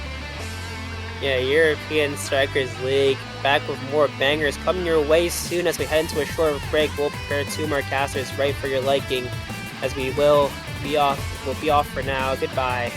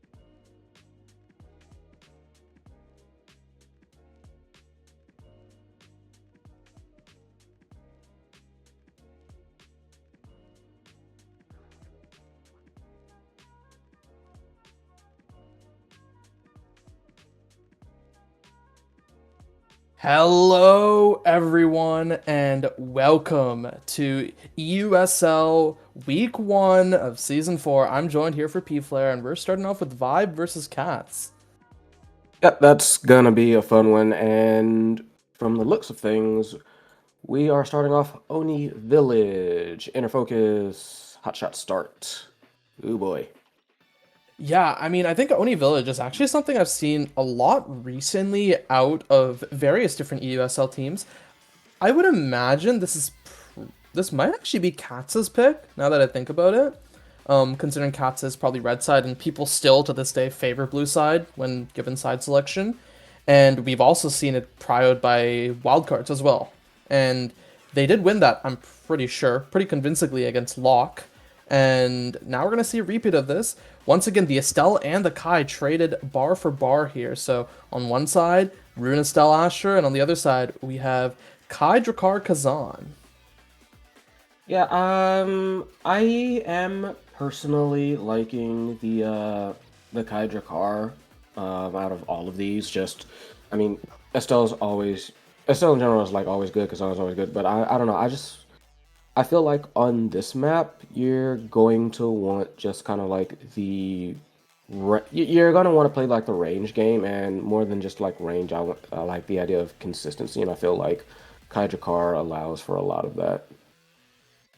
Yeah, I mean, that's completely fair. The thing I'm thinking about, though, right, is Vibe's drafting plan here. Because they're playing against Spring, and Spring, at least in their debut season, they were heavily known for being really good at the IME, very solid on Estelle, and then also having stuff like the Pocket Pick Finny and a few other like things here and there. And Vibe's idea, they just ban out the IME, take the Estelle because it's just so good on this map, and Katz doesn't want to ban it because it's going to make it even easier to pinch. And now, the Finny isn't great on this map, if I'm being honest, especially Finny midfield. No. So, I think now, Spring, we're going to have to see what they can pull out with whatever they're put on, whether that's the Drakkar or the Kai. I'd imagine it's the Drakkar because Noctilite is really fond of the Kai. Yeah, I would say the same on the whole. I do think it's going to kind of be... I think it's going to be a bit of a trial regardless, but I don't know. I am going to say leaning overall towards Cats. Yeah. That's fair. I had to think about it, but we'll see. I'm just on paper. I should clarify. Yeah, that's fair. I think maybe just comp-wise, probably Cats. But I think in terms, when you consider the players too, I actually do want to favor Vibe here, just because, No, that's fair. you know, it's like very likely going to be Atta Rune. Atta's so good at that. Yeah. And then, on top of that, you have to think about, what is it, this Estelle that's just Estelle. And, okay, so we do see a three-way swap. Yes, that is a possible consideration. The Kazan could have been on Noctilite, because that is Noctilite's second most picked. Okay, well, yeah, there you go then. If that ends up in fact being the case, which, seems definite, seems so, then that changes the algebra a little bit. We're going to find out as we go into things. Wow, both teams split up the awakening the initial awakening choice. One side all hot shot, the other side all inner focus. So we're going to see who made the better decisions here. I mean, it is a very cooldown focused set of awakenings, right? So it's curious to see how this dichotomy forms, where you're going to have the side of Turkeen's Cats end up dealing with this like late game cooldown scaling, but they also have to be worried about the overtime when you consider Hotshot on the other side. So there's a lot of things to be worried about, I would say, for Turkeen's Cats here. Yeah, no, they are. At the same time, I do also feel like if you are going to kind of like play that game, you have to like, and this is going to sound obvious, be prepared to play that game. You're going to have to, you just go all in on it. And just don't worry about what else may come. Just like go all in on your game plan and like play it to your best effectiveness. And like solid start for them. The Cats did do draw first blood. Yeah, no, very good clear out by Vibe check. And one thing I do want to talk about is the last time these teams faced was actually in Promotion Group A, and at the time, VibeCheck actually didn't look the cleanest. Like, they were really close to not even being in this point. They won a set 5.5 against Don't Ask, who are now sitting in EUSA. They actually lost to Turkeen's Cats a little earlier, like in the EUSL promos, which was also a very close series. So this could really go either way. No, it could. So it's going to be very, very. Like I said, this is going to be fun. I'll be honest. I've always liked Turkeen's Cats. Those are always they've always been kind of like one of my preferred teams in EU. So I'm definitely I've always been upfront about like I am a biased person to some extent.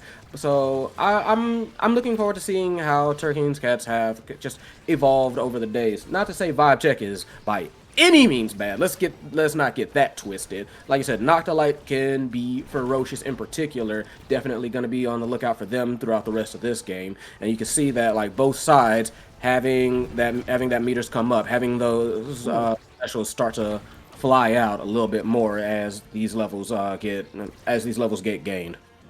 Yeah, but look at the flip, right? A good insta-flip actually out there by Yuki, but now she needs to be a little bit careful with no evade. 3 flips in the cards for the other side. She might have to risk dying here, but the damage, it was coming through onto Turkeen for a little bit. And now as SMG and Yuki, they were pressuring that.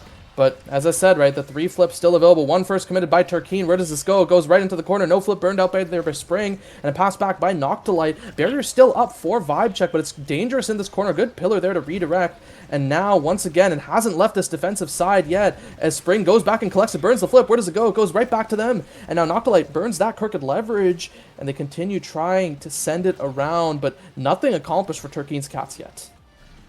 Not quite, but it's not. There's a reason for that, to put it simply. I feel like the passing game is so far has been pretty impressive for VibeCheck, and that's something that Cats are going to need to kind of like resolve. Gonna need to find an answer for like very quickly, whether it's just having better angles on things or just being able to kind of like shut down the other players being in place, if that makes any sense.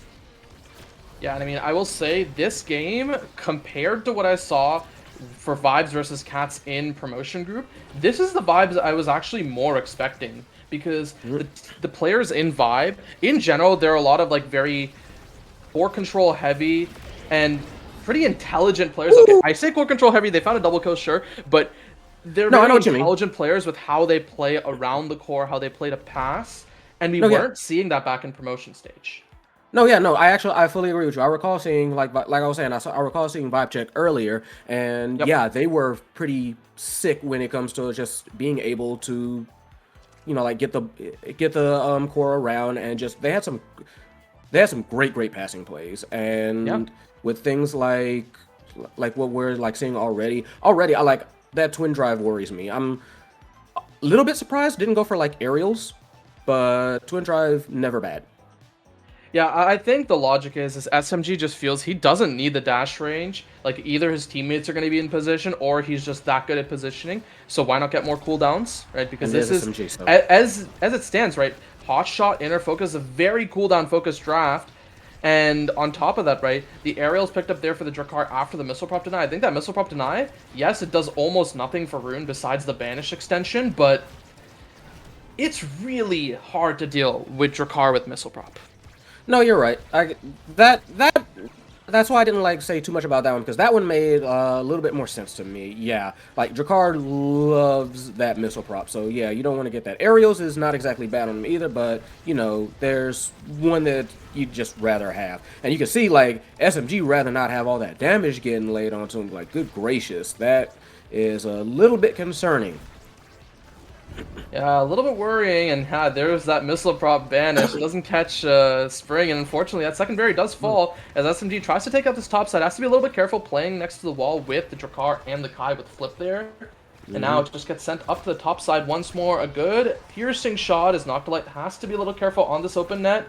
Ata finds the clear, the momentum boot's getting ticked off there, and now Spring with the flip in melee. Where does it go? It's one out by Ata there, but they get the re-flip from Turkeen, and that's 2 flips, but it's still a goal.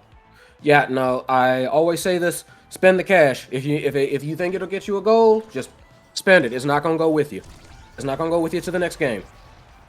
Exactly. I mean, as I say, Garfield, use Energy Burst. And, well, no Garfields today. And now another person, not a Garfield, as two barriers found there off of a single flip effectively. And now it's an open net, heavily favoring the side of Vibe Check. Good topspin there by Noctula, and now they're playing the corner. A little dangerous. Burns the flip right in front of the Asher. Not exactly where you want it to be. A rebound caught by Turkeen for that barrier. Now Spring reinforcing on this bottom side. A good pillar to cut off the positioning. And another great pillar by Ata. She continues to hold that so well. But double flip still available for the side of Vibe Check. Can they continue to do anything with it? We'll have to see as Yuki pushes it forward with the breakthrough. It just goes right around the crooked leverage. Inches away from being able to snatch that one from the goal. But this game can definitely be one of inches. So just good shot on there. And yeah, definitely quick shout out. Ata has been absolutely monstrous in the goal box. So like shout outs to her. That's been great. Not great though. SMG kind of like burns that flip, gets nothing for it. No payday on it. That flip goes out though, gets quickly stuffed by Yuki. Ooh. They do manage to take the offense though. One barrier, two barrier. And they are and it is Turkeen's Cats that finally have an opportunity to try and regain the lead in this set. Yeah, now this open net a little dangerous. Good pillar there to catch up by Ata, but she's still not out of the woods yet, as they have to find a way to clear it. A blink forward, not favorable by SMG. Good strike glaring as Yuki's the one that clears it out that time. And now they finally get it out for a moment, but Noctolite should have a good opportunity to feed it back. The Banish, though, it barely catches the core. That really halts this offense. Good pass down to Yuki. And another great pillar. Ata, she continues to save it on this open net. This rune's so good in these positions. And Yuki needs to be a little bit careful.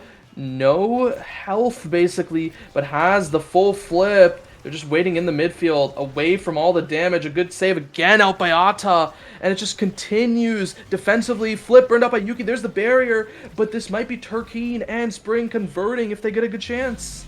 Oh, wow. Just Ata had been putting on a bit of an incredible show on the defense, but Red Core actually managed to slip it past Ata on that one. Just good shot, and yeah, Turkeen's does in fact manage to retake the lead in this set, though you can expect Vibe Check to try and like answer back on that one very quickly. Nearly gets that top barrier, no dice though. Both of their barriers are taken, and all three members like above the half court line for a moment, trying to like collapse on the goal. No sale there though. Yeah, and I mean, we will have to see what they continue to do. Good. A rebound caught there by Ata. Great pillar to send that in. Yep. Not a whole lot to say about that. Ata deciding, like, nah, get me in this. Get me into the middle of it. It's very beautiful play. Like, Ata has been on point all game with these pillars. Just, you wouldn't think. There's been several situations where it's like you just wouldn't think, oh, there's no way they get that one. And then suddenly just a pillar pops up out of absolutely nowhere. They do get one barrier, Vibe Check, and they've just been playing extremely well. SMG, though, again, not really looking all that healthy. They were on the other, also not looking healthy. So lives are starting to kind of like a drop. Staggered is SMG. Both goals open. Core is free-floating a little bit. Yeah, I mean, both midfielders not in the best of situations. That time it's SMG going down, but the side of Turkeen's Cats, they have to threaten something. A good pillar there by Ata. She continues to save it, but it just passes around. Yuki, though, the breakthrough, she catches it that time. And can Turkeen's Cats break through the defense? Another good clear out by Ata. SMG respawns. Noctolite, though, they still have the flip available in case it's needed. Yuki, though, she's building one up herself. She just has to hit the core once more. Breakthrough finally gets her the flip. A good bit of damage out by Noctolite. Banish catches no one, and this now looks really dangerous. A good hit stun attempt by SMG. Just goes up to the top side. Good clear as the barrage saves it. Flip just defensively by Yuki. This means that Noctolite has a flip advantage, but it doesn't even matter. SMG finds the Rose Warp, and Garfield, you have to use Burst. Nah, you got it. I don't know what to say about that one. It's not saying like obviously they didn't try. I just take the sure thing, you know? Take the sure thing. Take the immediate, yep, yeah. I hit this button, the core stops. You can't just, you can't be cheap. Don't be cheap on your date. Exactly, and to no one's surprise, the team player taken, yes, it's not as strong as it used to be on the Kazan, but it's just team player is so good in the current meta as well. But on the other side, I'm actually a little worried for the Cats draft, right? They got Quick Strike, they got Build Diff, they even got the 1-2 punch, so they have no shortage of core control. And the Quick Strike is even more useful, as this is something I didn't even realize until halfway through last set. We're actually dealing with a double Slicks versus double Mags game, as Turkey and Cats are both going Slicks, and Quick Strike means even more value on it. So yeah, they are definitely gonna be trying to like move and grooving. And you was mentioning like cooldown earlier. I do like Turkey and Cats draft here a lot, but that obviously doesn't mean that. Well, okay, never. Let me be quiet, because good gracious, they just kind of like shoved that one through. Yeah, and Turkey finding another kill, I think, alongside Spring, and then they just convert that really well. And we have to see if they can do more. As remember, they do have inner focus, and I don't think they have really been dying, so they're looking to get to the late game parts of these sets, though not the points, as that's where you hit overtime. And we do see 2 barriers traded for 1 off of an unfortunate double barrier, and a double banish, really good, just to buy some space, but it doesn't buy much more than that. And a flip out by Spring, trying to catch Ata off guard. A good barrage in the corner, reinforced by the lock and load. A good pass attempt, flip out by Ata, goes right down to Yuki, good crooked leverage just to take it around, and it just goes all around town. A good save continued by Noctilite, but it's starting to get a little dangerous as this is up this top side, and that's exactly where Yuki is. She walks away for the orb, but it still hasn't left the side of Cats. Yeah, nah, that was a very scary situation for Cats. Yuki nearly taken out, had to kind of like abandon the play, and that's the only reason this one is still going, if you ask me, because Yuki was definitely in place to is definitely in place for like a shot on goal for a moment there. But sometimes you don't have to kill, but you have to make them worry about it, and that can be just as valuable. If you can make someone abandon the play. But very nice, again, Pillar trying to make a shot on goal. Flip in the face, punches it through. That is Asher for you. Sometimes she just decides she wants to score, and she just kind of like walks in front of you. And you really good play out there by Yuki. But what I want to call out is SMG's back pass, right? SMG found a disturbingly good back pass to Ata, and that's what allowed them to get it out. And well, now on the side of Vibe Check, they're really getting checked in more than one way, and that's Ata already taken off the map. But can the side of Turkey and Cats even score, right? You're trying to push through an Asher. Yeah, she has no more barrier beam, but Ata's back now.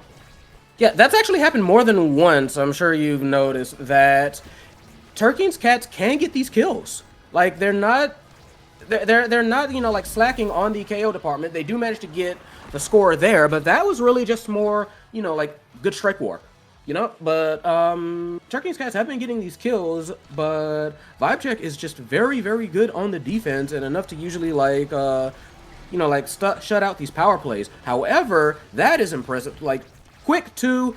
Very nearly got that shot in, just a little bit late on it. Has to flip to save their life. And Ata's Pillar actually a little bit off base. Not something we've seen this game, and it is enough to give Turkey and Cats a set. Yeah, I mean, insane here. Unfortunately, the draft maybe not particularly favorable, as Rune and Estelle should almost certainly get something good unless they go for like a primetime heavy impact double deny. But now Rune gets Timeless, extra specialist still up. Could just be okay. Peak is fair, I guess, too, because you already have the reptile. You want more speed, and they have been has been getting bopped a little bit. Yeah, at least a little bit, right? So, and then now the heavy impact for the Asher gives her a little more KO threat. Yeah, it is not the like explosive, you know, kind of like reverse awakening sweep that sometimes you know, like you're unlucky to get, like, oh, you won the set. Damn, that guy died. But yeah, the placement is just bad for your awakenings, and for this case though, what is bad is like that KO, and yeah, that is you want Kai on here. That's like Leo has been doing very good in keeping the core up and keeping them in like scoring position, scoring potential. So you don't that's like the last person you want to die. Yeah, I mean, we might be seeing forwards in the net here for just a little bit, but Spring's saying, yeah, I don't need to be in the net. I'm Kai. I can be fast enough as is. And now Noctilite just returns back. They finally find the barrier. Now they just have to deal with this flip. Can they find a way to? Unfortunately, no. The rebound caught there by SMG off the clear, and very well played out by Vibe Check. Cats was doing a really good job at holding it in the negative power play, but unfortunately, they just weren't able to complete it. Yeah, it's just a bit of a shame there, but nonetheless, good on Vibe Check to be able to pull that out. First barrier goes down on their side. Like, it's been it's been very tough on the defense for Turkey's Cats. I mean, Vibe Check has just been outplaying them the entire game. I mean, again, another insane play out by SMG. Flips and then the hit stun onto Noctilite, which is really peak. And now another hit stun. SMG so good with these piercing shots. Like, I just have to notice these as a person who plays a lot of Estelle myself. No, that's entirely fair. Estelle is one of the greats for a darn good reason, and that's just how she can kind of just like take command of the field from stupid situations, stupid ranges, can kind of just reset the situation very, very easily, or just punch something through. There's very little she can't do, in my opinion. Exactly. And now good flip out there by Turkeen, but a great shadow swap by Ata to make sure that pillar just completely blocks off anything. Now with no abilities, it's a little dangerous here. Flip found there by Spring. And now Spring and Turkeen trying to push up this bottom side. Another good pillar denying any sort of offense. Now SMG and Yuki, they're trying to convert here. They're trying to close out this game 1. And now it's taken down to this bottom side. Still a barrier favoring Cats, but it just goes right through the topspin. Now SMG and Yuki, they're dealing with this open net. Yuki almost has the flip, though Noctilite has one of their own. A little dangerous there as it goes to that bottom side. Path Splitter just trying to zone off Spring, and pass, flip, intercepted by that pop-up as Ata finds another clear. She's the next one with her flip on the side of Vibe Check as Noctilite continues to hold pass up to SMG, and a good Rose Orb means that they can follow, but the piercing shot, it catches again! SMG 3 for 3. Good gracious. That's all I can say to that. Like, Vibe Check really, really was just locked in the whole time, on target. SMG, like you said, 3 for 3 shots, beautiful. In general, SMG was crazy on the offense. Ata had some good moments as well. Turkeen's Cats were trying, but I think it was just too much. Like, they had to fight, scrape, and claw for the goals that they did get, but Vibe Check just kind of like had it. Vibe Check just caught it. Don't you worry, I caught it. No. But you know, Vibe Check knew what they were doing the whole time, and they had a game plan. They went in and they just really just executed well, just plain and simple. Yeah, I guess just based on the overlay, it looks like that might have been Vibe Check's map pick, right? I think they might have picked Oni. I mean, I can probably just take a quick look at it myself as well. Let me take a look. Yeah, I think this one was Vibe Check's map pick, so yeah. Curious to see what Cats has to cook up for us on AtLab. And Game 3, we will be going to Taiko Temple. And just as a quick, history refresher, AtLab is actually the only map which was shared between Turkeen's Cat versus Vibe Check last time and this time. Because last time they also played Gates of Obscura and Demon Days. So I'm curious to see how things shake up, because last time Vibe Check actually 3-0'd Turkeen's Cats on Atlas's Lab, the map 2 for this series. So yeah, it's gonna be a rough one to try and get back. Hopefully, like, this map pick will help him out. I know Turkeen's Cats, that they'll look. Hopefully, they'll discuss what's been going on and try to figure out a solution to this. I really think, and I really do think, like, the biggest issue with them the last match was just the defense, because they were having like offensive spurts. Like I said, they were getting KOs, and they were having like solid offensive flurries. It was just VibeCheck had the defense too well. It was just Atto was just an absolute monster in the net. Yeah, and map 2, we have Atlas Lab with a cast to last peak performance start. Honestly, a relatively inoffensive start, but now you have to think again, the rune. Yeah, right? I was actually going to say like pretty much exactly that. I was like, with this kind of like start with this map, like and with Atto on having shown like exactly why she's like a monster with that rune, like, do you really want to risk that on AtLab? Are you absolutely positive? Is that your final answer? I do not think the answer is yes. I really don't. I think you ban it. I think you ban Yeah, I think last time on Atlas was up, I don't know what the start was, but VibeCheck, they did ban the IME, and Kai was actually banned out by Turkeen's Cats, and there was no rune actually locked on that map.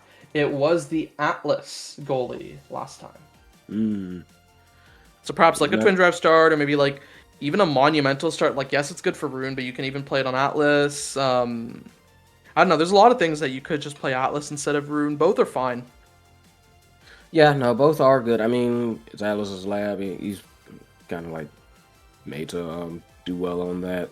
Just true. The problem is always just like those big, like the way the barrier. It's the barrier setup. It's the barrier setup that really kind of like goes nuts for this for this stage, and it's why like Atlas and Rune are so good. You can just kind of like cover those with a button press. You can cover those barriers pretty much entirely, and just like, nope, you don't get to hit it. And you can see that, IME and Rune are the ones being banned for this one. Yeah, to no one's surprise, IME and Rune, and then because IME is banned, they're just gonna lock Estelle again. And yeah, the Asher lock, which I think is a good adaptation from last game, right? Yuki was doing really well on the Asher. It makes it really hard to deal with for Noctilite, and Noctilite just locks the Kazan once again. Yeah, not really a whole lot of surprise there. Kai... Oh, this is evil. I was about to say, okay.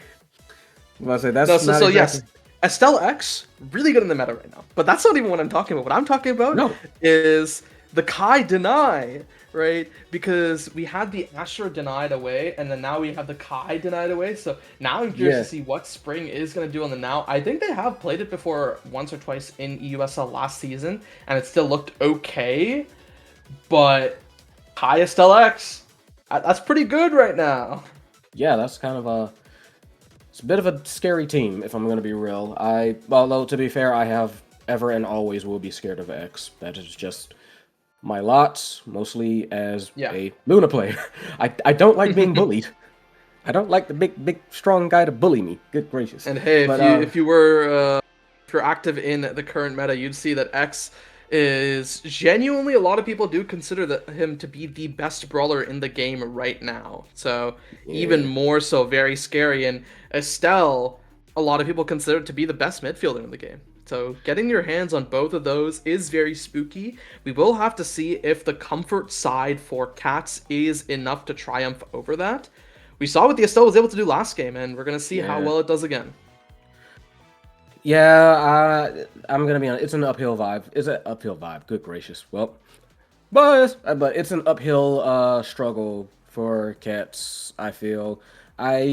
Here's the thing, though. I always like seeing now. I like the idea of this team of like now Asher Kazan, but it's just, I feel like it's just going to be like very rough as we get into this. The entirety of VibeCheck taking peak performance. They want that stagger, and yeah. On the other hand, the only one that's taking Castellas is the one that makes the most sense on being the now.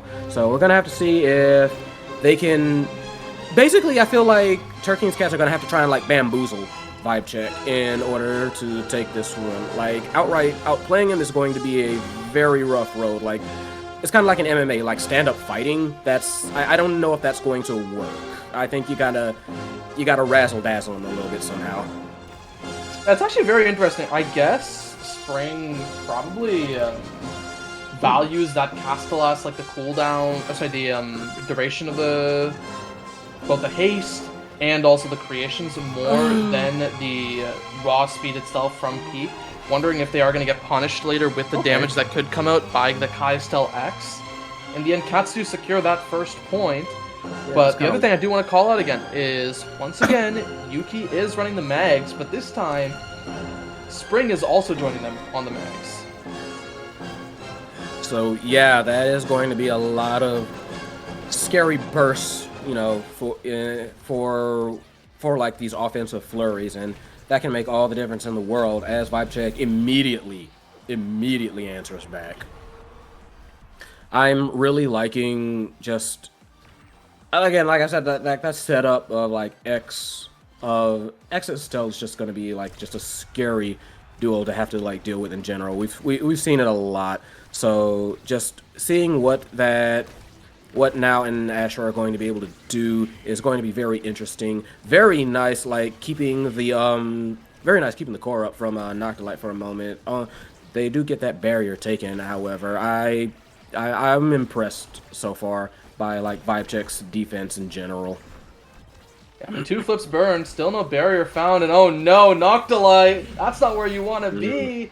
Unfortunately, the crash down, the maddening descent back onto their own barrier, and then Yuki just converts off of it with the flip of her own.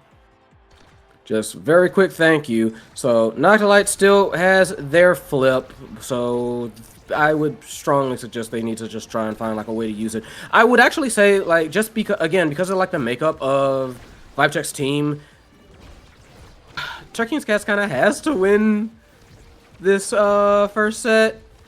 Because here's the thing, X is scary when they scale. Oh god, that's not going to help them at all. But I say X is a scale monster, but that's not to say the other members don't love them some scaling on this team either. So it's like, please don't give them that opportunity. It's just going to end up being not a snowball. It's going to be an avalanche.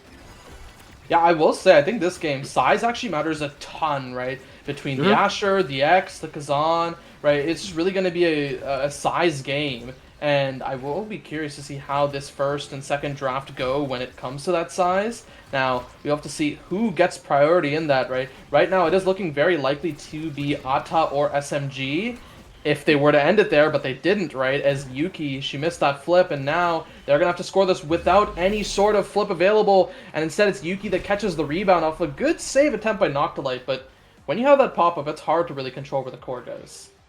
Yep, so no flip required. VibeCheck take the first set, and no size. Yeesh. So yeah.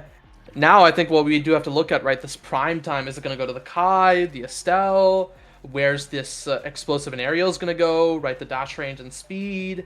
And I think, yeah, the stacks as well is another big look as SMG gets that. Has to be a little bit careful, right? As now this Asher has the bulk up, so she does have a real dash punch kill threat.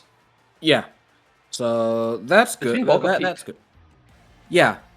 That bulk up. Yeah, no, you're right. Bulk up peak. So that's honestly very good. Asher's definitely going to be a concern, to say the least. Oh wow, the standoff for a little bit. I think that shows that Yuki also realizes the threat that Asher now poses, because kind of like let him have the kickoff. Responded to it extremely well, but let him have the kickoff, and that kind of like that even that small interaction can tell you how the algebra of these matches can change just from like one draft.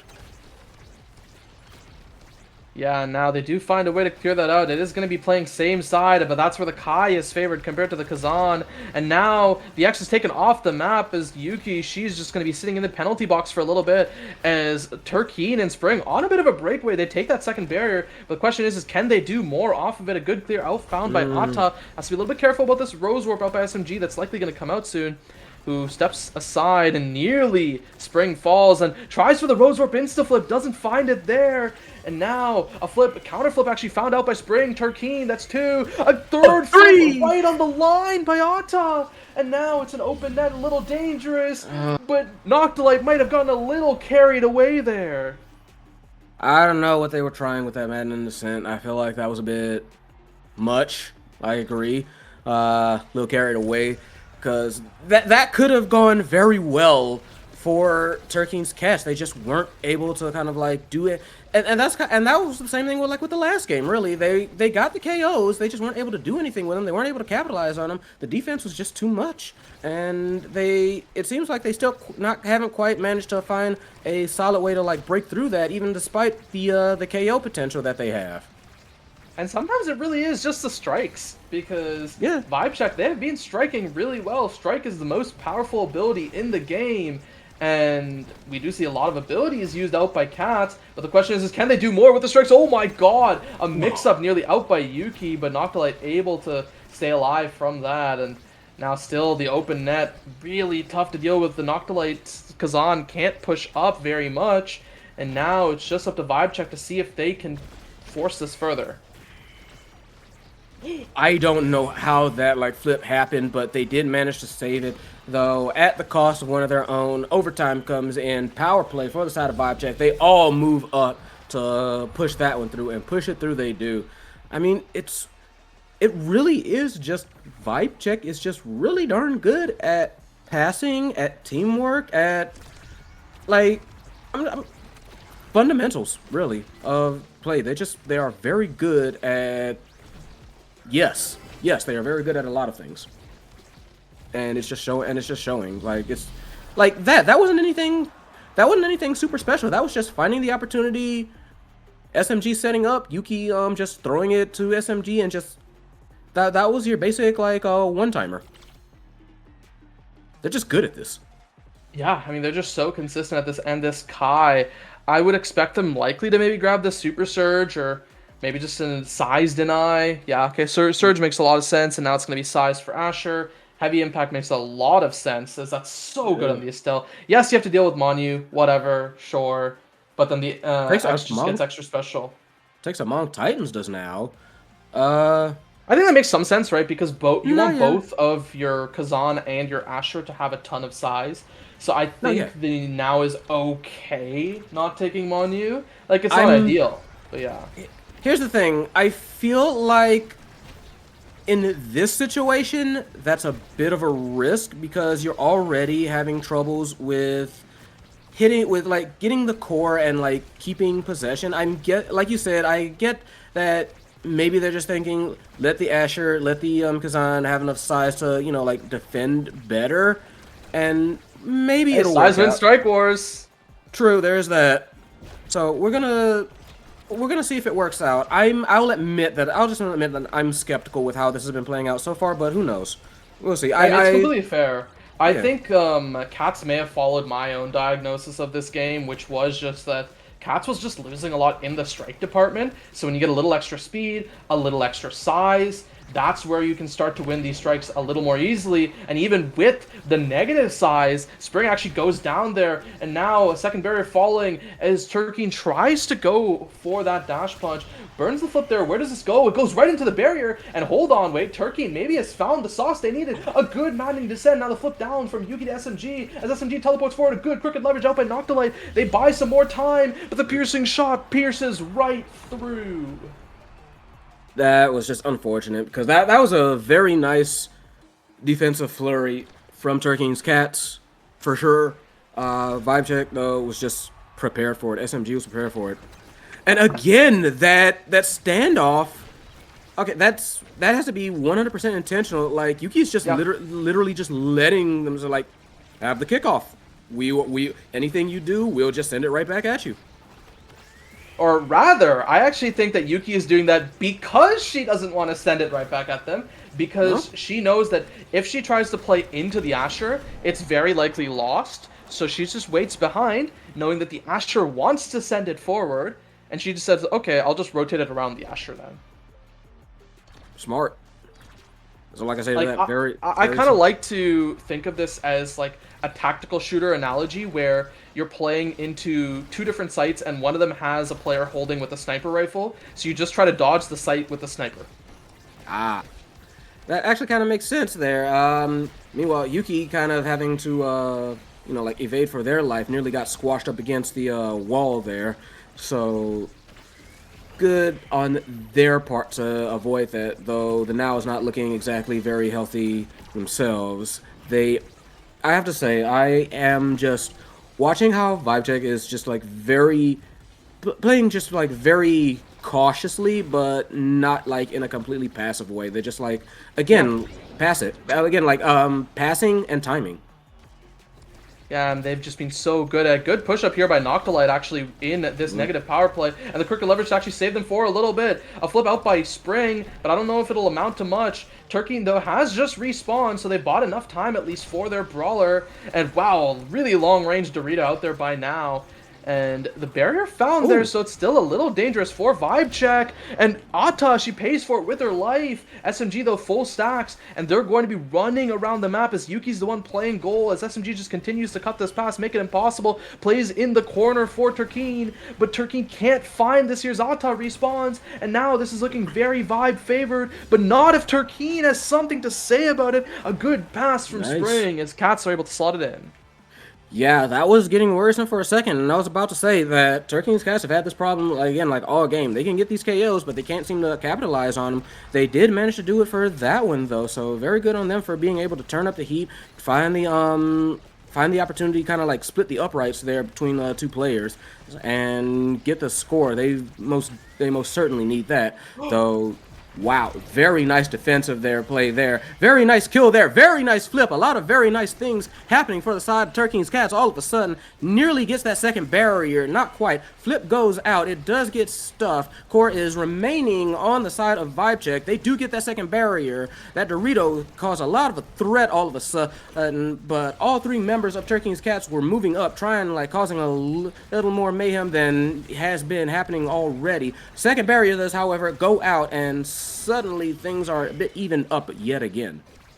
Yeah, but now it's just dangerous. Two flips were just burned for the Cats, so they don't have much more threat, even though they're up 2-1, whereas the flip is about to be up for Yuki. She just needs to get in the position to use it, along with the actual flip to be used. She doesn't have it there still, as Turkeen tries to rotate around. The flip finally available for Yuki, so now Turkeen, the Cats can't let go of this offense, but now with no crooked leverage, it's doomed here as the pass, and Vibe takes it through. Oh, get like, which way am I going? So like, yes, punched it up, down, which way? Not like just not able to guess correctly. Like, that wasn't even like a 50-50. That was like a 25-75. Oh, now Spring already taken off the map. And with the negative barrier power play, it's not looking good as the flip from Ata. Yuki finds the rebound. And have you played Omega Strikers with Vibes on the line? Looks like VibeCheck, they take the series 2-0.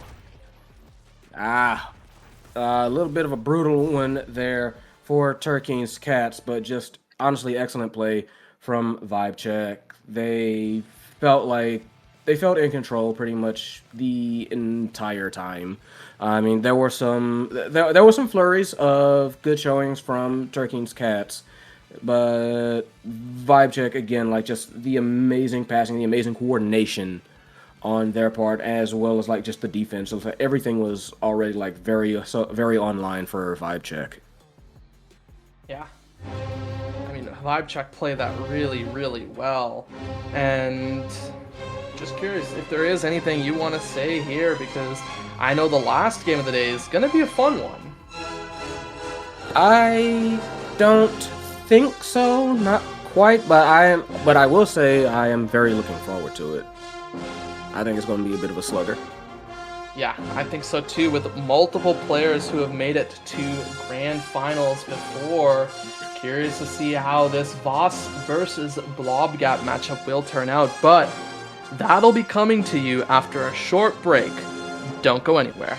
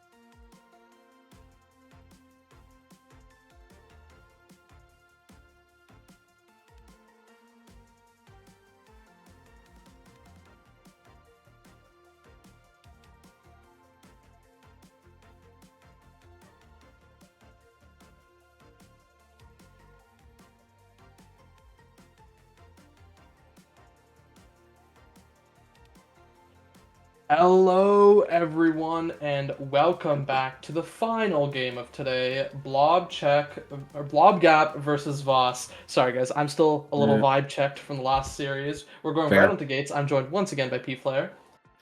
Hello. So, what are you? Who are you looking at for this series in particular? I was personally thinking I was personally thinking Blob Gap myself. I like how they're doing. Venom Yami is always like very impressive. In particular, I just like how they play. Yes. Well, no. That would be Voss. Voss is That's Venom Voss. Yami, right? Oh, there's trip there. Yeah. So just as a quick refresher, right? Blob Gap would be Zarhynef goalie, Donkers midfield, and Cookie is brawler. And then Voss is Alex 2704 goalie, Venom Yami midfield, and God, aka Scream Owls, brawler. I still remember, well, somewhat, when Scream Elves kind of like just came onto the scene. They were like very, if I recall correctly, they were very impressive very quickly. Yes, sort of. The thing is, right, they were always kind of like a bit of a solo queue player, and then they finally started getting a little more experience, right? And hey, they've had a good amount of success thus far. So, in general, it's just going to be like a lot of, like I was saying earlier, I do think this whole match in particular is going to be a bit of a barn burner. I think I will admit I thought there was going to be a little bit more direct damage coming out from both of these teams, but that doesn't quite seem to be the case looking at the draft. Yeah, and as a quick note, actually, Blobgap will be playing with Yodsman today instead of Donkers, which I funnily think that there is a world that they're better with this team, particularly because I actually think Yodsman currently is one of the best goalies in EU with his current form, right? He looks so good right now. Like Alex, obviously, like, I don't think there's any doubt most people would still just consider Alex the best goalie in EU. But I would go so far as to say Yodsman playing at his peak in the current like meta and this current form is maybe a top 3 goalie. Little bit surprising, but also cool.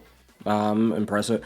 Like I like the vote of confidence. I'm looking forward to seeing how that turns out. I mean, and hey, then you're bringing Zarhynef and Cookies back, both back to roles where they have won EUSL on. Zarhynef this season is really going for a winning season on a third different role alongside the midfield and the brawler wins that they have found thus far. But they're going to be starting the season on midfield, funnily enough. And now, just taking a quick look at this draft, right, we have Stax and Monumentalist. The Zentaro already taken away from Scream Elves, a very well-known pick for that man. And Kai already instantly locked for Blob Gap. So that'll be fun. I am actually also... What up is it?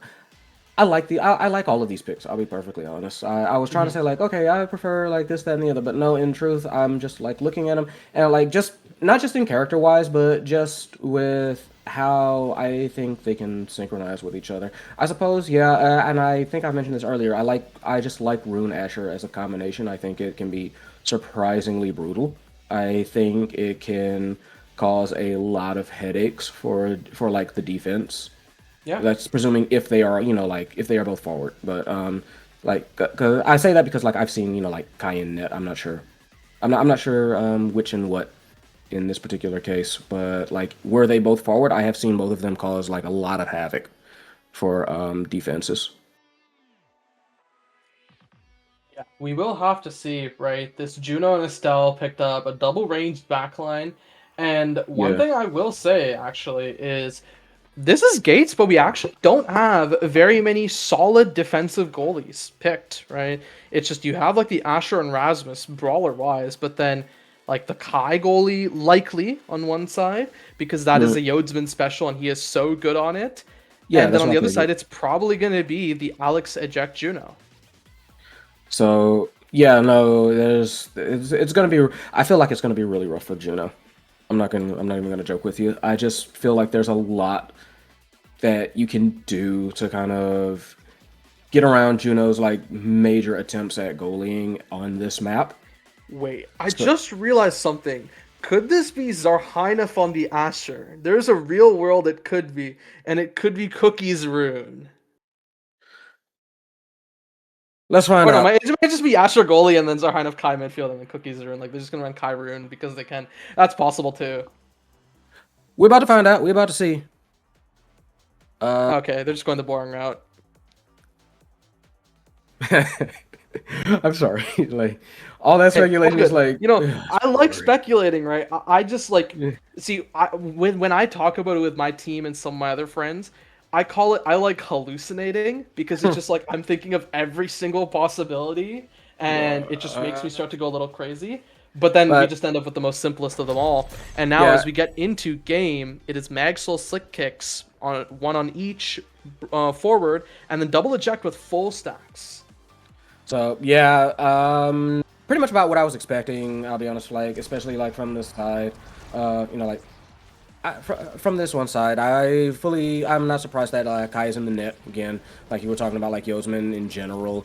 I feel like the Asher Rune combination can do a lot to kind of just stuff out Juno, kind of like what just happened there. I genuinely would not be surprised if we see a lot like that throughout this match. Yeah, I mean, I think it tends to be a bit of a big problem when they get into corner, right? Yes. Because Juno Estelle is very, very good at threatening the open space, but if it gets into the corner, it's really difficult to deal with that Rune Asher, and you're running double ranged into it. Yeah, no, that's exactly my thing. That's what I was saying. Like, there's a lot of ways to kind of like get around. Oh, jeez, just like murked them. But yeah, there's a lot of ways to get around the Juno. Oh, I got that too. Tied that one up. But yeah, I mean, I suppose that is one way to try and resolve the problem. Make sure that they aren't on the field. 2 attempts. That was 2 shots taken for the kill, but wasn't able to do it. So, oh, really nice Giga Blast there too. But yeah, in general, I feel like Juno, yes, can do a lot for like the open net, but I mean for like, you know, like the open range, but just if you're going to stick it into the corner, which is something that is very common on this map, let me just finally spit this out, that is going to happen a lot. Rune and Asher can just push it through, and there's not a whole lot that Juno can do to answer it. Yeah. Now, I will say, one thing to keep in mind is Venom Yami has actually been getting these stacks stacked up really fast, right? Already at 116, like, he is getting there bit by bit. On the other side, everyone else, like, still sitting, like, solidly in double digits when it comes to stacks. Like, yes, Alex and Cookies were taken off the map a little earlier, so their numbers are maybe not the most real, but it's still something to consider. Yeah, for sure. And right now, it is open net, and unsurprising, like, just immediately hopped in scores. So that might be kind of like the special sauce that Vast may have to work with. Just they're gonna have to take some risk, I feel, in order to win this, just because of how Juno plays and how like defensive and how like the defensive situation is for this map. Yeah, we'll have to see, right? One barrier already taken on both sides, actually, and Venom Yami continues to keep it in this corner. A good banish there, actually, to buy some space, but the barrier actually gets taken, and now Yodzman and Zar, maybe not in the best of situations as open net. Yep. When you have the Juno Estelle, it's very favored, and, well, it's actually Screamhouse that puts it in there.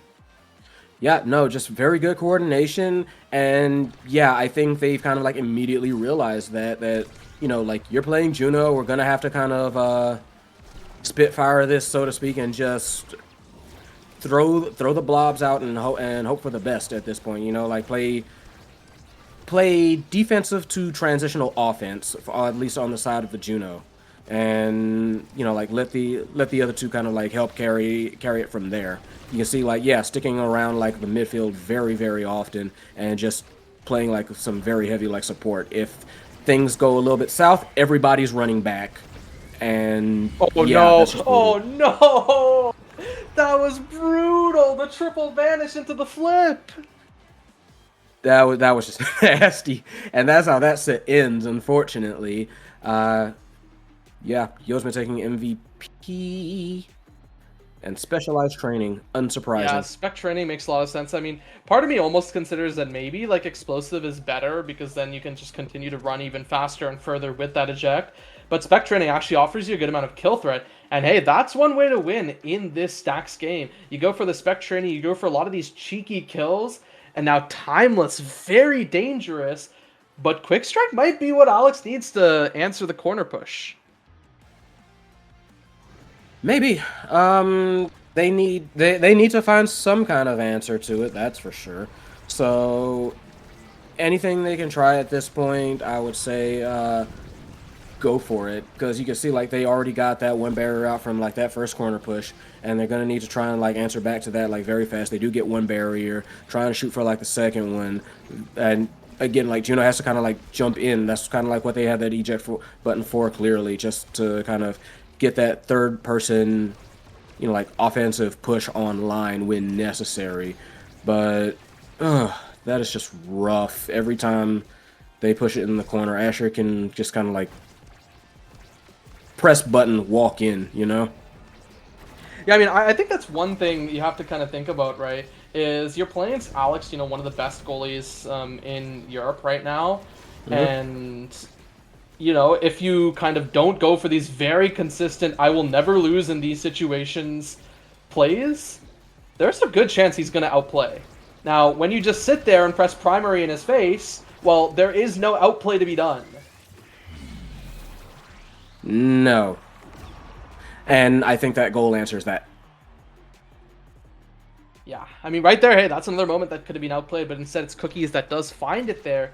And now the energy advantage actually solidly in favor of the side of Voss, so they can continue to push through with their offense here if they want to. And now that Scream Owls bring up this top side, as Alex just catches the core. That's one barrier taken, but it might be another one answered back. Good defense there out by Alex. And outclear is found. So Blob Gap looking okay for just a moment.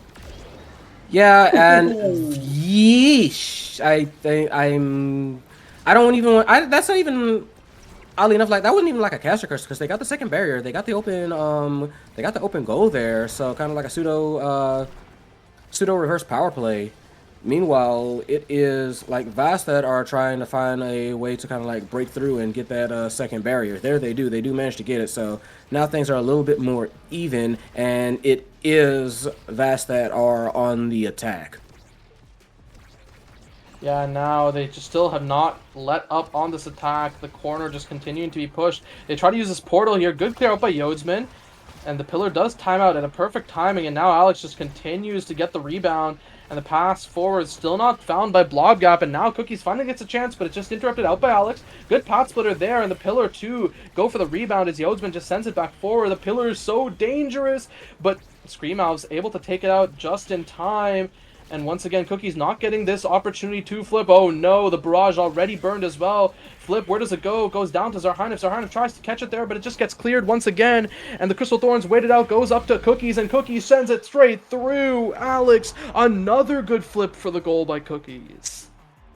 Yes, Cookies has been absolutely a monster, threatening the goal box pretty much this whole game so far. It's been really rough just trying to like find an answer for him, and it's something that they're gonna have to kind of like do as soon as possible. I mean, you can see that really like Scream Owls has been trying to do their best to kind of like intercept the core, intercept pretty much anything, but yeah. Hey, I like what Zarhanif was going there. A bit of a creative play. Unfortunately for him, it did not work out. Good saves out by Blob Gap, but still not let up yet by Voss as they continue this offense. And flip out by Venom, tries it, but the pot splitter just completely cutting it off. Good strike war there, though, by Scream Owls. And now in an open net favoring Voss. I think this is one of the most favorable situations they've had in a while. And now Venom trying to push out this bottom side. Barrage a little dangerous. Considering the pass, doesn't go for it there, and instead just does not even need it. Crystal Thorns found. Got it. That was one of, like you said, that was one of their best opportunities that they had. They did manage to convert on it. They did manage to capitalize on it. Very good for Voss. They are going to need a lot more of that though in order to tie up and take the lead on this set. They do manage to get the barriers very quickly. However, I was about to say they might be gonna just try and go for it. They do manage. Could be a set reverse sweep, no? That would be nice, but it's definitely not looking like Blobgap is too inclined to let that happen. As we get into that corner mosh pit yet again, and both barriers taken very quickly in response. Yeah, now they try to keep the core forward, but Screamov's doing a really good job at making sure that that doesn't happen. Pass up to Cookies, and Cookies slots it right in. The flip missed out by Screamovs, and the jump as well. They really thought they had that covered, but Cookies finds the one area that wasn't. That was just incredible timing by Cookies, and Yosman's still getting MVP, which, good.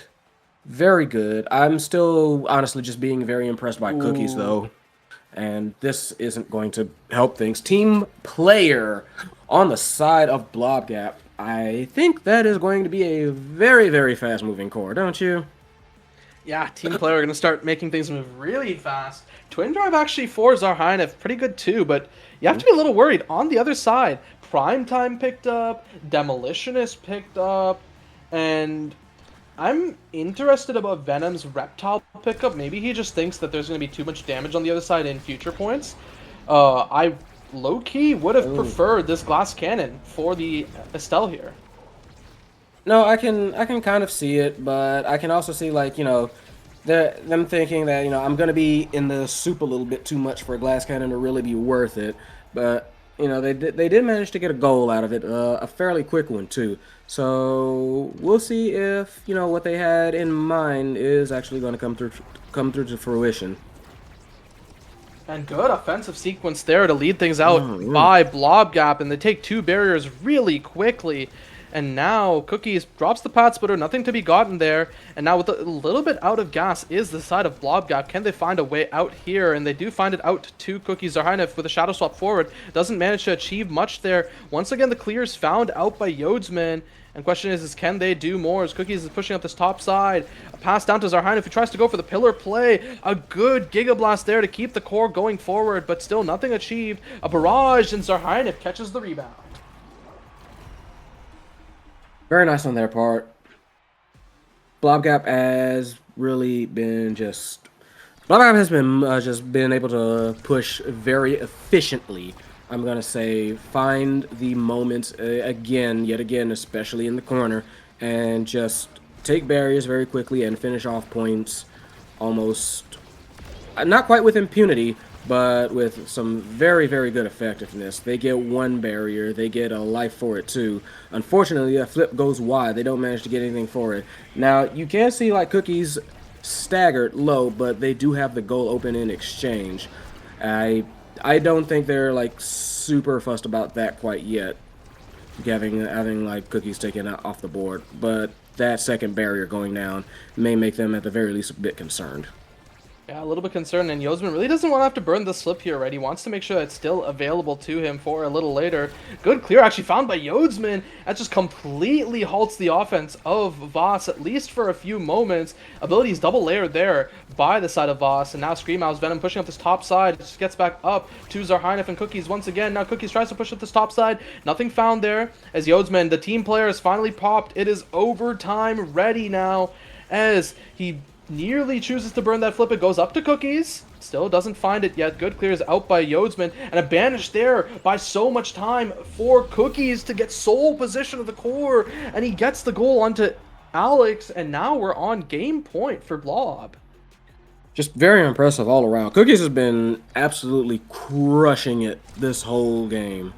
So honestly, just like great on their part, and we need to see. So now we're gonna see if Blobgap can finish this off. I feel like Cookies has just been like the problem with a capital P, and that Vass just hasn't really been able to solve for it. Yeah, I mean, one barrier found there by Blob got flip forced out for Scream Elves. Not where you want to be as he's on the defense. And now Scream Elves just trying to finish off this kill onto Cookies. In the meantime, Zarheinef and Yodsman are taking that second barrier. And that is the Timeless Creator Rune. Blob gap. They don't need the Blobs to gap as they take game 1. Just very impressive, very dominant, very all-encompassing game from like Blobgap. They basically had it from start to finish, just monstrous showing from like Cookies. Yodsman with some great passing plays, with some great saves. And it was just a bit of a it was rough from word go for Voss. Yeah, I really don't know what to do there for the side of Voss. Hey, maybe the solution is just ban Asher, because that way the enemy can't get these guaranteed I'm just going to sit in your face and press my buttons and you can't do anything about it moments. And I think that may have also been why they banned out the Dubu, right? Because Yodsman would be doing that defensively on the Dubu if that were the case. No, yeah, I agree with you on all those fronts. But it is going to be on Voss to kind of like think about, okay, what went wrong here? What can we do about it? And they're going to have to try and like answer back in this second one, because like this, like I was saying, like the first match was just very, very rough, but it is still only one. This is best of 3. You have a chance to kind of respond to things, and respond you should. Hopefully respond they will. Yeah, and now we'll have to see how this game 2 goes, because I think Atlas Lab, I believe it is actually Blobgap's map choice. I'm pretty sure. I know this Blobgap team does like playing it, but it's completely possible that Voss was the one who selected it. Could be either way. Could be either way for sure. We're gonna see how this ends up rolling out. Who do we have?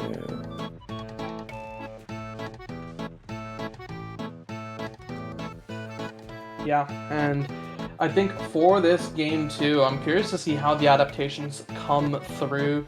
The Zentaro very likely just continuing to remain banned, as I don't think Yodsman and Zarheinef really, they felt too pressured by the Scream Owl's Rasmus, whereas that Zentaro is so scary to deal with, as not only can he just pump out damage easily, he is also really good mechanically on that character, knows a lot of the ins and outs of it. And then on the other side, right? Maybe it is just, well, deal with the Dubu, be sad when, you know, your brawler just tries to hit it through, but Dubu just rolls, and ban out the Asher, right? Because now that means that Cookies can't just sit on Alex and press buttons. And I'm not saying that's all Cookies did, right? Cookies had some really great dribbles, some really great passes, but I think that was the biggest part of it, as he just got onto Alex, dropped a path splitter, dropped a barrier beam, sometimes a breakthrough as well, and Alex, as ranged goalie Juno, couldn't do much about it. No, I mean, I agree with you in that, so you've got to kind of just, it unfortunately kind of feels almost like a pick your poison situation, you know? Yeah. It really is, right? It's just like, do you want to deal with it on the offense and defense? They saw that dealing with it on the defense did not work very well for them. Maybe it is now just deal with it on the offense and hope that eventually you'll get some chance to score, but you know that you won't be pressured as hard, because Alex should be able to hold it down a lot of the time. Yeah, should be, but we are not going to. We are going to like just see what they eventually like just decide on doing, how they are going to end up playing this one out in hopefully like very short order. I think that we are going to see a different Voss in this next match. I think especially with just like what another thing that I also think kind of like messed them up, so to speak, was just the opening awakenings. I feel like it, like taking stacks, that kind of speed just kind of here's the thing, that kind of speed I feel like kind of scales differently. I mean, maybe I'm wrong, But no, I feel like it just kind of like, it feels like it scales differently depending on who you have, and I just don't feel like Voss was able to take full advantage of it. Yeah, and we will have to see what this draft ends up panning out to be. And it looks like we have Glass Cannon Siege Machine on Atlas Lab, and it is already an IME ban. Yeah, we already seen the IME and the Kai ban, but I think we're still waiting for it to show up on stream. And there it is, yeah. Okay, Blob bans out the IME, Voss bans out the Kai, and now that's curious. I think maybe they're just saying, you can have Dubu, you can have Asher. We don't care. We just don't want to deal with this Kai, as Kai is going to provide infinite pressure. And now the question is Blob just going to lock Dubu? That makes sense on all counts. I was going to say like very similar, like okay, if they want to lock that, then I fully expected Dubu to just immediately be like, okay, if you're gonna give him, then we're gonna take him. Yeah, and it's not the Dubu first pick, actually. It is the Estelle prime midfielder in this meta right now. Now we see Juno Rune answered here. That's fun, because Alex once again gets the Juno. Now the Rune for Venom, and now the question is do we just see a Dubu Asher lock? I would not be surprised to see Asher again at the very least. I don't actually know about Dubu. I wouldn't be surprised if it doesn't happen, but it would be really funny if it did. It is a Yodsman pick, so I wouldn't be too shocked if we see the Dubu locked in here. And yeah, there it is. There's the Dubu. Tempter. And it could be like Asher. Maybe we'll see a Kazan for cookies, or like maybe it's just locking the Rasmus himself and calling it a day. Because the Zentara is still available for Scream Elves, and I don't think Cookies actually wants to play the Zentaro here. No, I agree. I would not be surprised to see Zentaro. I mean, in that way, but just not like in that way. What we get is Kazan. Okay, it is the Cookies Classic, right? Yeah. He is very, very well known for this pick. Probably one of, if not the best pilot of Kazan forward in EU. And I'm curious to see what he'll bring here. This is going to be a little different than playing around this Asher, right? Because I think maybe the reason now is this is a slightly less corner offense focused map. So that's why it's more okay to go this Kazan. And you're going to have to deal with a lot of these open passes that Alex will find. And hey, that's what the Crooked Leverage is for. Yeah, for sure. And last but not least, we do see the Zentaro getting picked up. So I'm not surprised too much at this comp. I think it is going to. Here's the thing. I think these comps I think this much better fits, shall we say, this map than Obscura. I think that hopefully Voss will be able to do something a little bit different, have a little bit more of a consistent offense. Yeah, and I think one thing I am curious about here is if any of these characters are going to pick up the Siege Machine, right? Because, yeah, I mean, yes, you have multiple creation characters here, but Glass Cannon is really good, right? I expect both brawlers to lock the Glass Cannon because they're not doing anything with Siege Machine. Estelle should be locking Glass Cannon as well. And then it's the other three, right? Dubu, Rune, Juno. As someone who plays a lot of Juno, I actually prefer the Glass Cannon to the Siege Machine because the speed and the power is just so good for her. And then Dubu could just be running forward with Glass Cannon, which is something that Yodsman has already shown he likes to do even on the Kai itself. Oh, okay then. Answer this for me then. You're a bit more active on that, but you're a bit more active in actual play. You said if you like the Glass Cannon more than Siege Machine, you don't think that like the constant impact, the constant getting hit will like render the Glass Cannon a little bit of a non-factor. Well, maybe not like a non-factor, but like a smaller issue than it would be otherwise, like a smaller benefit. So it's a yes and no. The thing is if the enemies are constantly hitting you to get rid of your Glass Cannon, a lot of the time they're not going to be using those abilities on core control. So if you're playing smart, you can actually make them choose between taking your Glass Cannon off and keeping core control. And very often, even into damage comps, there are times where you're just going to be getting full glass cannon value, like all the way up to fully stacked. And yeah, that's why we see 5 glass cannons, and the only one I was thinking might go Siege Machine was the Rune, and he does opt for it. I think both are fine on Rune, but Siege is maybe slightly better. Okay, we're definitely going to see how that works. Speed kills, so to speak, and they are going to see if they can put the truth to those words. Both barriers taken down very quickly, trying to go for like an immediate score. No dice just yet, fortunately. Wow, that pop absolutely moited Scream Owls. I mean, Zentaro not very good in that health department, and Cookie's just running around following Scream Owls to deny every single orb, but that's the Vicious Vambrace. So much healing available, and a barrier now finally taken in favor of Blob Gap, and a good pillar there. A lot of damage onto Cookies, and now on this offense, it's a little dangerous. Tofu Fortress there to completely cut things off, and now Alex in no man's land a little bit. That allows Cookies to get that barrier now. Zarheinef maybe not looking the best here, a little worse for wear, as a combo found out by Scream Elves, and Cookies taken off the map as well. Oh, Lord. As Scream Elves is going godly here with the double kill, and Yodsman just rolls right through the core as Venom gets a good redirect. That was honestly just like very sick on their part. Beautiful on the side of like Vass. They were getting like some looks last game. I definitely feel like they want to kind of like adjust the algebra, and you can see like they were trying to very hard, a little bit more aggressively minded, but Blob Gap is certainly capable of doing that too.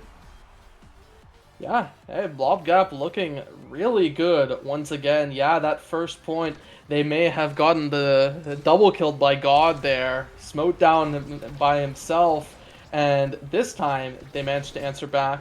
Flips, though, actually available for both Venom and Alex. A good double banish there, as Cookies is instantly taken off the map. Now the question is can they convert off this? A good roll out by Yodsman. Yodsman gets the flip there, but it's still not enough. They're not out of the woods yet, as Cookies still 5 seconds left until he returns to the map. A shadow swap forward there, and now Cookies finally back. Good strike clearing, though, in the meantime, as the EI rush doesn't get that barrier, and now with Cookies back, they have a little more of a chance, though, but the core is still on their side, and now it's up to them to see if they can clear it. No, Yodsman loses that barrier, but they do get one back on this topside offense. A good crooked leverage there, nearly second barrier, but it's now on the side of Voss, and they need to find a way to clear here.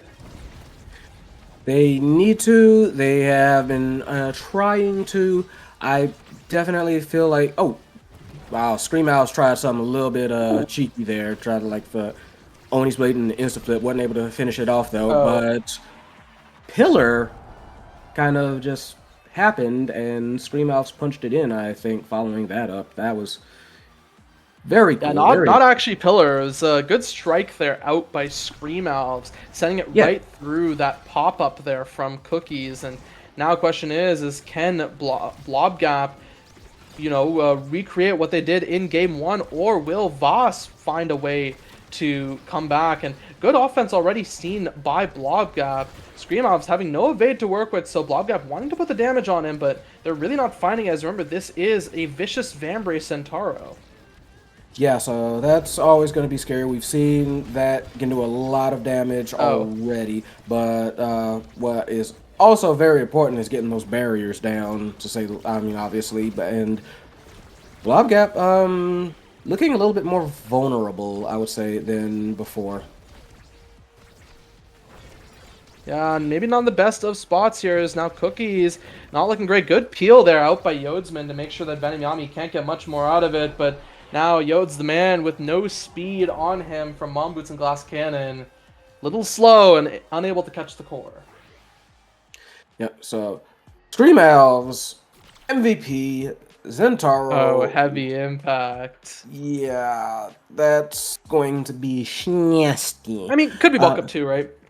Bulk up really great to deny a lot of the damage from them. And yeah, that's fair. Yeah, bulk up is also good. Very reasonable. Team player, likely prime time to follow, and then we'll see like an aerials or quick strike actually for Zarheinef. No, twin drive actually. That's an interesting one. Just a deny away from Alex. presumably, because yeah, I would have said aerials as well. I really would have. So heavy impact going to not Zentaro, excuse me. Heavy impact going to Kazan instead. And like you said, quick strike is what Alex ends up having, and yeah, that's a lot of damage. Yeah, that is in fact a lot of damage, and now Yodsman just trying to peel as Zarhina trying to take up this bottom side, unfortunately not able to get things going offensively. That's one barrier taken, as Cookie's health bar not looking great here. I think Staggerbugged actually is now Zarhina trying to take him to the corner, but that's the quick strike difference, as Alex is able to make sure that this doesn't go through any further. Good pass up, good blick there out by Scream Elves, and now Zarhina trying to get it through this corner once again. It's so difficult, and once again, this is what Alex is known for. Like, when you give him the space he needs to work with, it's really tough for him to be scored on, and that's why Cookies locked the Asher last game. Yeah, for sure, but they do manage to get both barriers down, and it is Cookies on the offense. A little bit of a shimmy. Okay, you know what, Cookies? No, that's okay. You did your job. Yeet. Yeah, all good. Hey, I may have called out the Cookies Asher being better in this specific matchup, but he made this Kazan work again, and now it's looking good again on this offense. One barrier pop traded, but question is can Blobgap get more while they're on this offense? Maybe, but it doesn't seem like missed the core, and that is an opportunity for Vast to go on the offense instead. Banish does come out, trying to keep things on their side, trying to keep the core in Blobgap territory. Oni's Blade as well comes out. Flip as well, throwing everything. And Yodsman, though, not exactly a slouch on the defense, as we've kind of maybe perhaps hinted at. Very nice defensive play to allow Vast another opportunity, another barrier, possibly a score if they can survive this one onslaught. But no, one flip for the barrier, a second try for the goal, but no sale there. And Scream Owl's looking a little bit worse for wear after all of that. Yeah, we are at overtime now, and you have to be a little bit careful as this team player is available here. Now Alex sends up to this opposite side, as now the Oni's Blade very dangerous there. Oh. As Scream Owl is able to use it to survive and then heal up completely with the Vambrace. Like from 0 to hero was that one. Beautiful little dip and duck and dive from Scream Owls, but also ended up like just getting the score, splitting the uprights for that one. So we are tied in this set. Meanwhile, a bit of a mosh pit going on, and mosh pits can be dangerous, y'all. Watch yourselves. Venom Yami learning that as well as Alex. And yeah, they have to be like very careful on this defense. Hey, I mean, you guys are seeing right here the power of Dubu midfield with that Estelle goalie backing him up. And a good step forward there out by Zarhina, making sure that Yodsman is under no threat from a banished pillar combo. And now they're finally rotating back to their original positions. As Alex jumps forward, takes one barrier, sets up for a second. It's a little awkward there. But there is a kill now found onto Venom Yami as Zarhina going back in, finds the barrier, and just to flip and bang, finds that goal. Yeah, that one was just like very scary. That one was very dangerous. I was seeing like, oh, everybody's getting like very, very low. It could have been like, even if they had held out for a little bit longer, I don't think that would have changed much for that particular point. It just felt like they were just getting slammed left, right, and center. Yeah, really good offense here out by Zarhina, making sure the pressure's not let up on. Good banish there, and now Yodsman getting really aggressive in the corner. Zarhina is the one that backsteps and, you know, plays that goalie position. A great carried away to make sure that Cookies lives at least for a little longer. He wants the chance to get this flip out, right? A lot of damage onto him. He's right in front of the enemy net, but he can't go for this flip as Venom Yami is just waiting with these pillars. The flip, where does it go? It goes right to Alex, unfortunately not found there. And now Cookies pays for it with his life as Yodsman finds the clear out to Zarhina, and now they're playing this defense as 2v3. A good clear out by Zarhina takes the kill onto Venom Yami. That is the glass cannon difference there. And now Yodsman just sends the core forward as Cookies returns back. He's trying to push into this corner. Good crooked leverage pass down to Yodsman. Now they're playing down this bottom side. Tofu Fortress as Yodsman fly, Dubu, fly as he gets on in. Just everyone just piles in on that one. The corner is just absolutely frightening in general for this game and for this team. Shot. And yep, hot shots off jump for this blob gap team. Gonna be very, very useful. They take it. I'm looking at also like extra special, maybe even Stinger. Okay, Castellas. I've seen Dubu with Castellas. Yeah, so Hotshot, very, very good. Not only deny away from Juno, but a great pickup for the Estelle, because she has glass cannon, so now every primary, I believe, should be red coring. And then we have the extra special is very scary, if I'm being honest, for this rune. Makes it so miserable to play any sort of defense, because this rune will have so many banishes available, and now doesn't really have to choose when he wants to use it here. Now sets up the banish double pillars, our Heinef is looking low, and Scream Owls might just start chasing him down, and now this makes these offenses and these defenses really difficult because of the abilities available.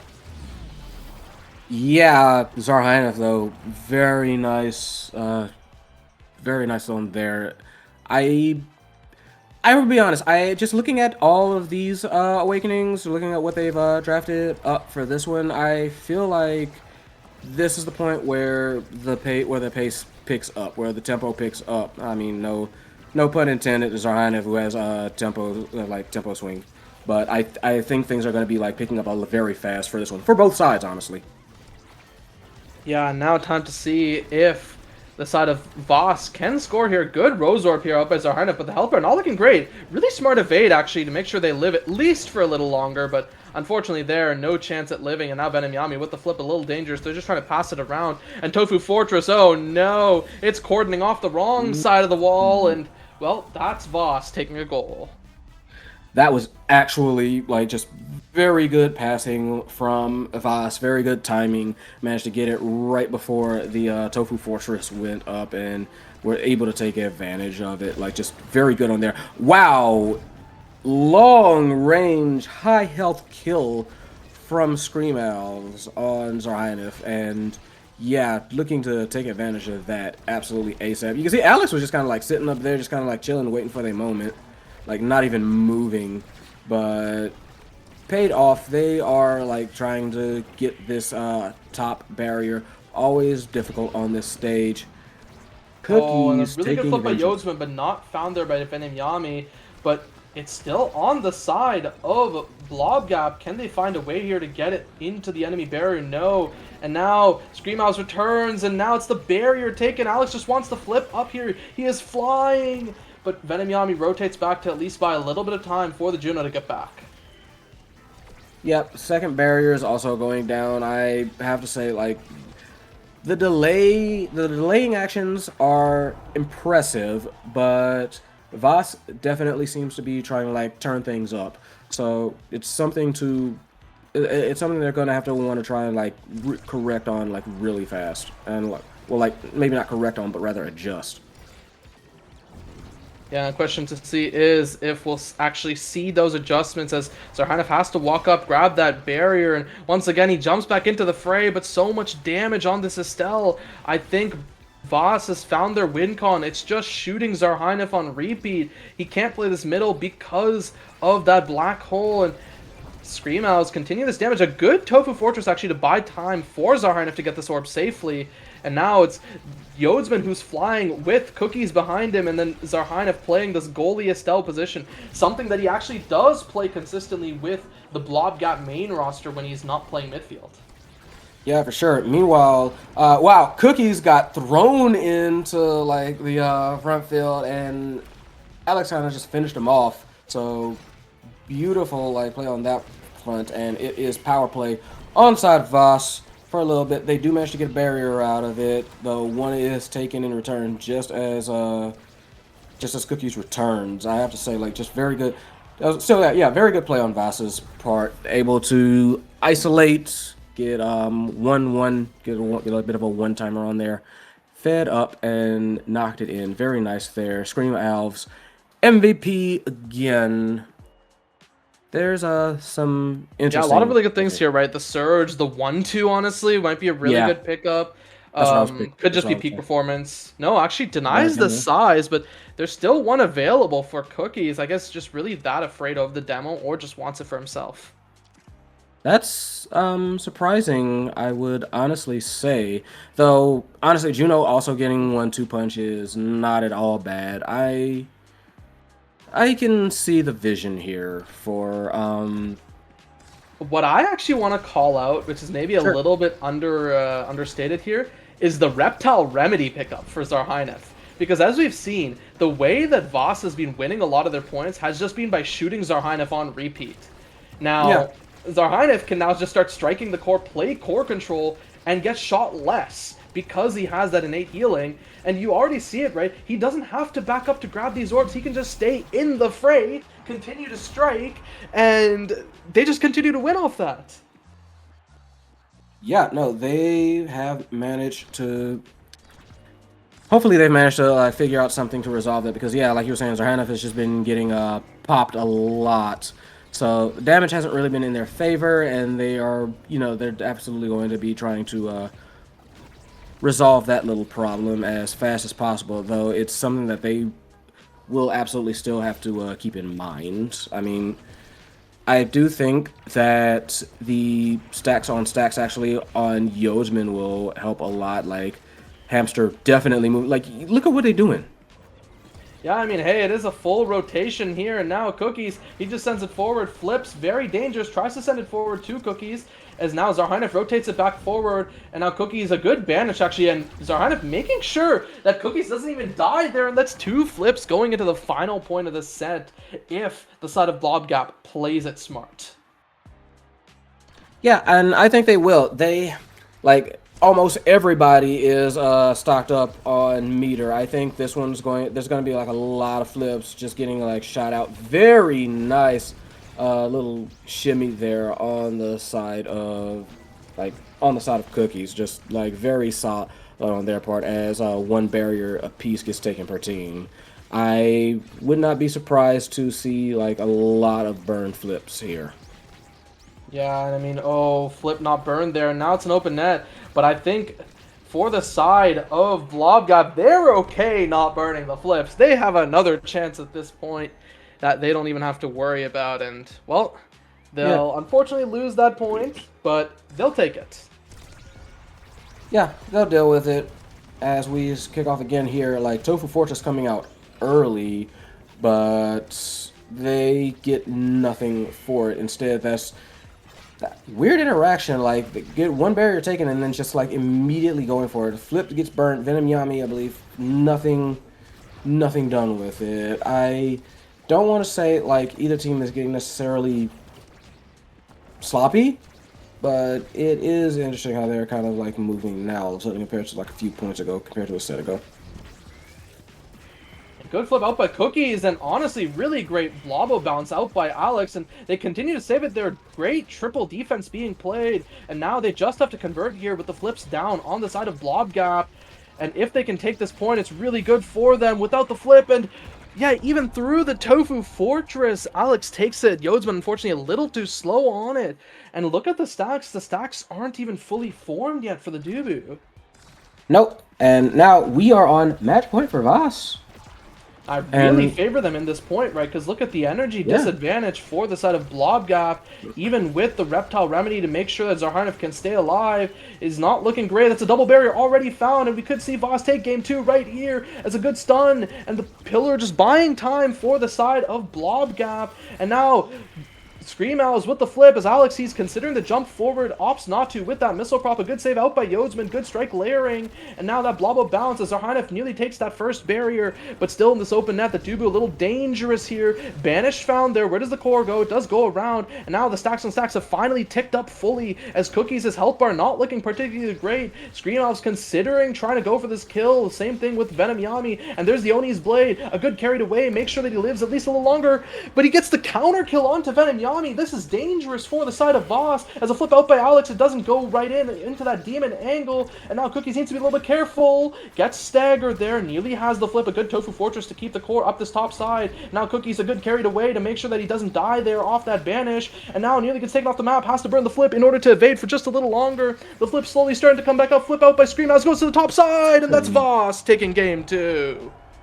Very nice shakeback by Voss. Very impressive game plan from them. They managed to figure out what they needed to do to stop Blob Gap's little like runaway of ability, and they did manage to put things together enough to take this up, tie it up, and send it to the last match. Yeah, and hey, we can't have an EUSL day without multiple 3-game series. Okay, I mean, we used to have it with just 2-game series, but nowadays we can't have it with multiple 3-game series. And one really funny thing I do kind of want to talk about with the stats once they come onto screen is the save differential, right? Yodsman being massively ahead of Alex in terms of saves, and that's kind of the dichotomy of how these teams were playing this game, right? Yodsman was sitting in the...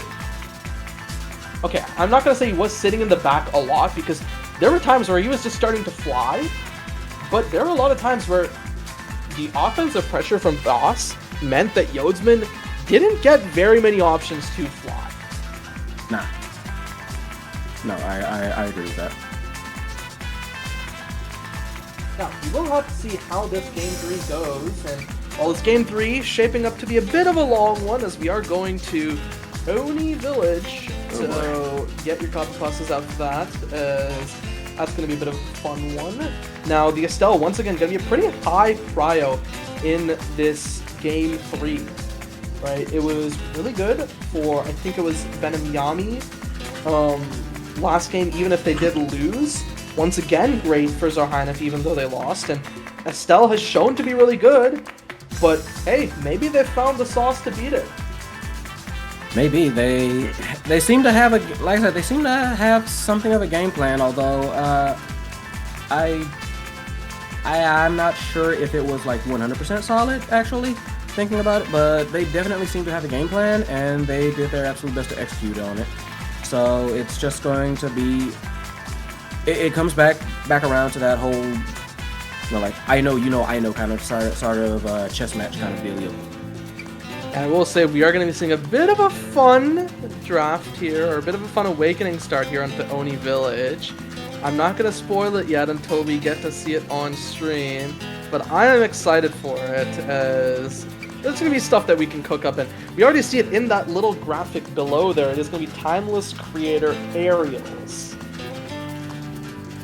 That's gonna, yeah, no. That's gonna be fun. Timeless Creator Aerials, both, I feel like both sides would love those in particular, so I feel like this one is dash range, this one is going to be born out in the in-character select, like in-character draft, like very quickly. Yeah. And I wouldn't be surprised to see a Kai ban here from Boss, as that really helped them this game. Yes, the Dubu was doing a really good job at defending, but honestly, maybe the Dubu can do a really good job at defending again this game with the Timeless Creator on Oni Village if they give it to Yodsman. That's an if, though. We're going to see. I would not be surprised if it happens, but it's still an if. Hey, what if we see, like, Voss going blue side, and then it's gonna be, like, a Dubu ban, Kai first pick, and then you're like, what does Yodsman want to play here? I'm not sure, man. Like, it's tough to say. I wouldn't be surprised if a Dubu ban came, just because, again, like you said, honestly, I've seen Dubu do some stupid stuff with aerials just because of that long range. We're not playing Dubu aerials as goalie on Oni Village. Okay. But it would be cool. Okay, I still don't want to see it, you know? Like, if my solo queue teammate is picking Dubu aerials on Oni Village, there is a real possibility that my internet is suddenly going out. Okay, fine. Alright. I can understand if it's Dubu Brawler, but I don't think either of these teams are playing Dubu Brawler on this map.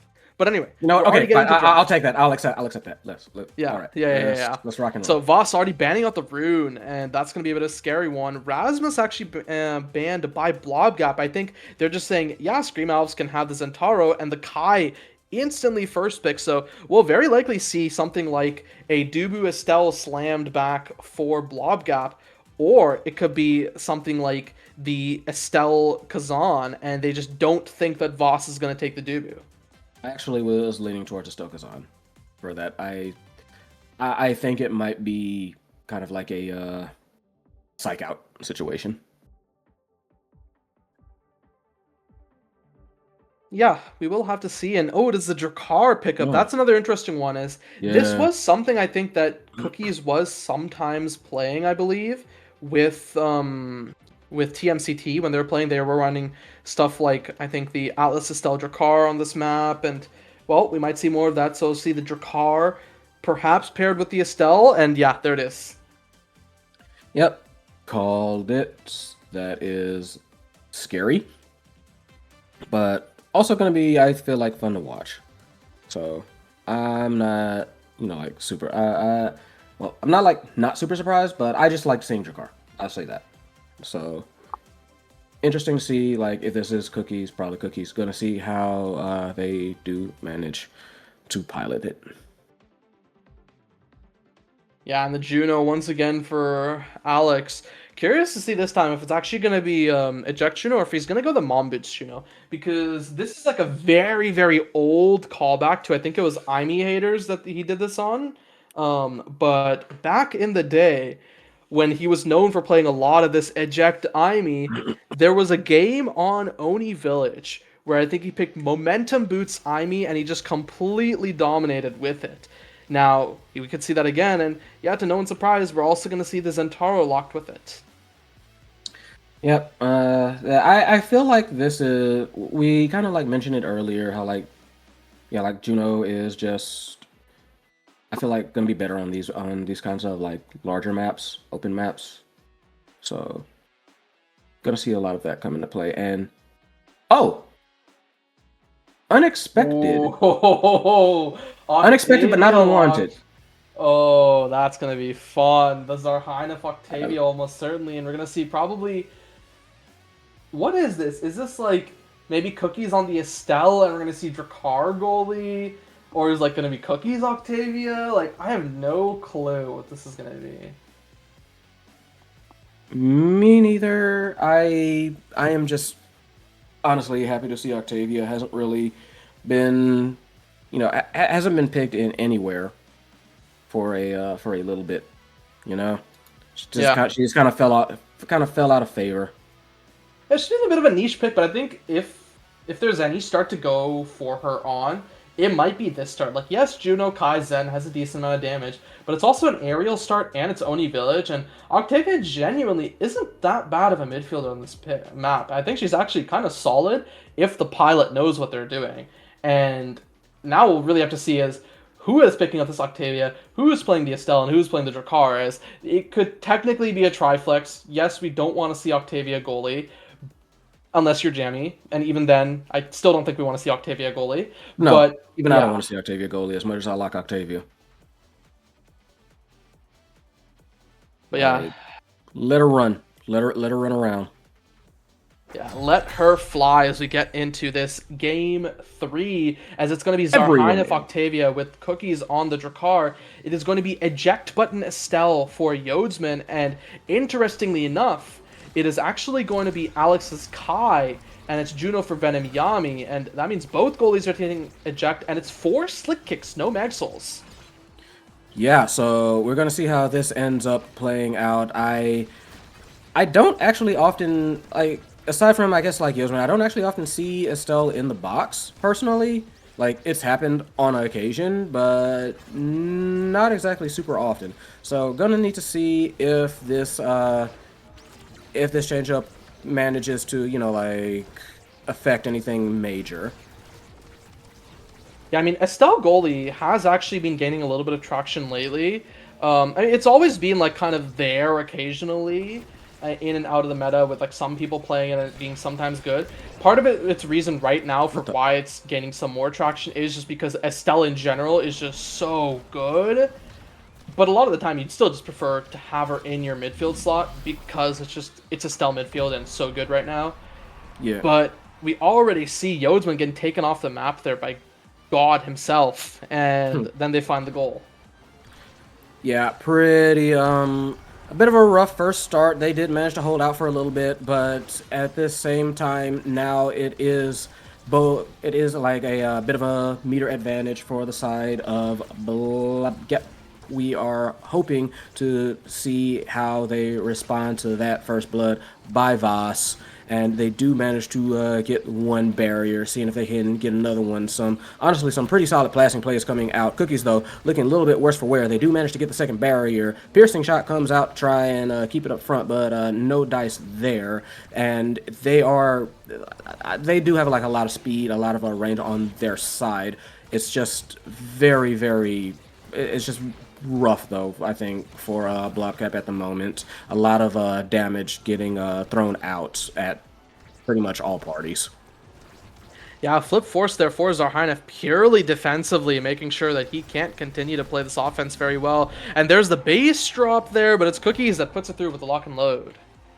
Yeah, that was, I think, both good on both their parts, simply because like base drop allowed the basically caused him to flinch, wasn't able to respond properly, and yeah, was just able to allow Cookies to slot it in. So very nice coordination on that part. Gonna need a lot more of that. Barely saved that one. Actually got a barrier off of it thanks to that flip. Very nice on their part. So gonna need to see if they can kind of like capitalize on that, try and like get around like this defense on Oni Village of all places. That's usually a bit of a rough call, but they do manage to get that second barrier down and dusted, and are barely holding on to that top barrier, but holding on they are. In fact, getting a kill for it. Easy feed between Cookies and Zarhynef. Trying to get something interrupting is Alex. Not quite no base drop coming in, causing a little bit of a trying to cause like a bit of a delay. Flip comes out, Zarhynef holds it, holds it through the blob. Wow, that was an incredible like sequence there. I mean, I think that was actually the aerials difference there, right? Getting the dash range and the projectile range, making sure that Yodsman's Rosework projectile is able to catch the core, and even if it didn't instantly send the core into the net, it still got the rebound available for Zarhynef, who would get that past the Cookies to slot things in. Yeah, just like very nice on them, and just shows kind of like the power of even one good awakening for your team. Just shows how much difference it can make. So like very good on them. Both sides having a barrier taken. Alex kind of sitting on the last one, just trying to make sure it just doesn't happen. It doesn't come anywhere near it. I think that Blobgap has been managing to like find some ways around it, but it's always been like a bit of a tough one. I love just seeing like Zarhynef. I love seeing like Octavia just kind of like dribble the ball, especially when she's got like speed up. Yeah, I mean, she is just flying right now. And remember, this isn't old Octavia. The speed isn't infinitely stacking anymore. It just refreshes the duration of it. And a flip there out by Scream Owls, doesn't find it there. And now on this open net, it's a little dangerous, especially when you have the Juno and the Zentaru who can get around really far compared to the Octavia and Drakkar, who are very short ranged. Now Yodsman needs to put in a lot of work there. Flip out by Venimami. That's the first one. Second one might need to be burned there out by Alex. No, it just gets forward. Flip by Zarhynef. Where does it go? Counter flip out by Alex. It hits the demon angle, but Yodsman is able to save it with the piercing shot. And now a good sonic boom there by Zarhynef. And a good barrage. Alex saves it for just a little longer. Yodsman needs to be a little bit careful as the blobs come through. And now Cookies, he's the next one available with the flip. Alex dribbling it right around. It gets right up to Cookies. Where does it go? It goes right around as Zarhynef is the one that catches it again. And now Yodsman needs to find the clear jump. Not found out by Venom Yami. And now Cookies dribbling, dribble. That's the lock and load. Not found. Sonic Boom, pass back up. And now a bit of a mind game played there. The Blazing's pace finally goes down for Alex. And now Yodsman pushing up this top side. Good eject button usage. And the base drop pushing it forward. And Cookies slots it through. First set for Blobgap. That was a bit of a wild one. That was a bit of a fast one, but excellent work on the side of Blobgap for being able to actually like punch that through. A little bit of a dipsy doodle action there, trying to find some ways past this defense. Alex, always a monster in the net, but they have been managing to find some sort of answer for it. I mean, as a result, though, this draft, honestly, pretty solid for both. Obviously, I would say like the big one is like Castellas going to Kai, Octavia going for Twin Drive. That was a bit of a damned if you do, damned if you don't, if you ask me. Nope. But overall, I am liking this for everybody in general. Like 1-2 punch, Yodsman, Stinger for Drakkar in particular. Just like I will say like the only person that kind of got like left out of the proceedings is Venom Yami. Had to stick with like Orb Dancer, but I don't think that's like absolutely horrible. Yeah, I mean, I really favor Blobgap's draft with there, and now Zarhinoff just completely gliding there. Twin Drive available, he's able to do this even more frequently now. Good interactions there, actually won out by Scream Elves, and now they're trying to take the second barrier. There is that flow state popped up by Zarhinoff, and now Yozun pushes forward with this Rose Warp, and nearly gets it in with that full combo. Now it's Scream Owls. His flip is the first to come online. Just needs to get a good flip here. Yozen pushing forward as Zarhinoff is now taking the Octavia goalie position. I know we said we didn't want to see it. Where is Alex's health bar? It looks like Cookie was just shooting him on the backline while all this was going on. And now finally Alex gets taken off the map. And the flip available for Zarhinoff. Does he get it to Cookies or does it get interrupted? They're playing this up really slowly. And I like the slow, smart play. And instead they get to keep both flips as Cookies slots it in. Honestly, that was just very heads up playing there, and like you said, the patience, instead of just trying to like immediately force it through most obvious angle, they made sure to kind of like set up. They didn't waste time, but they didn't take forever either, and that's always like that's a thin line to be able to walk, and they did manage to do it there. So like very good on them, and need to see if they can keep that up in this next point.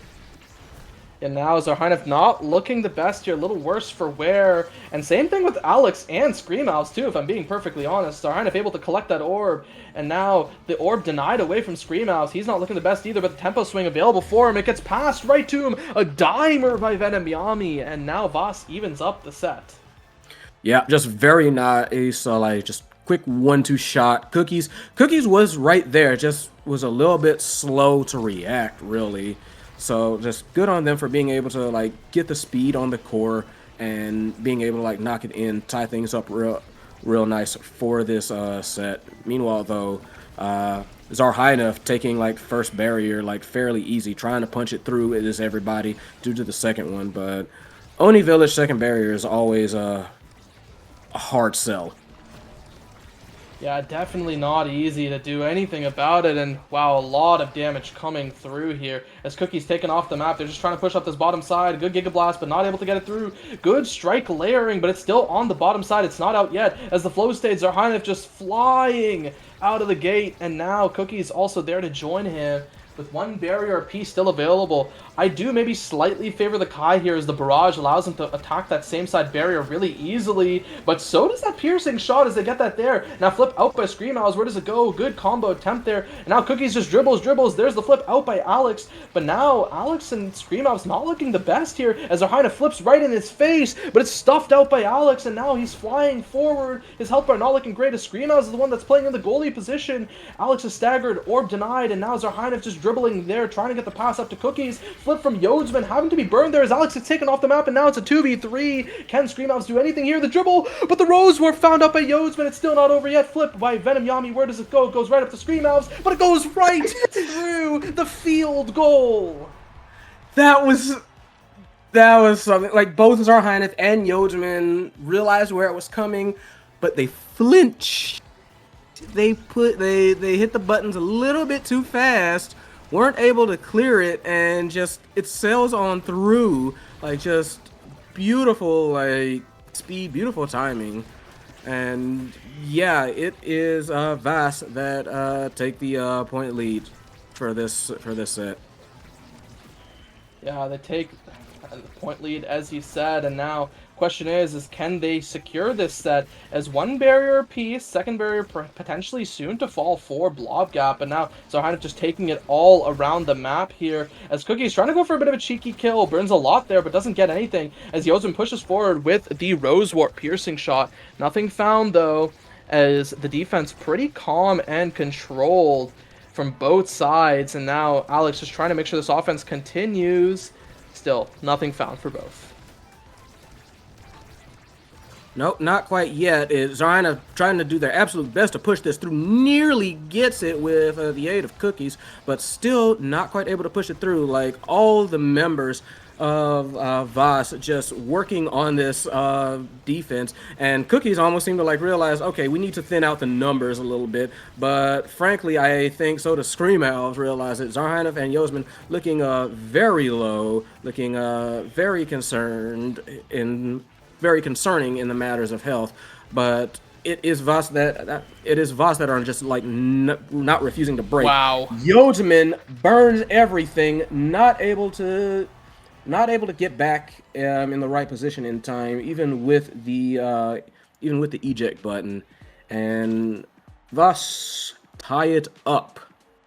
And once again, this Juno almost certain to get the hot shot denied away from her, but that would still mean Primetime gets onto Juno. I don't think she's too disappointed about that, as Stacks onto Zentaro is very scary, Primetime onto Juno is very scary. Like, what does the Octavia get? I guess maybe bulk up to live a little longer, and then the Kai just denies missile prop, so Drakkar is a little sad, but he gets heavier inner focus, and I think he's fine with that. Yeah, I was about to say nothing that anybody is like you said, like nothing disappointing. Yeah, it's just like at the worst, it's like a Hear me out. I think this heavy is actually really big, as one of the ways that the side of Blobgap was finding some of these points was just by Cookies walking at Alex and just shooting him. And heavy means that he can actually do that, A, more frequently, and B, with a little more damage. No, I know, I agree with that. I was thinking that, you know, like with the way they've been playing, I would prefer like Cookies get like heavy impact over inner focus, just be precisely because of that. Like I kind of like mentioned that earlier, that you know I think the way to like that they kind of like figured out to try and like get out through this impressive defense from Vice is to just straight up thin out the numbers, and you know like that's a way to kind of like improve that and do that. They do get this second barrier, but nearly tried to flip for it, but nothing doing there.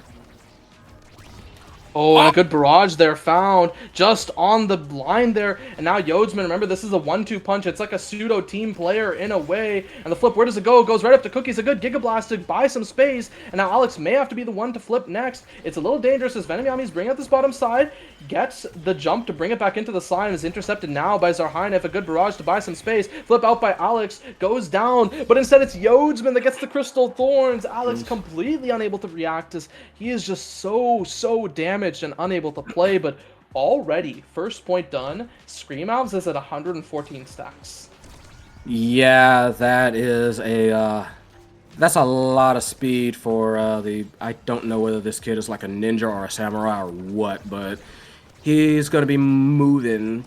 The thing is, he also needs to stay alive, and as we were just mentioning earlier, like he can be susceptible, as is many people, to just getting shot in the face. Yeah, sometimes that's all it takes, and now good clears out by Yodsman, as Cookies is just running down Alex, nearly denies the orb, actually. The orb does get taken there, and now Screamhouse is the one also taking some damage, as Cookies takes Alex off the map. Unfortunately, that's the only person on the side of Voss without any stacking awakening, so nothing actually reset there, but they do get the second barrier, so that's still pretty good there. They do buy time for Alex, and now open net a little dangerous. Barrier taken now, so open net on both sides, but the blobs too much as Scream Owls just strikes it in with the help of them. Yeah, just like very nice coverage on Venom Yamis to just be able to like have those things set up for Scream Owls and just like for support for Scream Owls, and that's kind of like always been, you know, that's Juno's kind of like whole remit. Like you play 3 I'm not gonna say 3.5 characters. I'm gonna say 3 characters with those blobs. Yeah, and now we are seeing them taking these barriers again and again. Open net this time, favoring the side of Voss, and they're trying to keep the core on the opposite side, but it's not easy. So Scream Owls, his health bar not looking great. He does actually have to back off, and he does get a chance to back off and go for that orb. And now it goes to the bottom side. A good save for a moment by Yodsman. Once again, finding the saves there. A little awkward, and the blobs making it a little tough as Zarhainov takes up the top side, as now Cookie sends it forward. But once again, barrier finally taken there, but there's still one more left to be taken there, as now Zarhainov takes up this top side. Good jump there by Venom Yami to keep the pressure, but it's still looking very slow here for the side of Voss. And the question is can they find any good chance to quickly convert this, or will the side of Blobgap find a chance to get some damage, force some mistakes, and instead it's the flip that's forced there. Nearly good hit stun by Cookies, but unfortunately not good enough. Not quite. Cookie's definitely trying to like find a way to like break through things. Doesn't have everything. Can't like just quite hunt Alex like was trying earlier, but is still in a good spot. But who's not in a good spot? Scream Alves completely drops. Well, yes, yeah. Scream Alves drops Zarinef and just takes control of the point from there. So it is now Voss ahead of this by a point. Yeah, Voss looking really good here. First barrier already taken by Zarhinef. Question is can they do more? Good base drop, but it's really well supported by the abilities from Voss, a 3-man defense there. Now flip out by Zarhinef, counter flip by Alex, gets interrupted by the Octavia, and now that's an open net, heavily favoring the side of Blobgap. Now Yodsman, he's getting into the mix as well, but still he loses the barrier for it. Unfortunately, no goal there taken. And nearly Screamhouse finds that barrier, but Zarhinef and Yodsman able to save it just for the time being. Still a little awkward, though, as it hasn't left their side. Can they find this out clear? The Blob's doing a lot of work. And now good Rosework. Finally, they find this out clear. Yeah, finally. And base strike. What? No. Oh, they just missed the strike. He just missed it? Yeah. I thought that might have been like a disconnect almost, but no, it didn't. It might have just been a point where you kind of lagged out and missed the strike at the timing because of it. Unfortunate. Maybe roughly, because it seemed like he was on top of it, was Alex, but we're gonna keep going. Sometimes that's unfortunately how the cookie crumbles. This is Omega Strikers, ladies and gents, don't forget. So we are moving on. One barrier falling for the side of Voss. Flip comes out, barrier taken, top barriers are all that's left. Oni's blade comes out, trying to kind of support the offensive here on the side of Voss, but no dice, nothing doing. Very good defense on the side of Blobgap. They, in fact, managed to get the second barrier as Scream Alves possibly trying to hunt Cookies, but Cookies says, nope, I got flip. Punches it through top corner, and that is Blobgap taking the set, taking the lead, and Yodsman being MVP. Yeah, I mean, I think this is looking very dangerous. The peak performance, the explosive entrance, and the super surge all available for the Octavia. Peak performance, very smart deny, but that means they just deny double dash range if that's the case. Yeah, so, and like you said, it's kind of deny whatever you want and I'll still get something. And honestly, Estelle is certainly going to be fine with like the super surge as well. So, oh, wait, I really like this draft here for Blobgap. I mean, yes, you have the glass cannon for Kai, and like I think that's really good. But at the same time, Cookies gets prize fighter, and now this like Yodsman is literally going to be omnipresent on the map the moment he has a dash up, because he has 2 dash awakenings on this Estelle. Yeah, so it's going to be something else. That said, I am liking like Voss's urgency when it comes to when it comes to the play, but nope, very quick double barrier taken. But barriers taken like very fast on both sides, honestly. So yeah, you can see how the pace is picked up. You can visually identify how like just how things have kind of like sped up for this one. Blobgap taking Blobgap like making the first punch on this potential last set. I think that right there was actually the aerials difference for the Drakkar. I don't think his lock and load reaches if not for aerials. So really well taken there and well played. So now that's 1 barrier piece as Zarhinef tries to contain this core here. Wants to continue playing this corner, but it actually rotates up to the top side, funnily enough, off of maybe a missed strike from one of the members of Voss. Now it's returned back to this bottom side. A good pass, baits out the EI rush. Now trying to play again in this bottom side. Flow state popped out by Zarhinef. Makes a little tough flip burn, counter flip burn, but no barrier saved there. And now 2 flips still available for Voss. Can they do much with it? And the flip actually used by Zarhinef as Alex needs to return back. No kill found there, and it's looking really dangerous for Blobgap.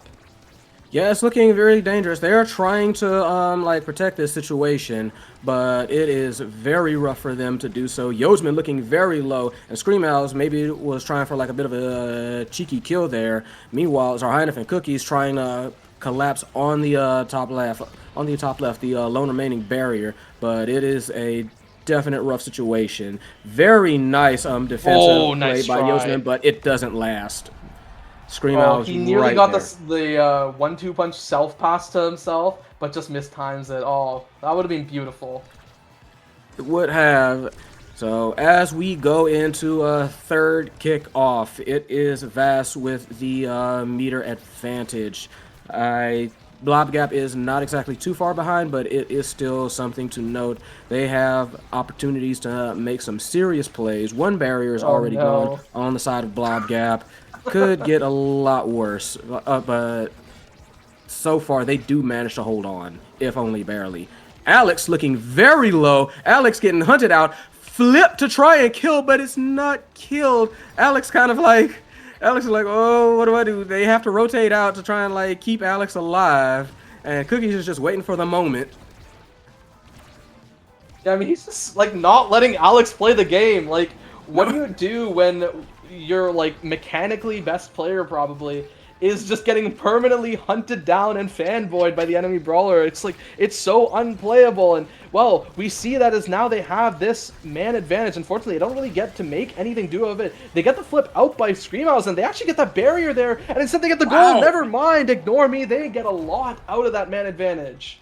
Yeah, like basically Alex was just not in place in time enough. Alex was back on the board, but just not in the right position, and they just barely managed to like get that barrier open and get the goal through before it could. So good on them for being able to like take advantage up to the last second. Wow, that was a weird interaction. I mean, a really good wait out there by Yosman, recognizing that Scream Owls is going for that kill, and just says, you know what, maybe I don't have to get the full core speed play, I'll just wait it out. And very heads up, but remember, we are actually on match point right now for Blob Gap, but it is an open net favoring Avas. So question is, can they make do of this? Flip out by Venom Yami, gets instantly stuffed out by Zarheinif, and now they're just trying to play continuously in this corner. A good dribble pass for Zarheinif here. Now Zarheinif playing it slow, just lets it rotate out for a little bit, but now it's back on their defensive side. Passes up to Venom Yami as a bit of a bait pass there, and now good clear out, but nothing found just yet. But now it's rotated to the opposite side. Yosman having to blink back, but no Rose Orb now available, so that's actually a bit of a dangerous cooldown to not have. Yeah, scary, and wow, Crystal Thorns manages to save it for like a second, but nope. Scream Owls right there, ready to punch it in regardless of where it's going. So now we are on set point, match point, depending. Yeah, we will have to see as Scream Owls first barrier found. No flips actually available just yet. Zarheinif really close to his. Finally gets it. That's one barrier piece. Barrier's playing same side right now. Gets it forward. And that's the second barrier taken. Zarheinif in the corner with the flip. Doesn't get a chance to use it though. So now it's a little awkward. The blobs nearly collecting it as Zarheinif, he's pushing forward with the flip as Alex is just getting bullied out by Cookies, having to burn the flip there. Doesn't have it available anymore, and Cookies just slots it in. A bullying performance by Cookies as Blob Gap takes down Voss. Cookies just the constant, like, beyond a thorn in Alex's side. Like you said earlier, Cookies just was not letting Alex play the game. Quite literally held a gun to his head the entire, like, half the time. Just don't, and just sometimes just like pop it in his face and it's like, told you not to. And it is Blob Gap that do manage to take this series 2-1 with some impressive play on offense. Yeah, I mean, really well played by the side of Blob Gap, and I don't think Voss is completely out of it. Like, they have so much time to bounce back. This is just the first game, and they already looked really, really good. But hey, anything you want to say before we hop off the air? Nothing at the moment, just, well, aside from, yeah, very good games. And thanks, Arhina, for playing Octavia. I enjoy seeing Octavia. That's about it. Everyone, yeah, really good players. Really good players. Yeah, everyone, we are going to be rating Bestie in slot, so stick around. There are a lot of great matches on Nassel, and hey, there is a chance you may see me again over there, so who knows. Well, everyone, thanks for watching, and it was a pleasure to have you for EUSL Season 4, Week 1.